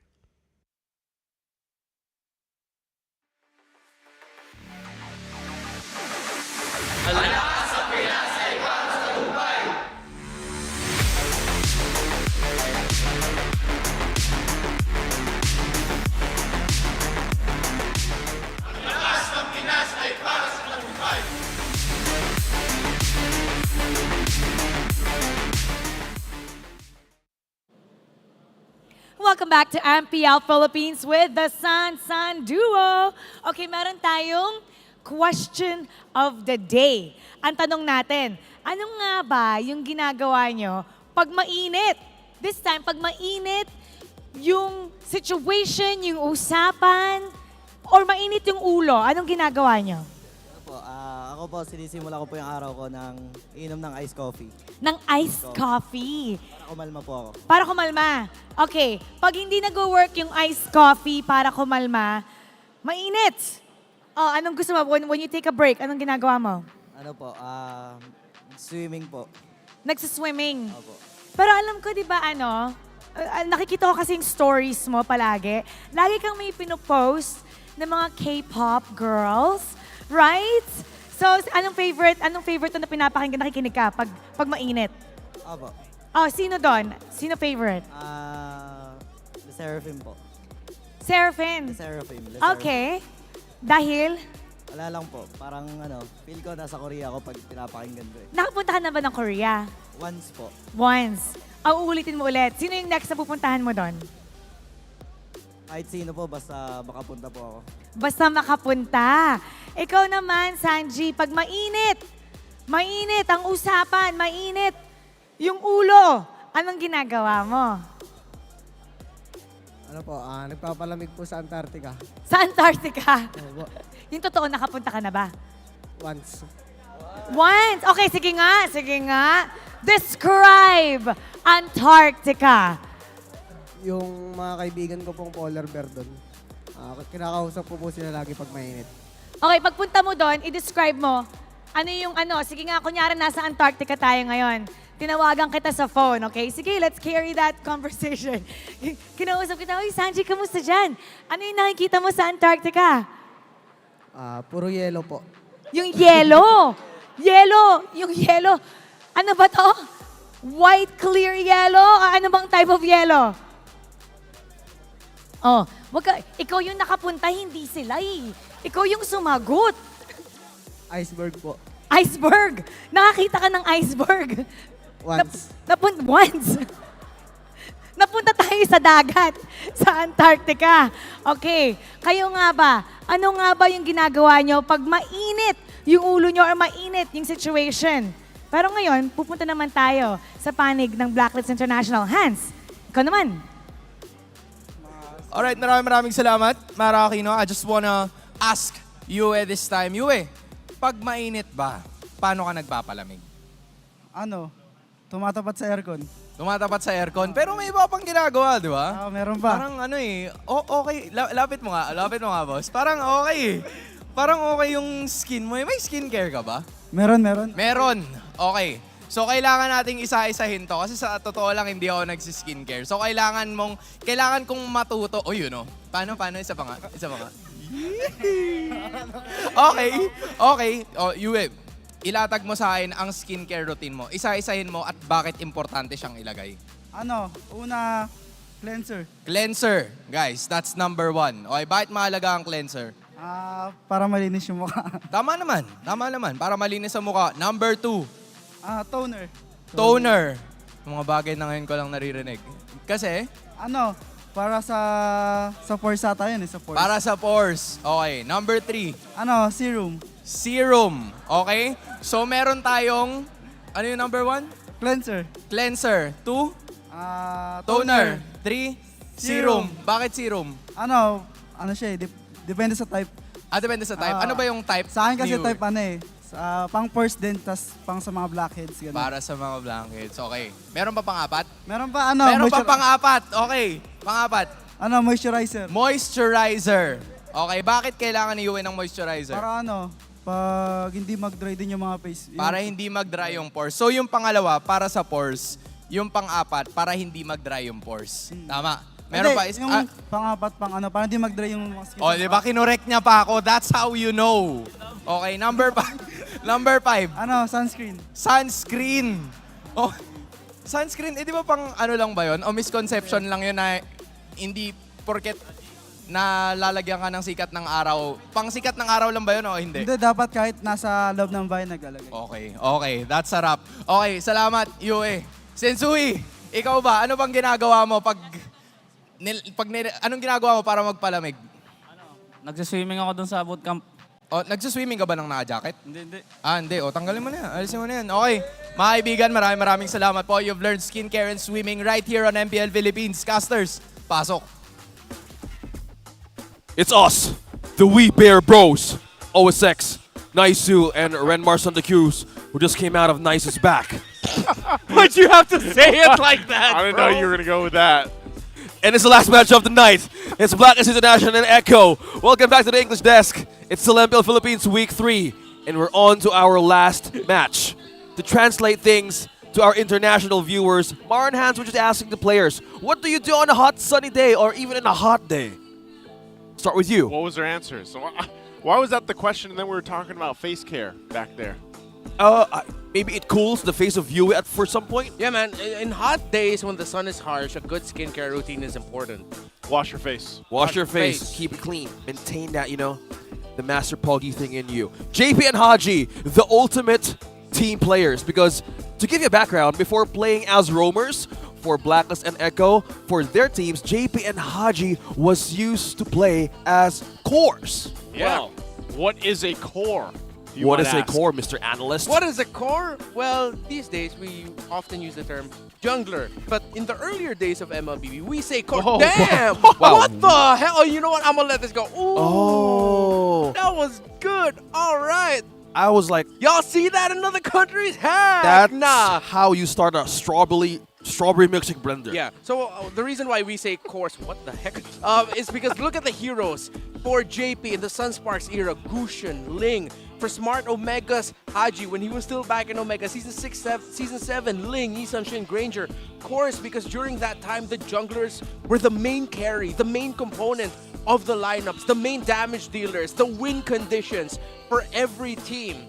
That's why they were cores. Before they became the roamers that they were now, they were kings of the jungle in their own right.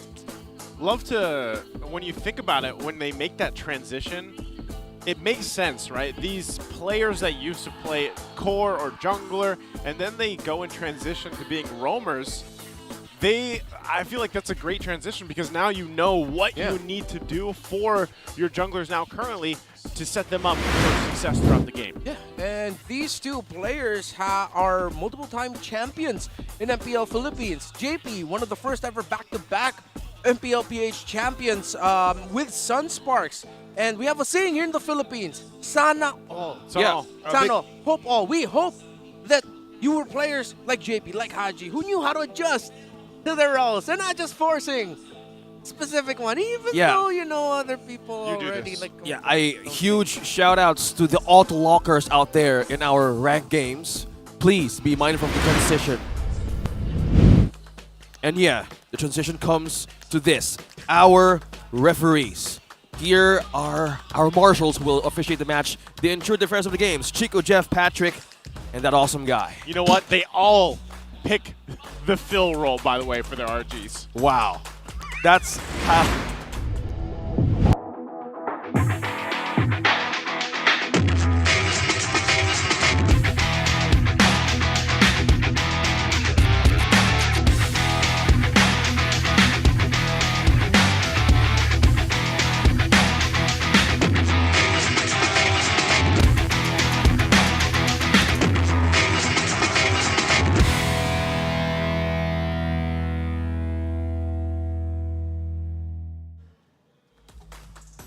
Their dream of setting the new win streak record was snapped last night by AP Bren.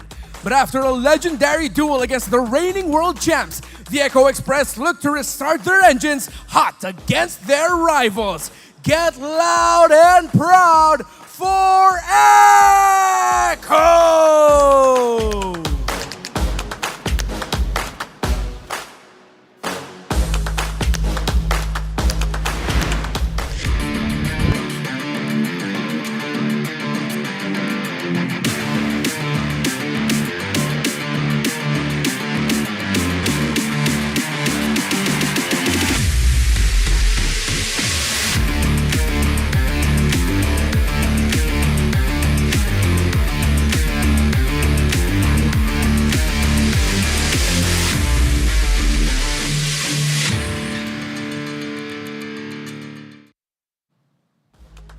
It has been a shaky season for the Codebreakers as they continue to solve their own code. But led by champions, world champions, and seasoned veterans, they look to get momentum rolling against the Orcas. Truly top tier, it's Blacklist International!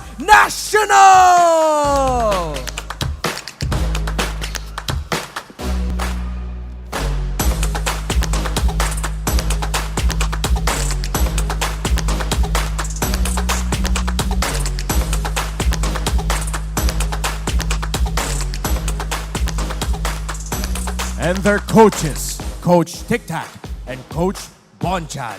MPL Arena, welcome to the last match of Week 3. Another chapter to the Echo and Blacklist rivalry.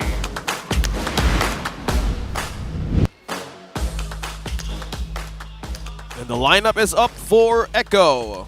Okay, we got this formation from Echo. It's outplayed Zyda, Sanji, Sanford, and JP here today.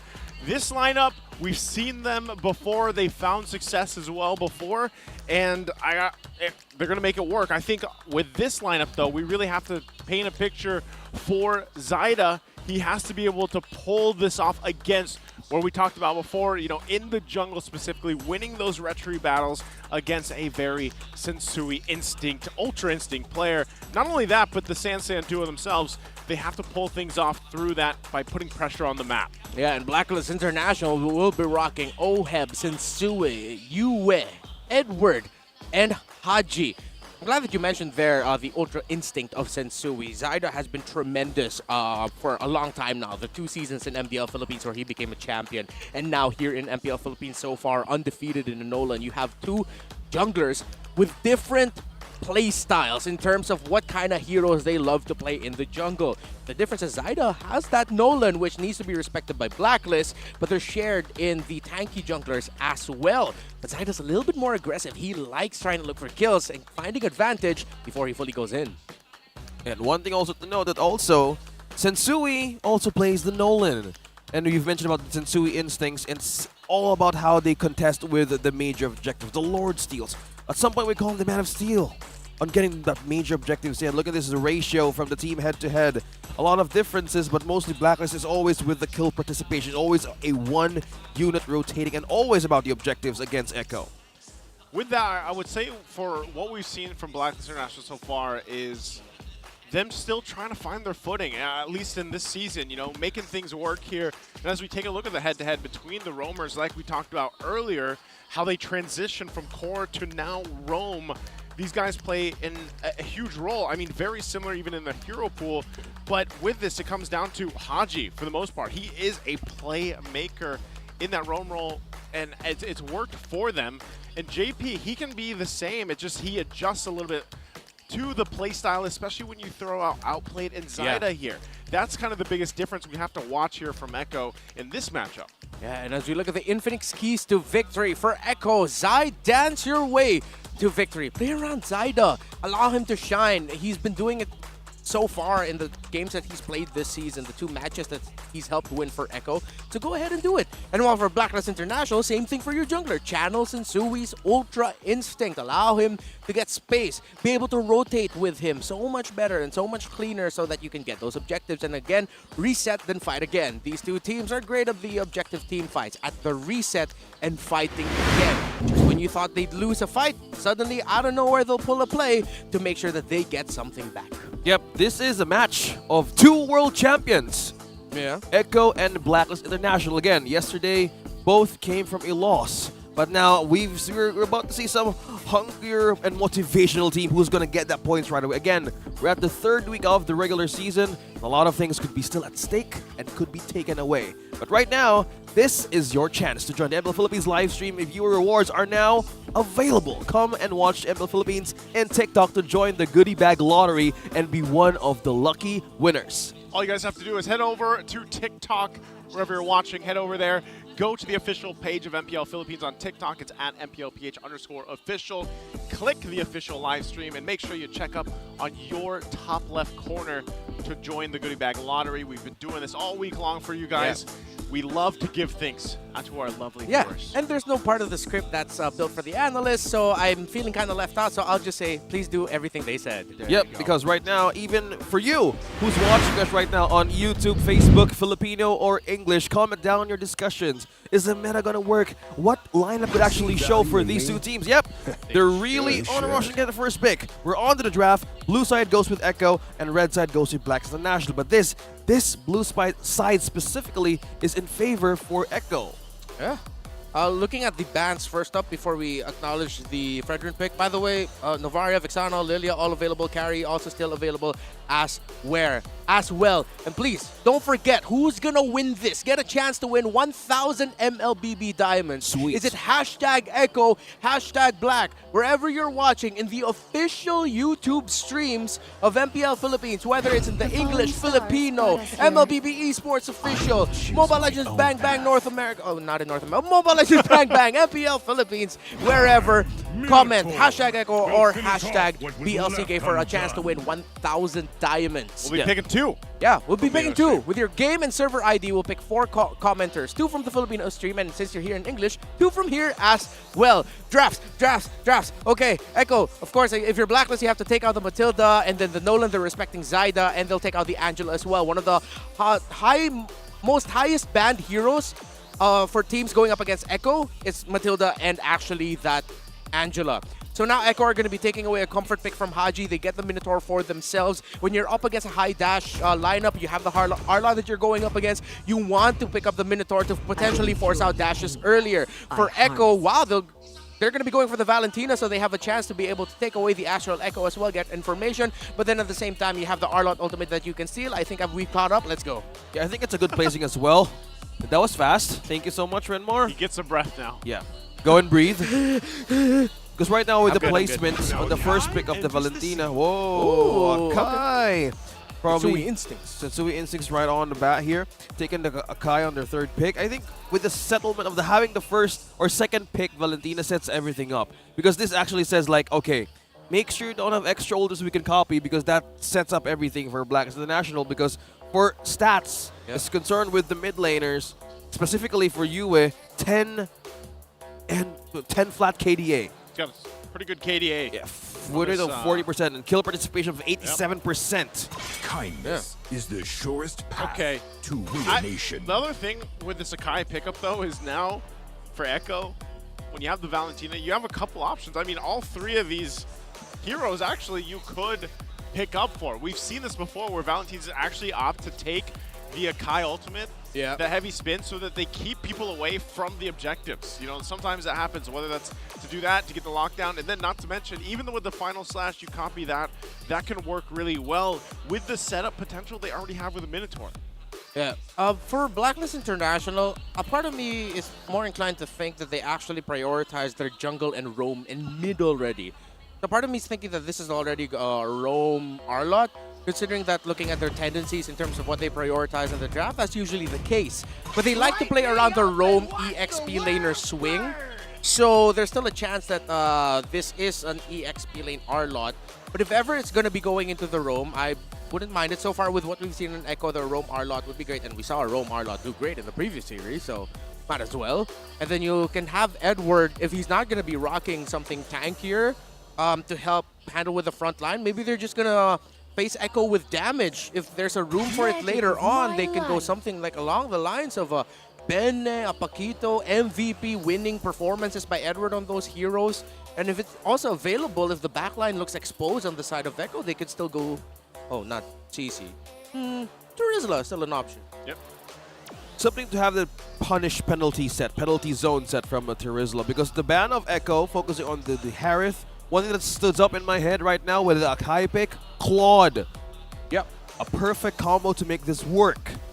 Will the Marksman be the next answer of Black International, or will it be a different hero from this point in time? Well, Blacklist really prioritizes their gold lane advantage, so I wouldn't be surprised if the gold laner goes last and they show up their EXP or roam now. But if the gold laner... Despair that I see the it is Nathan. hopes. Okay. A rising contention rate, still 20%. And also check on the stats as well with Sanji, 80% win rate, KD at 3.0. So still, good kill participation, so it actually works well with Echo, since mostly they have similarities in terms of macro-wise objectives and also wave clears. When the body With this house, they pick it up right away. Stolen. Say, what are they going to take into that XP lane? It's going to be the Benedetta here. Stolen, as you said, and the Roger comes through once again to round out the draft here for Echo. So Roger's been rising up. We'll see how this is able to perform this time around, though. Well, Blacklist International, they need to match a wave clear speed rotation of the Benedetta. Lapu, the Riz, Anki, a little bit faster. Lots of options that they could go. Again, this still could be a an EXP lane Arlot, but with how it's looking like, it's like they're trying to get a great matchup for Edward, knowing that he plays a big role in this match. I don't think it's gonna be Xborg. Xborg. Oh, no, it's bad. Sorry. Either Uranus or Thams. Uranus, Quito, Tam. Also good because of the lineup that you're up against. The hunt begins. Oh, it's a Ruby. A Ruby. Okay, fair enough. Fair. Okay. There's a whole lot of CC over here. Oh, so XP lane Arlot. Okay. Okay. Haji's on the Ruby. Yeah, they committed that that swing. Right. So we did mention that that would be a possibility later on. So for Echo, all dive. So right now, with how it looks like, this lineup of Blacklist might actually get overwhelmed by all the dive. But if Blacklist time all their abilities well, while having a Ruby, having the heavy spin of the Akai, they need to do everything they can to protect Oheb. Yeah, because I was thinking about the matchup of Roger over and Nathan early game. Yeah, dude. Echo literally can just throw bodies and it should be fine. But if they're not careful, they can be punished with some really good crowd controls. I think Echo, they're going to go express route here. They want to end this fast. Yeah, they have a bus. It could still be a train in game because that thing can actually slow down Oheb's progress early game. Yeah. We've seen an early first blood yesterday from Roger, and it was a complete snowball. But let's kind of check on what's going to happen in this game. It's game number 1. It's Echo versus Blacklist International. Don't forget, once again, as we get things situated here, let us know in the comments on YouTube. We're picking 2 winners for the 1,000 diamonds. All you got to do is hashtag Echo, hashtag Blacklist, and then your server ID and server numbers. And you get a chance to win the diamonds here now as the lanes kind of get assembled here. Emblem-wise, anything sticking out? A lot of penetration there. You got 2 ruptures, one of the Bene who's on the fighter emblem, even one of the Valentina. So again, this is Echo wanting to play fast. They want to end this sub 15 minutes. Wow. Okay, if that is their own timer on how to make this game and composition work, well, I think it's all about how the pressure of the win game, late game condition with the Nathan investment. Speaking of which, supporting and pressure up top as well. I think this is the major focus of this game. The gold lane. How will you even funnel through all of your resources to the gold lane by not having deaths against this Roger?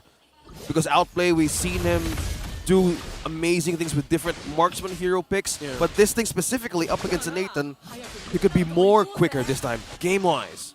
Yeah, one of the things you really got to do when you're up against Roger in the gold lane is that you have to make the most out of your space creating skills. So the second skill of the Nathan, his knockback, is going to be really important for him. But now what we're seeing it is that Haji is actually going to be helping the Nathan in the gold lane. Wow. JP's there too. That gold lane, I mean, the pressure that they can put on with that early damage is going to help them, but really it's just, again, both teams kind of feeling things out, trying to get that level 4 available before this turtle comes up in just a couple seconds here. But even positioning down there from Blacklist International, doing the same thing, waiting for these ultimates to be available. We'll see how they play through it. Oh, Zaida. I think he kind of felt something was there and didn't bother to check it. But now first turns up for the grabs. Oh, this is a 50-50. Half health. They're going to start it up. JP doesn't have that level 4 just yet. Jumps in there, and it's going to be secured by Sanji. There's the heavy spin. JP with MNNE and Fury. Everybody's knocked up here at this point, but nobody falls just yet. Edward gets the flicker out. Haji as well. Sanford still on the hunt. One hit gets him there. First blood in the hands of Sanford. Again, that's what you get with this lineup of Echo. Even though they're not going to be exactly winning that team fight, though they did, you still have to watch out for a potential chase, especially if Sanford holds on to his Petrify. And yes, Sanford held into his Petrify. He didn't use it for the turtle. They took the 50-50 for that turtle take. It was Sanji who miraculously got the last hit. He got the heavy spin instead. And Sanford still had a Petrify to continue the push and eventually get kills. Look at the rush of items here actually by Sanford. Fury Armor into the Dreadnought. So again, they are delaying the potential physical damage coming out of the side of Blacklist. That again is another signal that Echo wants to end this fast. Sub 15 minutes fast. The wonders. The amazing crowd control wonders of a Minotaur. Still a rising, contested roam choice. And if you're up against a Ruby, Nathanson, even the Akai, or even somebody who's going to be in the front lines to make a great setup, this guy can just hold the MNNE Fury or even the Stomp right in the first moment. That's where the thing that blocks your proper setup goes for Blacklist International. He could easily just negate everything. And JP was just holding at the right moment on where to use those knockouts because he knows there's a lot of crowd controls that Blacklist can do against Echo, and that's one thing. What if at some point in the game that Echo didn't manage to do this quicker, and they have a way to penetrate the toughness of this Minotaur? And that's going to be a problem for Echo to even sustain in the front line. Because right now, crowd control backs the national disrespecting the fact of the spike of Echo's composition. See how they play it out. The crazy thing about it, too, is even how they only have that one kill, but Echo has that lead. Now Edward in trouble. Gets taken out by Sanford. And now Sanford very confident with the 2 kills now on this Benedetta. That's going to just be another turtle here in the hands of Echo. Another objective for the Orcus. Edward has been brought back to base. Now focus on... the focus right now could still be up top for Blacklist. Now the eye on Oheb. You can go for it. Get that one bended on JP, but he's going to use the MNNE Fury. They disengage from there. So at this point, you're wondering, where is Blacklist International going to find a win? Because Edward having trouble once again. Zaida, Sanford together. Final slash going to come through. He's in trouble. Edward gets taken down. That's 3 for Sanford. That's the recall showing in. The pressure and the flank onto Edward. That's 3 in a row. And there's a trade up top being made by Blacklist. Tower being taken down, looking for ways have an objective on their way. Yep, and that's the trade that Blacklist is taking. Yeah, they've lost Edward in the bottom lane. Echo have taken all the turtles so far, but Blacklist are just saying, okay, we really need to funnel onto this Nathan all the resources that we can get for him, all the space provided. And with the Nathan out of lane, that allows him to do a switch or a roam together with the rest of the team to try and get a few more resources and few more wins. Good thing though for Zyda is that he already prioritized the Radiant Armor, so that should delay the damage being dealt out by the Nathan just a little bit more. But let's see how Echo are going to translate this into their next major rotation, if it's going to be through a fight in the mid or to help Outplay get his turret down up top so that they can continue rotating with their gold laner, just how Blacklist is rotating with theirs. Yeah, speaking of rotation, we're seeing Blacklist move as a unit right now. They left the gold lane or the top lane open for Echo to be taken, and they're willing to give it away. Bottom side, Oheb in trouble. Use that intro, but he gets out. There's the flicker though. Sanford could be in trouble. They're going for it. Oheb gonna be the one to fall. Sanji using his own heavy spin. Zyda now on the front of the side. He's gonna back off. They're happy with that kill. They wanted to take out Sanford, but in turn, he gets another kill. Yeah, that's Oheb. You saw that getting set up by Sanford and Zyda with how they were going for the pincer maneuver with Sanford hugging the shrub next to the wall and Zyda coming up there, even though Haji got to see him. At that point, Sanford already has the items and even just a little bit more sustainability to survive it. Pure Assassin damaged Benedetta. Earlier in the day, we talked about Benedetta's having a good showing so far this season. Edward was one of them. Sanford is one of them now. Both showing great mastery and potential. 3 turtles in a row. Yep. Echo securing objective. Sensui trapped in 4. You can heavy spin out of here. He is going to be able to get away for now against the full force of Echo. So he survives, but gentlemen, it's 6K ahead now for Echo. This is definitely the Express. Yep. Sub 12 to 15 minutes. Look at that. Windtalker Endless Battle going into the... That could be Haas or Berserker, actually, for the Roger of Outplayed. But Sanford just going like full-off damage, bro. Confidence. They want to force more. There's man. a huge setup. Edward has to get out of there, but Oheb locked down, taken down as he falls as well. Blacklist International falls apart of the top lane. Wow, the combo JP with an entry. That flicker ultimate 3-man combo caught Blacklist off guard. Wow. This is just purely the Express working through the way of the base of Blacklist International. And right now, Blacklist are just completely out of their element. Echo in full control here. Blacklist high ground defense somewhat okay, but again, Echo can just continue to throw bodies. But at one point, I wonder if Echo's decision to play a lineup that is all dive is going to cost them eventually in the siege portion of the game. But so far, it's going great with JP's decision to go for the Minoan Fury, flicker forward, maximizing it, even the increased Despair Stomp to go forward, get that extra knock-up and damage in. Great play there. One of the players that we highlighted earlier, the core turned roamer, JP.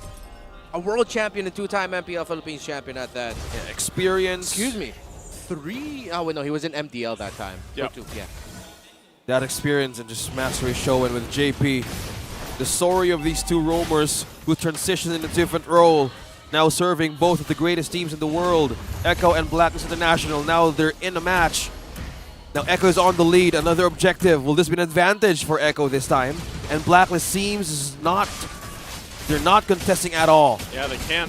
8,000 gold at the 9-minute mark. It's a little too risky. They're better off trying to defend in their base, and really, you gotta wonder for Blacklist International, where is that timing? Where is that power spike? Oh, cancelled. Yep, Sanford's gonna spot him out, but he should be fine. It is Sensui. So where is that timing for Blacklist International? Is it just completely reliant on Oheb here? Yep. Still waiting for his 3rd item. Should be in at around the 7K, maybe 6.5K mark.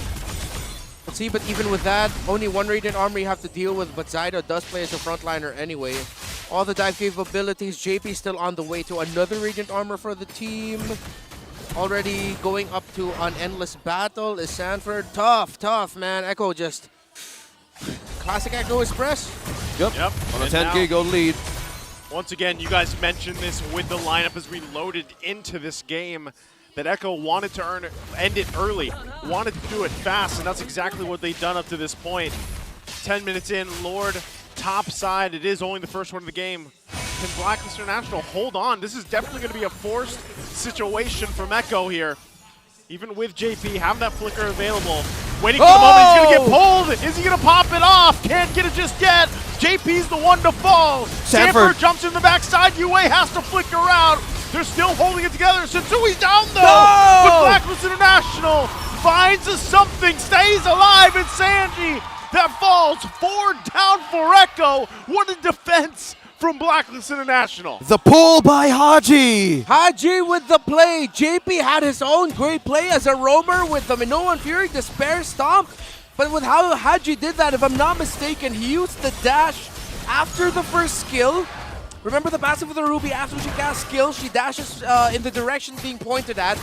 Then she got in range, or Haji got in range to use the I'm Offended onto JP plus the flicker. That was a really fast sequence to get that combo off by Haji that forced Echo to respond. And yes, even though Echo has a big lead, they were still under the tower of Blacklist to deal with it. Great play by Haji. And a great defense as well. The code still breathes.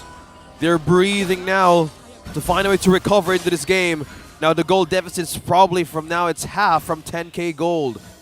Now this is the moments that they're trying to capitalize on, these chances.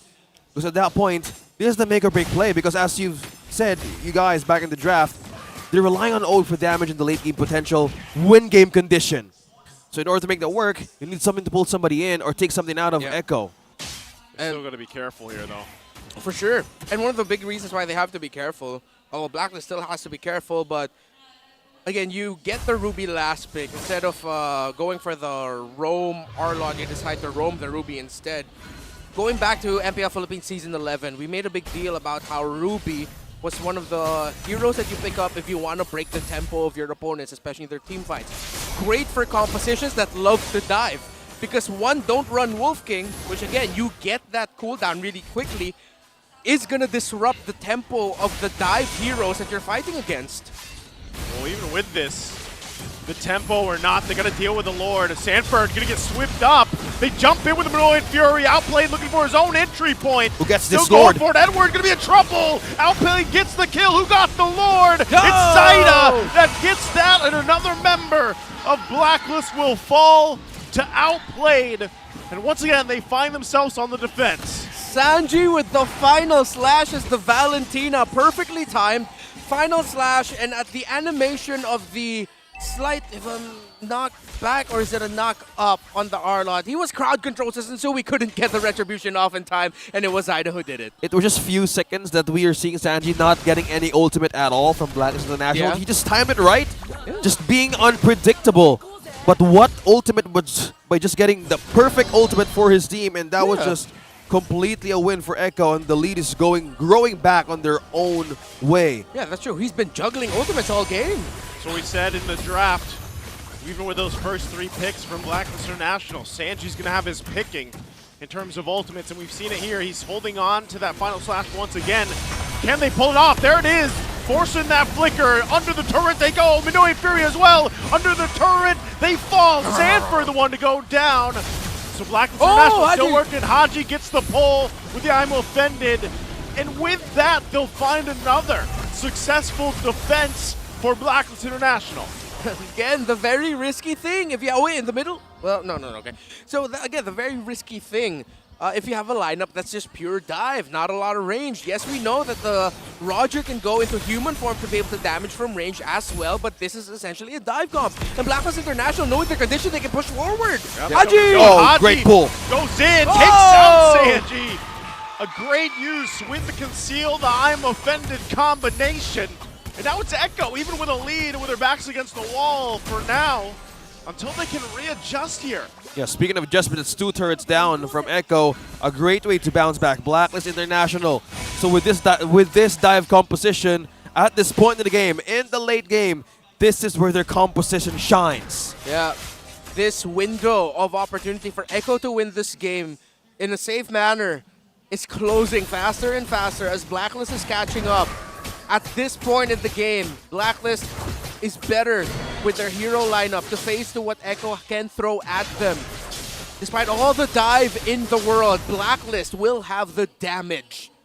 Echo needs to be sharper, because if not, Blacklist might get another iconic turnaround victory that they've been known for so many seasons. That's one thing that they can use. That small window that they're known for. Okay. It's not over till it's over for Blacklist International. Once they see that, they just take it. By the way, great Dragon Spear on Outplayed's Roger. So he's going to be going for, when he uses the ultimate, whether it's human into wolf or whenever, he gets a little bit more movement speed, and of course, it's a crit build for Outplayed's Roger.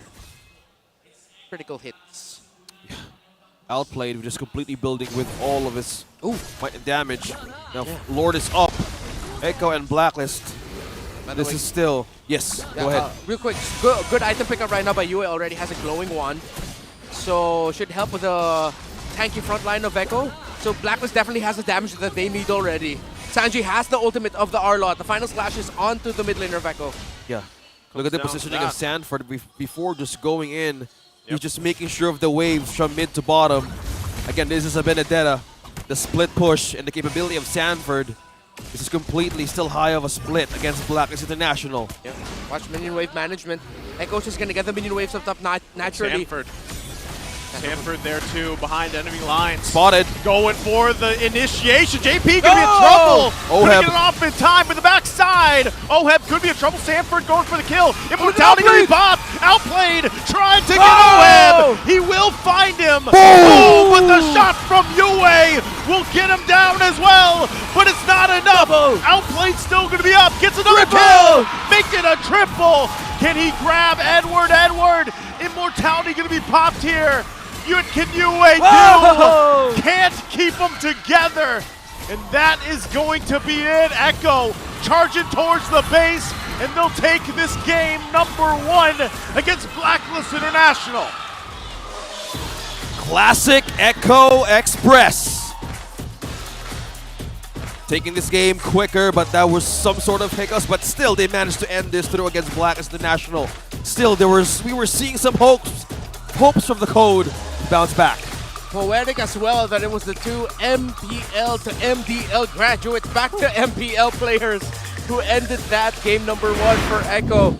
And again, you saw it there actually. There was a part where I was wondering, why isn't Outplay just focusing on the Lord? But then when I saw him go into wolf form, flicker forward, it's like, all right, Echo smells blood. They're going to kill mode. They know that they can win this team fight. And yeah, hell of a decision there by Outplay to flicker forward as the Roger, and for the rest of Echo to say, we don't need to take this Lord. We'll just get the win through this. Yeah, speaking of win as well, the Benedetta, even, again, Sanford, from the bottom lane, he went at the right moment to make that Electro final blow right in front of Oheb to not cross any more distance to activate that entropy.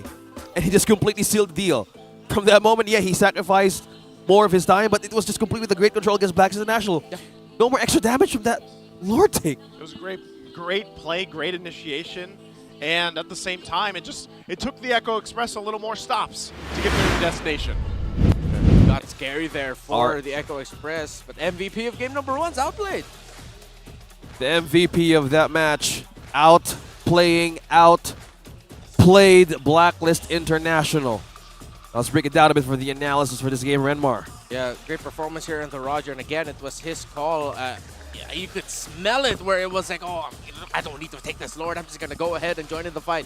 Flicker forward. And of course, with the build he has, another version of the Roger that we've been seeing, although this is very similar to what we've been seeing more often. It's Assassin Emblem, Master Assassin. You go for the adaptive attack for the first skill, and then first talent, and then Quantum Charge, so that you can go a little bit quicker as well. So his item priorities, if I'm not mistaken, he went into the Windtalker first, or was it the EOB? Oh, I don't know. He built the Azure Blade of the EOB, full built into the Windtalker. Then you finish the rest of the Endless Battle into the Hoskalaws, into the Great Dragon Spear. And that's why this Roger's so good for post-game chases. Because if you have the Great Dragon Spear, again, when you change up, when you use your ultimate, increases your movement speed. That's why we got to see a crazy chase by Outplayed at the end of the game where he flickered forward. We'll get to that. But this is one of the biggest turning points of the game where Echo, again, may have bitten more off than they could chew. They didn't need to continue that fight under the turret, even though they got a kill into Sensui. But then you also have to credit Haji for setting that play up, for getting that, getting JP just within range. That was the maximum range that you could get the I'm offended off, flicker back, pulling back, and then forcing Echo to respond. But Blacklist International would then be able to push out afterwards, even though Echo would be getting that Lord. They still were able to continue the fight, and I believe this was the winning moment. You see here outplayed at this point. This was after he used the flicker forward. Yes, they lost Benedetta, they lost Sanford, but at this point, with those members low already, this is just a perfect scenario for Roger to continue fighting. Could have gotten Maniac, but I don't know. I'm not going to say the Zyda did that on purpose. I'm sure he was trying to give outplay the Maniac as well, but it is a well-deserved MVP for the Echo Gold laner. Let's talk about the lineups here from the beginning. Again, you have a dive comp on the side of Echo that has a timer of when they need to take this down. If it gets to the point, and it did get to the point, where the game was much more even in terms of the resources, that's when you have to be crafty with your approaches. It can't just be, all right, everyone's going to gather at this one area, let's wait for the set of the tank, go forward, and then just throw everything. No, you got to be more creative with your approaches, and that creativity came from Sanford. As pointed out earlier, you saw Sanford go from the Lord through the mid, all around, got the info, but knowing that Echo, knowing that they already knew that they had a sandwich positioning pincer advantage over Blacklist, they knew that they could just pull the trigger and go for that. And yes, JP would fall, but he got a good set up.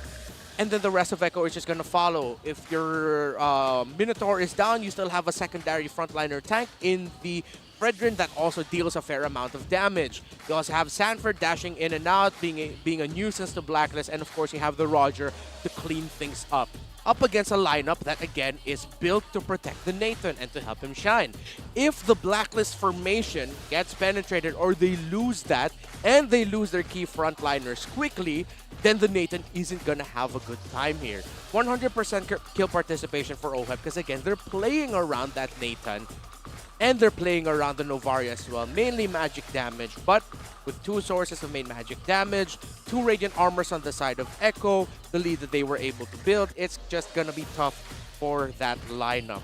Zyda, we also have to visit his performance in this game as well. Cool, calm, and collected on the Fredrin. That's what I like about Zyda and Outplayed. Even though, yes, we know they're not Carl TZ and Benny QT, but they play in such a way that it's like, yeah, we're Zyda and Outplayed. We deserve to be here. We deserve to be in the MPL. We deserve to play with this lineup for Echo, and they do it so well. And it went well for Echo for game number 1, completely sealing the first game, and they're in match point up against Blacklist International. So, what are the sort of things that need to what the things that need to fix for Blacklist International? I'm kind of thinking, was it the draft? Was the priority? Like, was the Nathan really that the great of an option up against the Roger? Because they placed it so well in the draft. The Roger was last pick. Yeah. You know, it's funny because even with the draft, I would say that Blacklist International still did relatively a good job at holding on for how much of a lead that was on top of them. And they did it multiple times, you know, in their own base and everything. So I think even draft-wise, when you look at it, the execution on the defense was there, but it just took them too much time to get there. And honestly, sometimes maybe that's a Nathan thing too, you know, the way that things kind of unfold when you have that in your lineup. Yeah, speaking of lineup, Face and the hero chip, Face Ignition, is now available, and with teleportation at your fingertips and portals offering endless possibilities, come join the game and develop your own unique strategy. Get the hero and skin for only 469 diamonds in a bundle during the launch week. I'm still waiting for Chip. We already saw him in a ban. We got to see him in MPL Malaysia. It was Homeboys versus Monster. Yep. A ban. Wow. Yeah. I want to see him here. I want to see him here, man. I want to see him play. I enjoy playing Chip. You actually enjoy him? Yeah, I enjoy playing as Chip. a roam from even with randoms. It's like it's a good time for me. It's fun to teleport around, but yeah, it is. You have a way to check the bush, even to check the camps of the enemy team. Yeah, you have so much opportunities to get.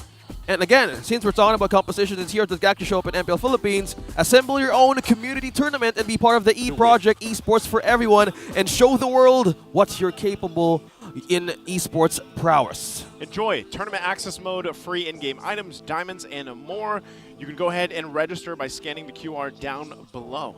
Yeah, and again, this part of the script doesn't have anything for the analyst to say, so just scan the QR code, comment and stuff. Get it. Do everything. Hashtag Echo, hashtag Black, It's hashtag okay. community tournaments. That's to give you a Do the break thing. after the analyst segment. Yeah, you've Mark. given us an amazing analysis, I man. don't mind talking and talking. We get paid to do this, lads. That's why. All right. They're thinking about your health. Okay. Again, we're still having the match of Blacklist International and Echo. Now let's throw it over to Mara and Hans. Let's see what's cooking up there. It's a surprise. Mara, ang ginagawa mo dito? May bisita daw eh, hinahanap ko. Bisita, wala naman tao. Wala naman tao dito. Meron daw. Wala May nga. bisita na darating. Wala. Taga-ibang bansa. Wala nga, promise. Bumalik ka tayo dito. Sabi ko sa'yo eh. Uy! Sabi ko sa'yo eh. Siya ba yun? Alam mo, narinig namin pupunta ka dito. Uy! Wait lang ha. Teka lang, parang Wait may- lang. Guess who's back? Back again. Did you crawl back to the Philippines? Did you crawl? Anong meron? Bakit ka nandito?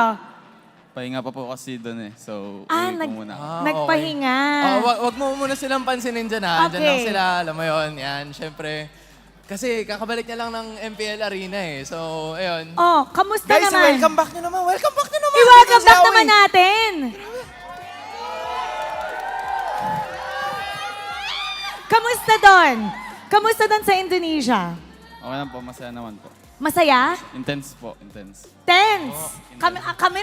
Kami rin natatense sa'yo eh. Parang may problema ka. Parang may problema ka. Natense din kami. Oh, okay doon, masaya sa Indonesia. Okay naman po. Di ba mas masaya sa... Oo. Di ba? It's more fun in the Philippines. Nasabi mo lang ba? Di ba? Kasi More nandun fun in the Philippines. Parehas po, sobrang saya. Parehas. Parehas. Oh. Nagbabago yung sagot dahil nasa Pilipinas. Sabi ko nga, baka kasi nandun siya, kaya ganun yung sagot. Okay. So, narinig namin kasi mainit yung laban sa Indonesia. Mas mainit ba doon or dito? Parehas po, sobrang intense eh. Pero Pinas po, lakas po talaga eh. Okay. Pinas lang malakas. Okay, safe. Ano bang pinagkaiba Oo nga. ng laruan sa... Kasi sabi mo, parehas intense eh. In what way nagkakaiba yung intensity ng Indonesia sa laruan dito sa Pilipinas? Based on your experience. Based sa experience ko po, feel ko po since kalagitnaan lang po ng season sa MPL Indo, feel ko parang, doon po kasi parang dikit lahat ng laban. Dikit? Parang Stale po, ba? Opo, dito po kasi once na makadominate yung isang team dito sa Pinas sa early, parang dire-diretso na. Sa Indonesia pa parang pag nakadominate sa early, pwede pong makambak eh. Parang more on discipline po talaga. Yun po. Sige nga. Ano yung mas exciting? Ayan na. Yawi, sinabihan kita dito, Yawi. Or Philippines? Ano yung mas exciting? Yung totoo. Parehas po, parehas. Hindi! Yawis, Hindi. brinip na kita kanina, hindi gumagana yan kay Mara. Ano? Promise. Ano yung mas exciting? Saan? Saan? Parang kailangan natin ng tulong. Guys, saan ba mas malakas? Saan mas Saan mas intense? malakas? Okay. Okay. Para sa'yo. No coaching yun. Yung mas exciting lang naman. Hindi namin, alam namin malakas dito eh. Tsaka wala ka Pero naman. saan mas exciting para sa'yo? Parehas po talaga eh. Grabe. Saan yung mas exciting para sa'yo? Nag-enjoy po kasi ako parehas eh. Nung dito pa po ako naglalaro tsaka sa Indo. So, nag-enjoy po ako parehas talaga. Palalagpasin ba natin yun? Hindi, nasa Kasi sa'yo gusto yan. ko- Ikaw ang Gusto nagtatanong. kong malaman eh. Papalambasin ba natin? Hindi daw! Ano daw? Hindi! Sorry, pare. Oh, saan mas exciting? Parehas po talaga. Grabe. Feel ko, anong pakiramdam mo? Kasi parehas eh. Okay, parehas. His heart is torn. Tama. Torn na yung heart. Alam mo, Echo right now is doing really well this season. Nasa top sila ngayon. Miss ka na daw ni Carl. Meron ka bang message sa Echo? Sa Echo, sana magkita tayo sa MSC. Oh! Wait! Hamon ba yun? Or Hamon ba yun o invitation lang? Invitation po. Invitation since lang? Ikaw nami-miss na, ko na rin po siya. sobra. Invitation. Ano naman gusto mo sabihin sa lahat ng ating mga manonood? Kasi kahit nasaan ka, sinusuportahan ka pa din ng mga Filipinos. What do you have to say to them? Sa mga sa mga supporters po, thank you po sa mga sumusuporta sa akin and supportahan nyo na din po yung Echo since love na love ko sila. Love na love sila. Mara, Alright. bago ko ibalik sa mga casters complete the word naman, men. Alam ko, na-miss namin to lahat eh. Okay, complete the word. Dala. Say it again. This time, sabay-sabay tayong Sabay-sabay lahat. tayong lahat. Okay, in 1, 2, 3. Dala. Doon na kumpleto. Na-miss namin yun. Na-miss ko yun. Na-miss ka namin, pero ngayon babalik na tayo sa ating mga casters. Pasok. The law is one of the famous lines of Tristan Cabrera's Yawi from Echo Philippines. Now, formerly Echo. Now he's back in the land of champions. I didn't even know he was going to be here today. Yeah. I don't hear on the desk. Did we even know? No, I didn't know. It was like apparently it was it showed up in the IG of MPL Philippines. But you saw it? Yeah, showed up. I've been seeing a lot of red colored hair lately with our players here in the Philippines. I was just confused who was that back there. Yeah. I really hope that we knew because I probably would have asked Yawi, yo, can you bring over an Aura jersey? Because I like the Aura jerseys. Yeah, the Aura jerseys, so... Yeah, and I would have loved to get a shout out from Gugun. You know Gugun, the jungler of Aura? He's really good, by the way. You know... I'm an Aura fan. Hey, man, I'm happy for Yawi. Like, if he Sincerely. seems happy, and and I know there was like some pressure there, where he's enjoying and everything, but hey, I hope that they get to see each other in MSC. Yeah. That'd be great. Yeah, back in that invitation, he asked Yawi, like, what is your message for Echo? Like, yeah, we'll see you in MSC. So it was a question. Was it an invitation? And you saw the reaction of Carl and Benny. Like, was that a... And you're going to leave that there. Yeah, and Aura is like really improving in Indonesia. Yo. So like as it goes on, like really like the star power of Yawi is undeniable, but then at the same time, the other members of Aura just play around him and with him as well.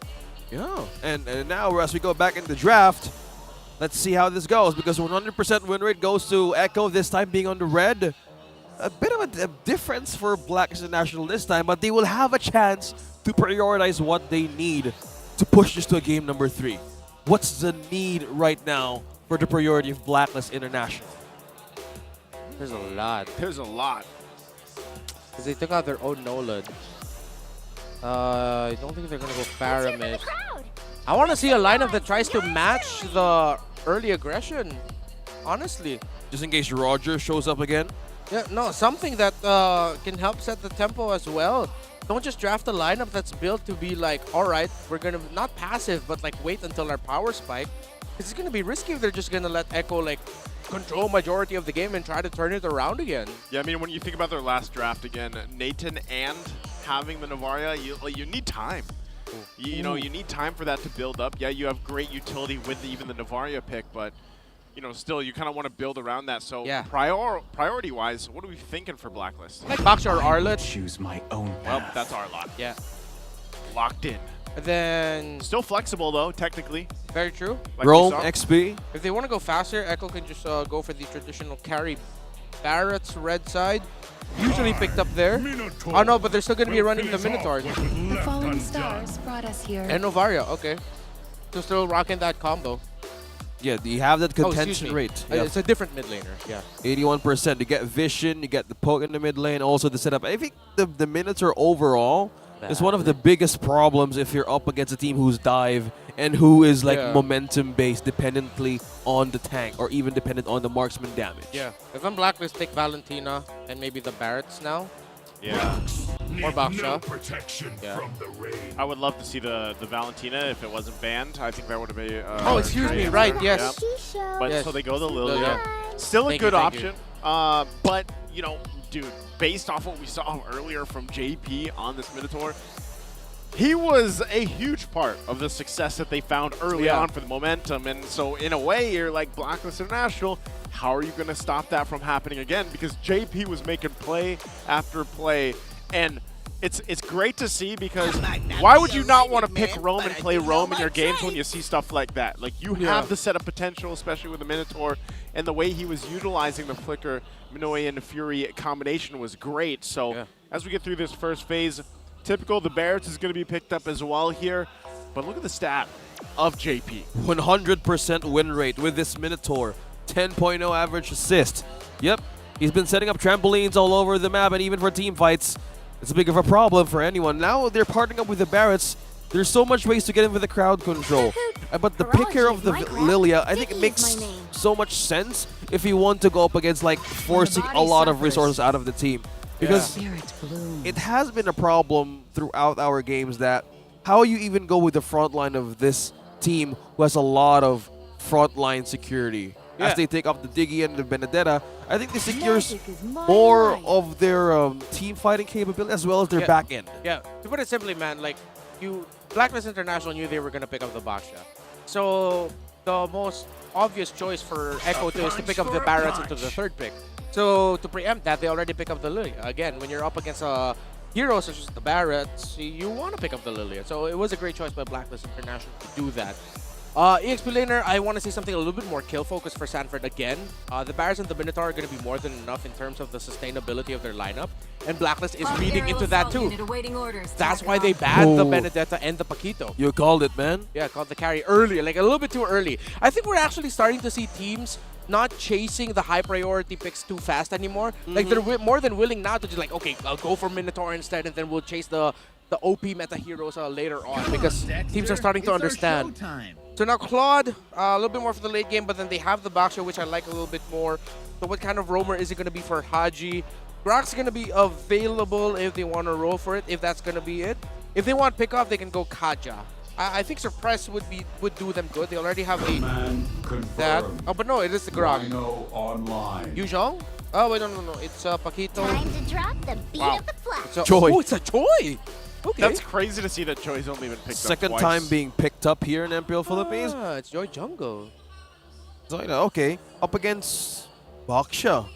So magic damage, and as well as crowd control, and you have pure shredding power damage against the big beefy boys, as we call it here, in the lineup of Blacklist International. So fun fact, there's the only team that has drafted the Joy Jungle this season is... Oh, I thought it was in my notes. Never mind. I thought I remember seeing it earlier. Anti-climatic there. Yeah, But, you know, the funny thing is, if I remember right, Zyda loved this pick back in the MDL. Oh, yeah, so, he does. you know, this is more so comfort here. So as we take a look at the lineups, let us know what you guys think in the chat. The hashtags, of course, hashtag Echo. Comment it down. Yep, or hashtag Black with your user ID and your server IDs. We're Again, picking 2 winners for 1,000 diamonds. 2 winners in the Filipino stream and 2 winners in the English stream. 1,000 diamonds up for grabs. Now comment down whatever it is that you want to talk about. Now it's the second game. This is the match point of Echo. Will Blacklist force this into a game number 3? Actually, it's the third time Joy was picked. The first one was Demon Kite in the jungle, and then the second time was actually Heads in the EXP lane for TNC Pro Team. Look at that, positioning over to Haji, up top with the orange. Oh, that was a good reset back there. We didn't see it on camera, but that was one way to hold and delay. That's great vision and information being brought to Blacklist as of that moment. We're just going to be looking closely now at the rotations, because Blacklist can play pressure onto the jungle of Zyda. Zyda will use the Retribution. Yep. But it's just makes sense at this point. Oh, a lot of damage Sanji's taken. A lot of poke happening all around the map here. Yeah. For both teams of Blacklist International, especially really staying in this jungle of Echo. Haji's just taking so much hits. Yeah. From the beginning that he wanted to delay that objective being taken by Zyda. I mean, still, that's kind of what you want to do if you are this Grok. We see this a lot of times when any team picks up the Grok. That's kind of their job, right? Be that walking vision for your team for the most part. You know you're quite tanky, but getting that flicker out for now isn't going to do too much again. He might not have it, of course, for this turtle take, but still waiting for that level 4 for a majority of the teams here. Again, this is the advantage of having a Grok on your team. You just need a wall, and everything is just up to you. You activate the passive of a Grok, and just as that, you get more of the vision, get more of a ways to have a setup, even though your level 4 is still on the way. You still you give a great contribution on the early game for your team, especially now that Blacklist slowly building a lead. Now we're seeing level 4s on both from XP of Blacklist and as well as Echoes. Oh, yeah, Blacklist is taking up the turtle of the first objective. Yep, close. Just a little bit more second of a delay in the release, and Sanji could have actually taken that turtle away. But no surprise that Blacklist, again, we said this, what do they need to fix? What do they need for this game? Have a lineup that's a little bit more proactive. So this is good for them. Don't let just Echo continue playing their proactive play style. The Echo Express, fight back, be the ones faster in rotation and more aggressive right now. And I wouldn't be surprised if this is going to be the tempo of the game for the next 6 to 7 minutes. A while. Yeah, For a while. Blacklist will be in control, unless like Echo punishes something.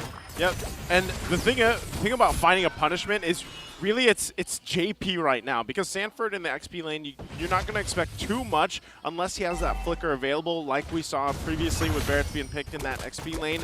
Could work out for them, but so far it's up to JP, and we saw him do it before in the previous game.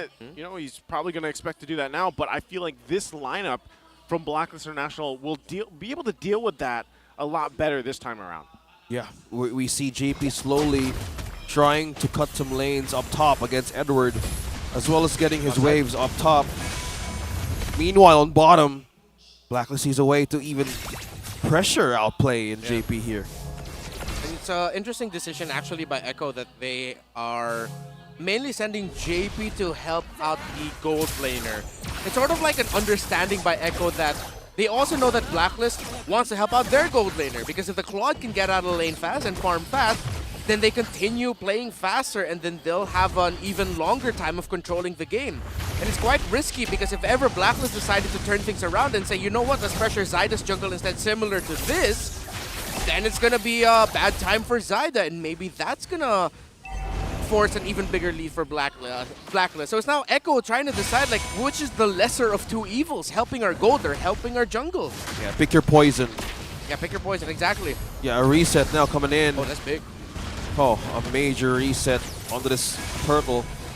But now setting up, they're just poking everybody out on Echo right now. Oh, yeah, push that mid lane as well. So he's going to make his way back down bot, but Outplayed got a little bit of that. Now that's another reset here on this turtle. Both teams not want to commit just yet. Zyda going to be just fine. That might be the call, though, to actually push this if they can. JP there's Sanford. He's going to jump in. Sensui gets the turtle, though. They might just have to disengage from this, but Sanford could be in trouble. Gets a little bit of the heal from that motivational roar. They'll back off. Objective secured, though, for Blacklist. Yeah, only a bit of a disconnect there by Echo. I know they were trying to use the Star Shatter of the Novaria to potentially steal that turtle away. But after Edward final slashed Zyda, I was surprised that Zyda used the beats. Oh no, but then he has the beats again. Big final slash again. Might be able to get this Sanford. This time around, he's too slow as that Dino falls in the top lane. So Blacklist on the board here. First blood for Blacklist International with the lead as well. How's the item showing right now? All right, slight lead here actually for Oheb again because of the pressure pushed down by Blacklist into the gold lane. Already up to a DHS, 2 items for the Claude. Zyda going to be in trouble trying to hold that lane down. Instead gets taken out. And a turret up top as well. No trade for Echo. Still maintaining their advantage. Blacklist International with the lead as well as the push. Now slowly looking for an eye for the goal leader, even for the mid lane to even push through. Yeah, that's rough, buddy. But right now, again, we expected this. Blacklist is the lead and Echo just going back. They're putting more pressure here. JP, can he survive this? Has the heal there. Good response, a counter punch against Haji's. He's going to fall. So Echo now on the board themselves. Yeah. They're playing the tune, though, to Blacklist International, and that's exactly the adjustment that needed to be made from Blacklist for this game, too. Yeah. Clutch motivation roar for him to survive that. Just can't see right now. Is he rocking the favor? Yeah, no wonder. I was wondering, it's like, wow, that was a chunky roar from Minotaur, but then no wonder at this point he already has the favor blessing up. Yeah, only shows that he has more ways to even hold crowd control against Blacklist International. But Oheb here still waiting on the way because he kind of expected the waves might be cleared and probably wait some time to get here. But turtles being taken slowly.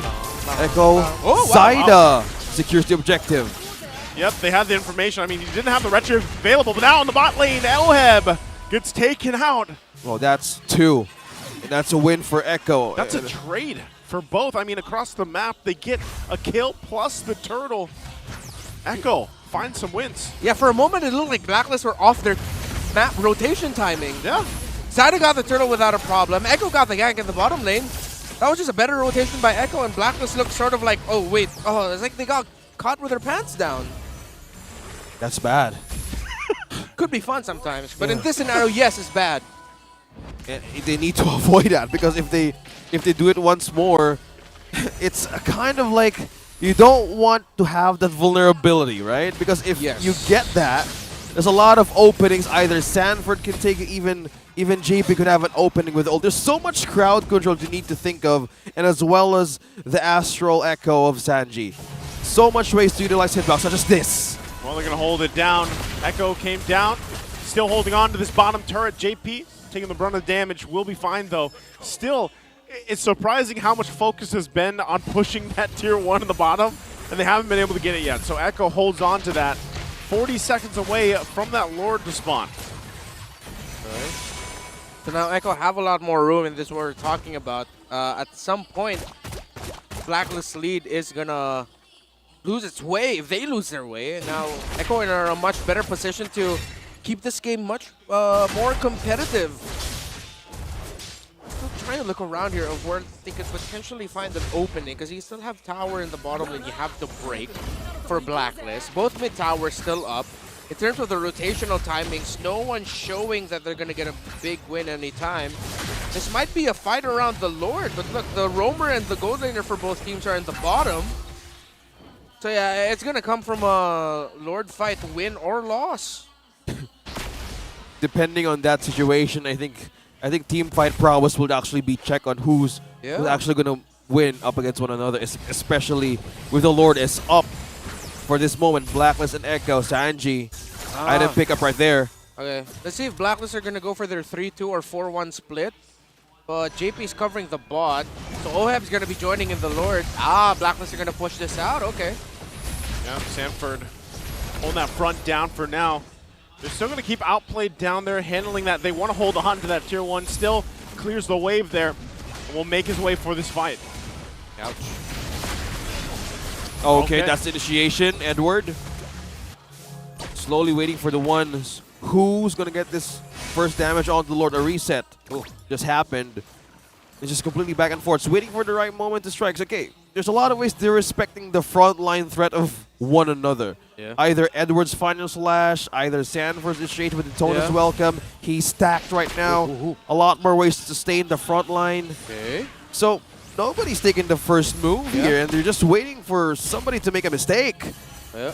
Outplayed. Applying pressure at the bottom lane. I wonder if he's going to spot out Claude. No, Claude, if I'm not mistaken, yeah, he checked the Sharab with BMI. He knows where outplayed is. He'll have a chance to push down bottom. I wonder if there's going to be a trade.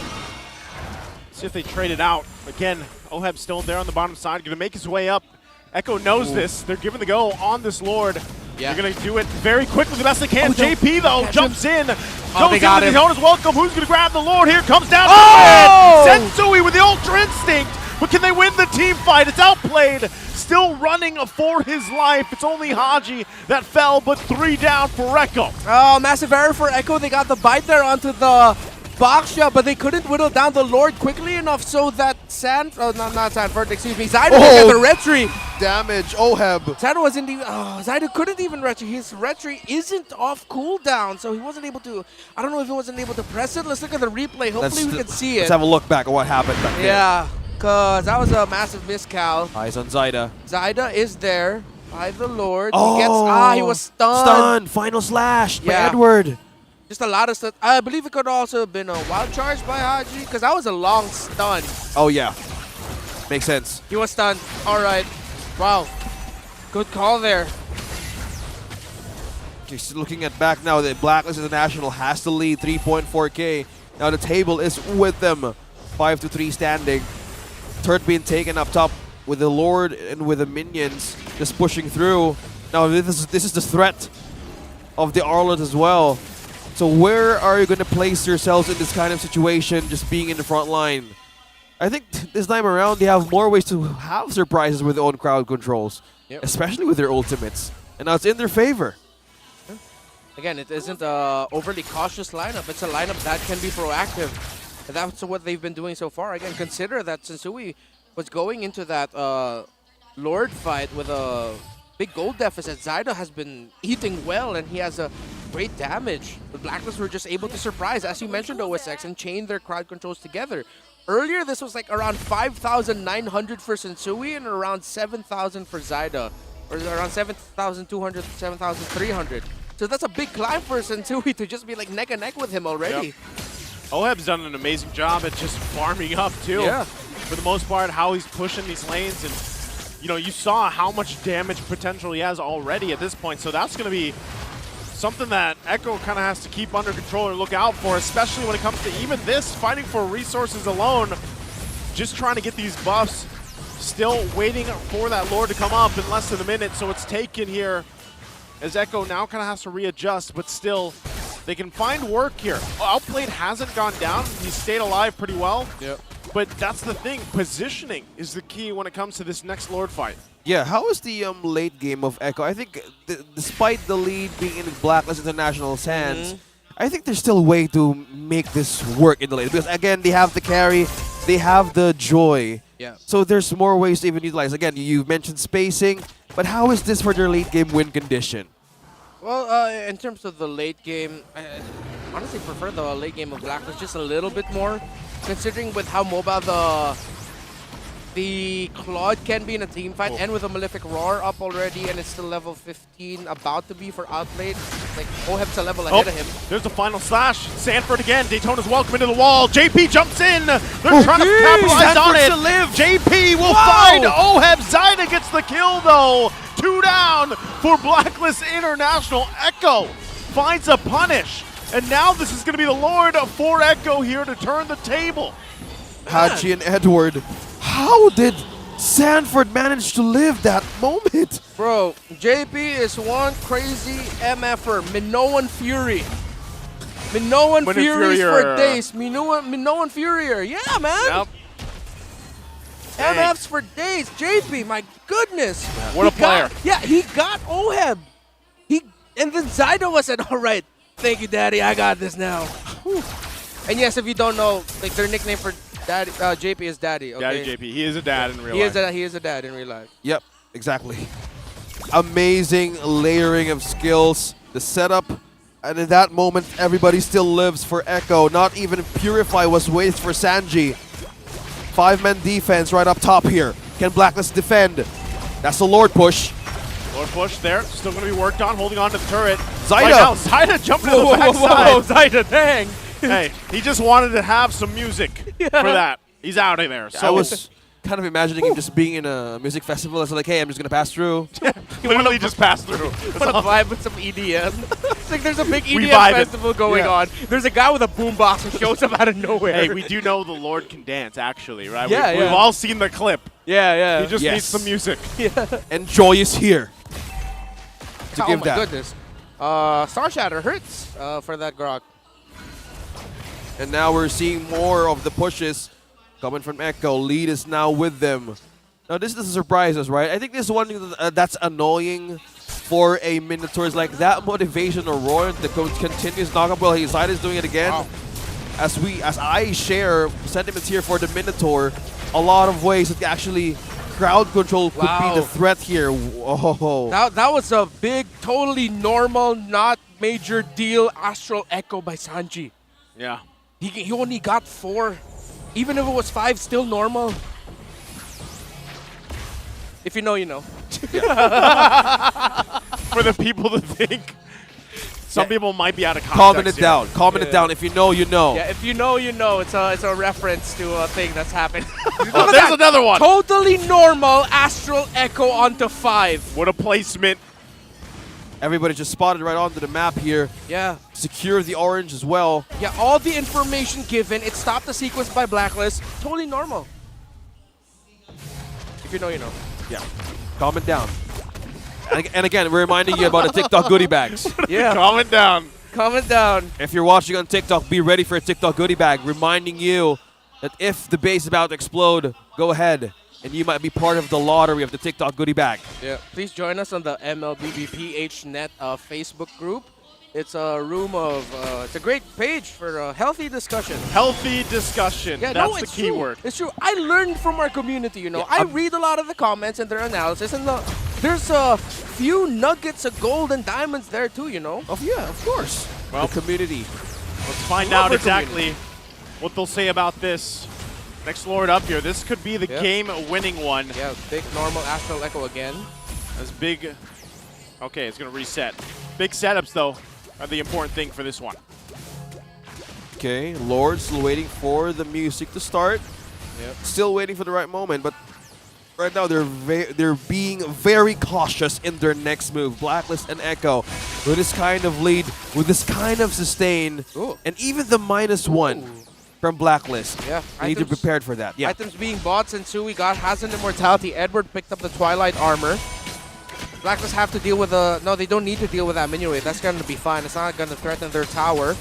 Oheb's getting the purple buff.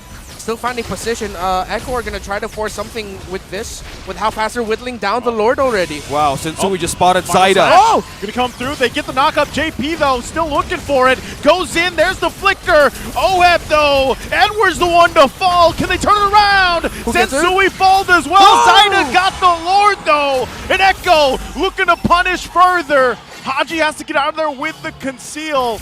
But Echo will find him. One hit away, and Zaida gets him down. Minions pushing up top as well. The entry by Zaida. 3 men down for Blacklist International. How can they defend this? It's very endable. But the members remaining on the side of Blacklist International are the ones with crazy minion wave. Clear.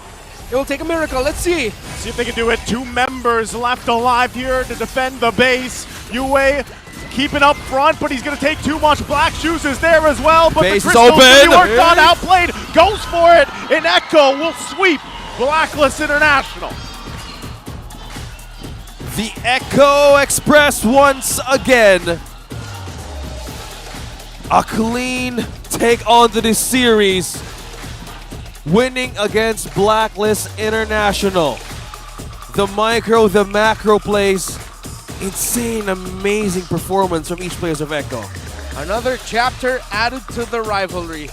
The story of Blacklist may be going down a road that they do not expect or want themselves to be in. The Echo Express goes down the road of victory today with a tremendous performance by Zaida and Outplay, the 2 MDL champions and graduates. Still, a perfect record for Echo for those two. 6-0. Yeah, 6-0. You got to say, too, that game, it was really a back and forth between, Blacklist having a lead, then Echo, and you got to give it up for, this iteration of Echo to make things work. Even when they're down in moments, they still turn things around, and that's what's great to see now for Blacklist International. Of course, you still want to see them kind of recalibrate as they go into that second half, especially the regular season ahead of them. Yep. This is the right time to have a reset as they take on the half of the week of the regular season. Now, but this time around, it is Echo who won the match. Well, a day full of sweeps, gentlemen. Yeah. A day full of sweeps. Now let's head over to the stage with Mara and Hans, together with Echo for their winning interview. All right, everybody, give it up to Echo. Zaida outplayed. Job well done once again. Okay, kung i-rate nyo yung performance nyo today, out of 10, how happy were you? What would you say with your performance? Kasi lagi kayong panalo. Siguro sa akin, 9 lang. 9. Bakit may kulang na isa? Wala, di pa malinis sobra. Kaya 9 lang. Hindi pa malinis sobra, kaya 9. So, he feels that he could give more. That's the right mindset. Yeah. How about for you? Dito naman, kaya outplayed. Outplayed, same question. From 1 to 10, how would you rate yourself in the series? Siguro mga 9.5 po. Mas mataas ng 0.5. 0.5. So bakit? Gusto pa namin ma-unlock yung full potential pa talaga namin. Kumbaga, hindi pa po yun yung pinaka-the best na laro namin. How would you envision yung full potential? Anong ibig sabihin mo doon?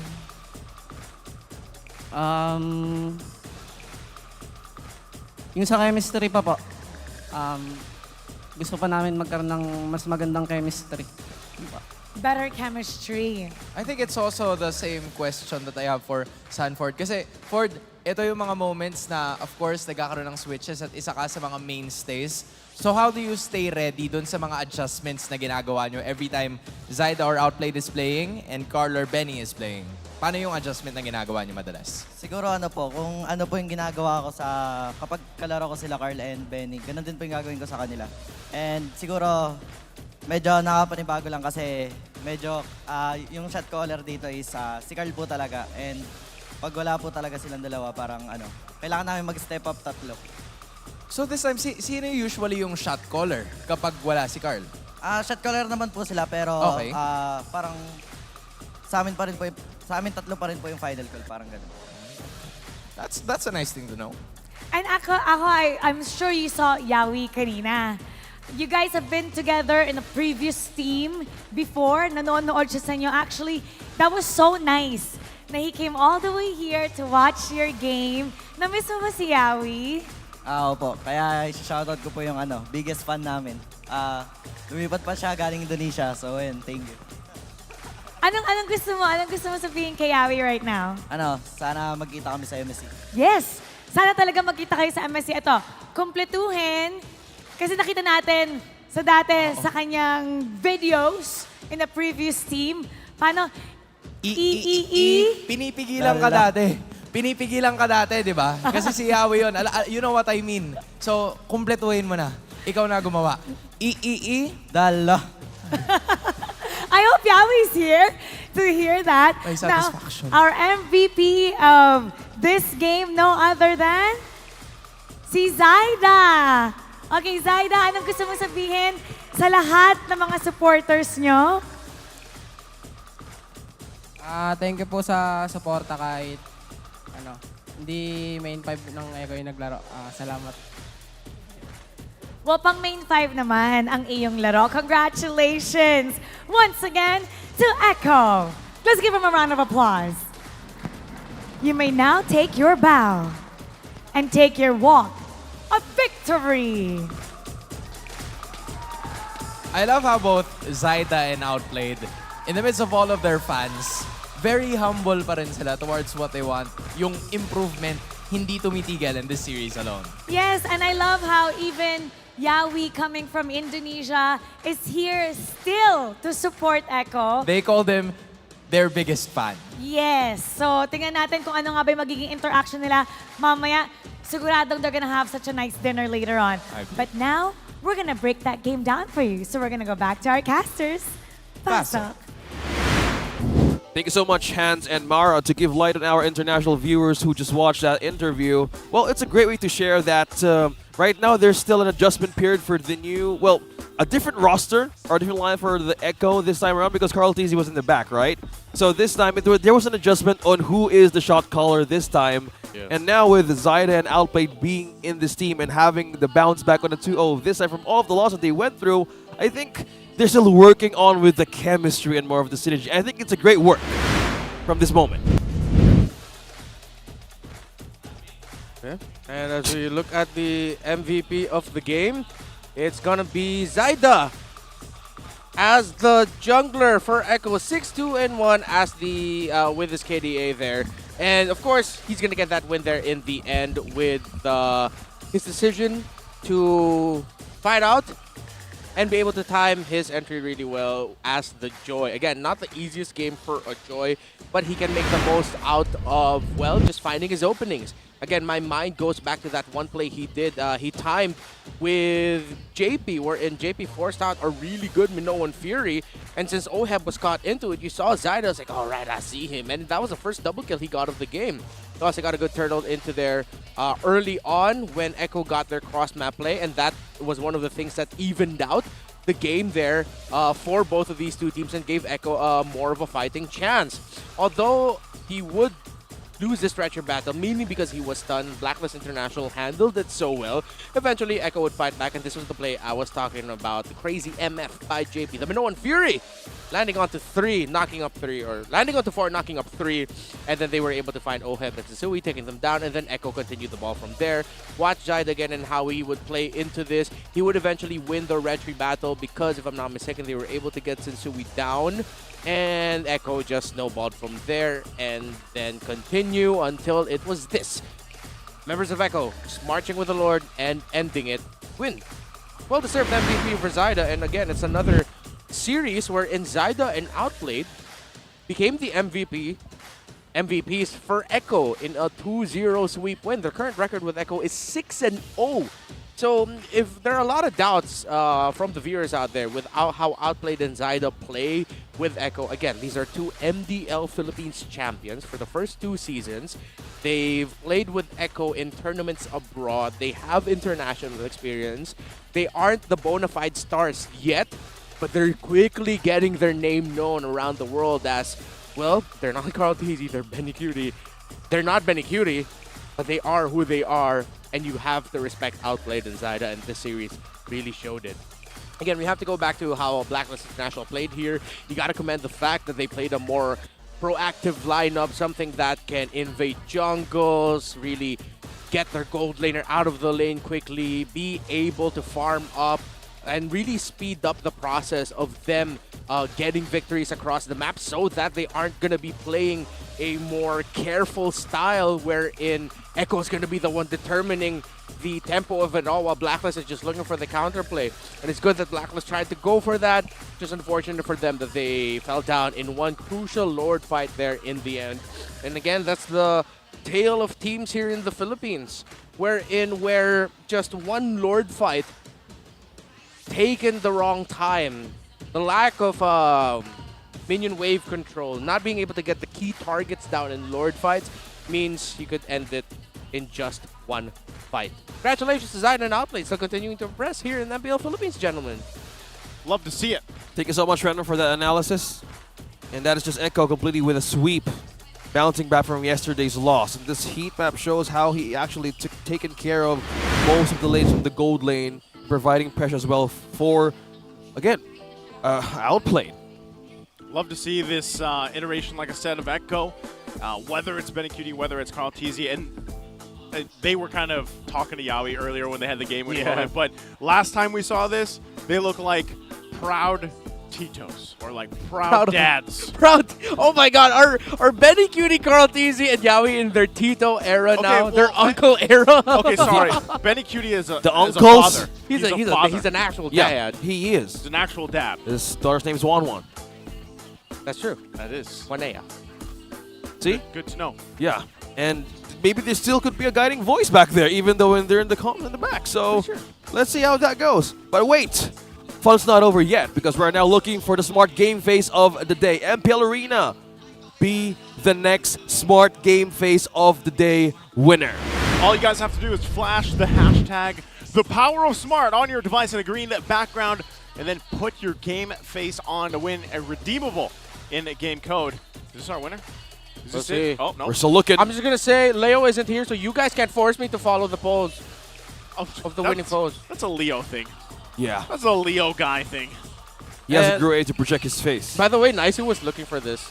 I was looking for this. Yeah. I don't know if they heard me. Oh, there's the Wow, face. game face of the day winner. All right, I'll copy it. Yeah, The go for power it. of smart. I need. Go for it. Can we actually trying to get cool? All There it right. is. That's how you show your game face of the day. There it is. Let's see it. Let's see it. Show it, please. Oh, snap. I'm feeling the game face right there, Renmar. That's it. There it is. Keep it Okay. coming. So He's our game face now. Congratulations to our winner of the Smart Game Phase of the Day. Be careful with that. Things The I GT do, series. Yeah. Things I do Putting for it my back job. carefully. And that's our winner. Congratulations again for those who made their hashtag in the comment section in TikTok, YouTube. My goodness, you're up for grabs this time around. That was a heck of a series, gentlemen. Like straight 2-0s for the day. Once again, this has been the Rebear Bros, OSX, Naizu, and Redmar. Sword over to Hans and Mara. Back on stage.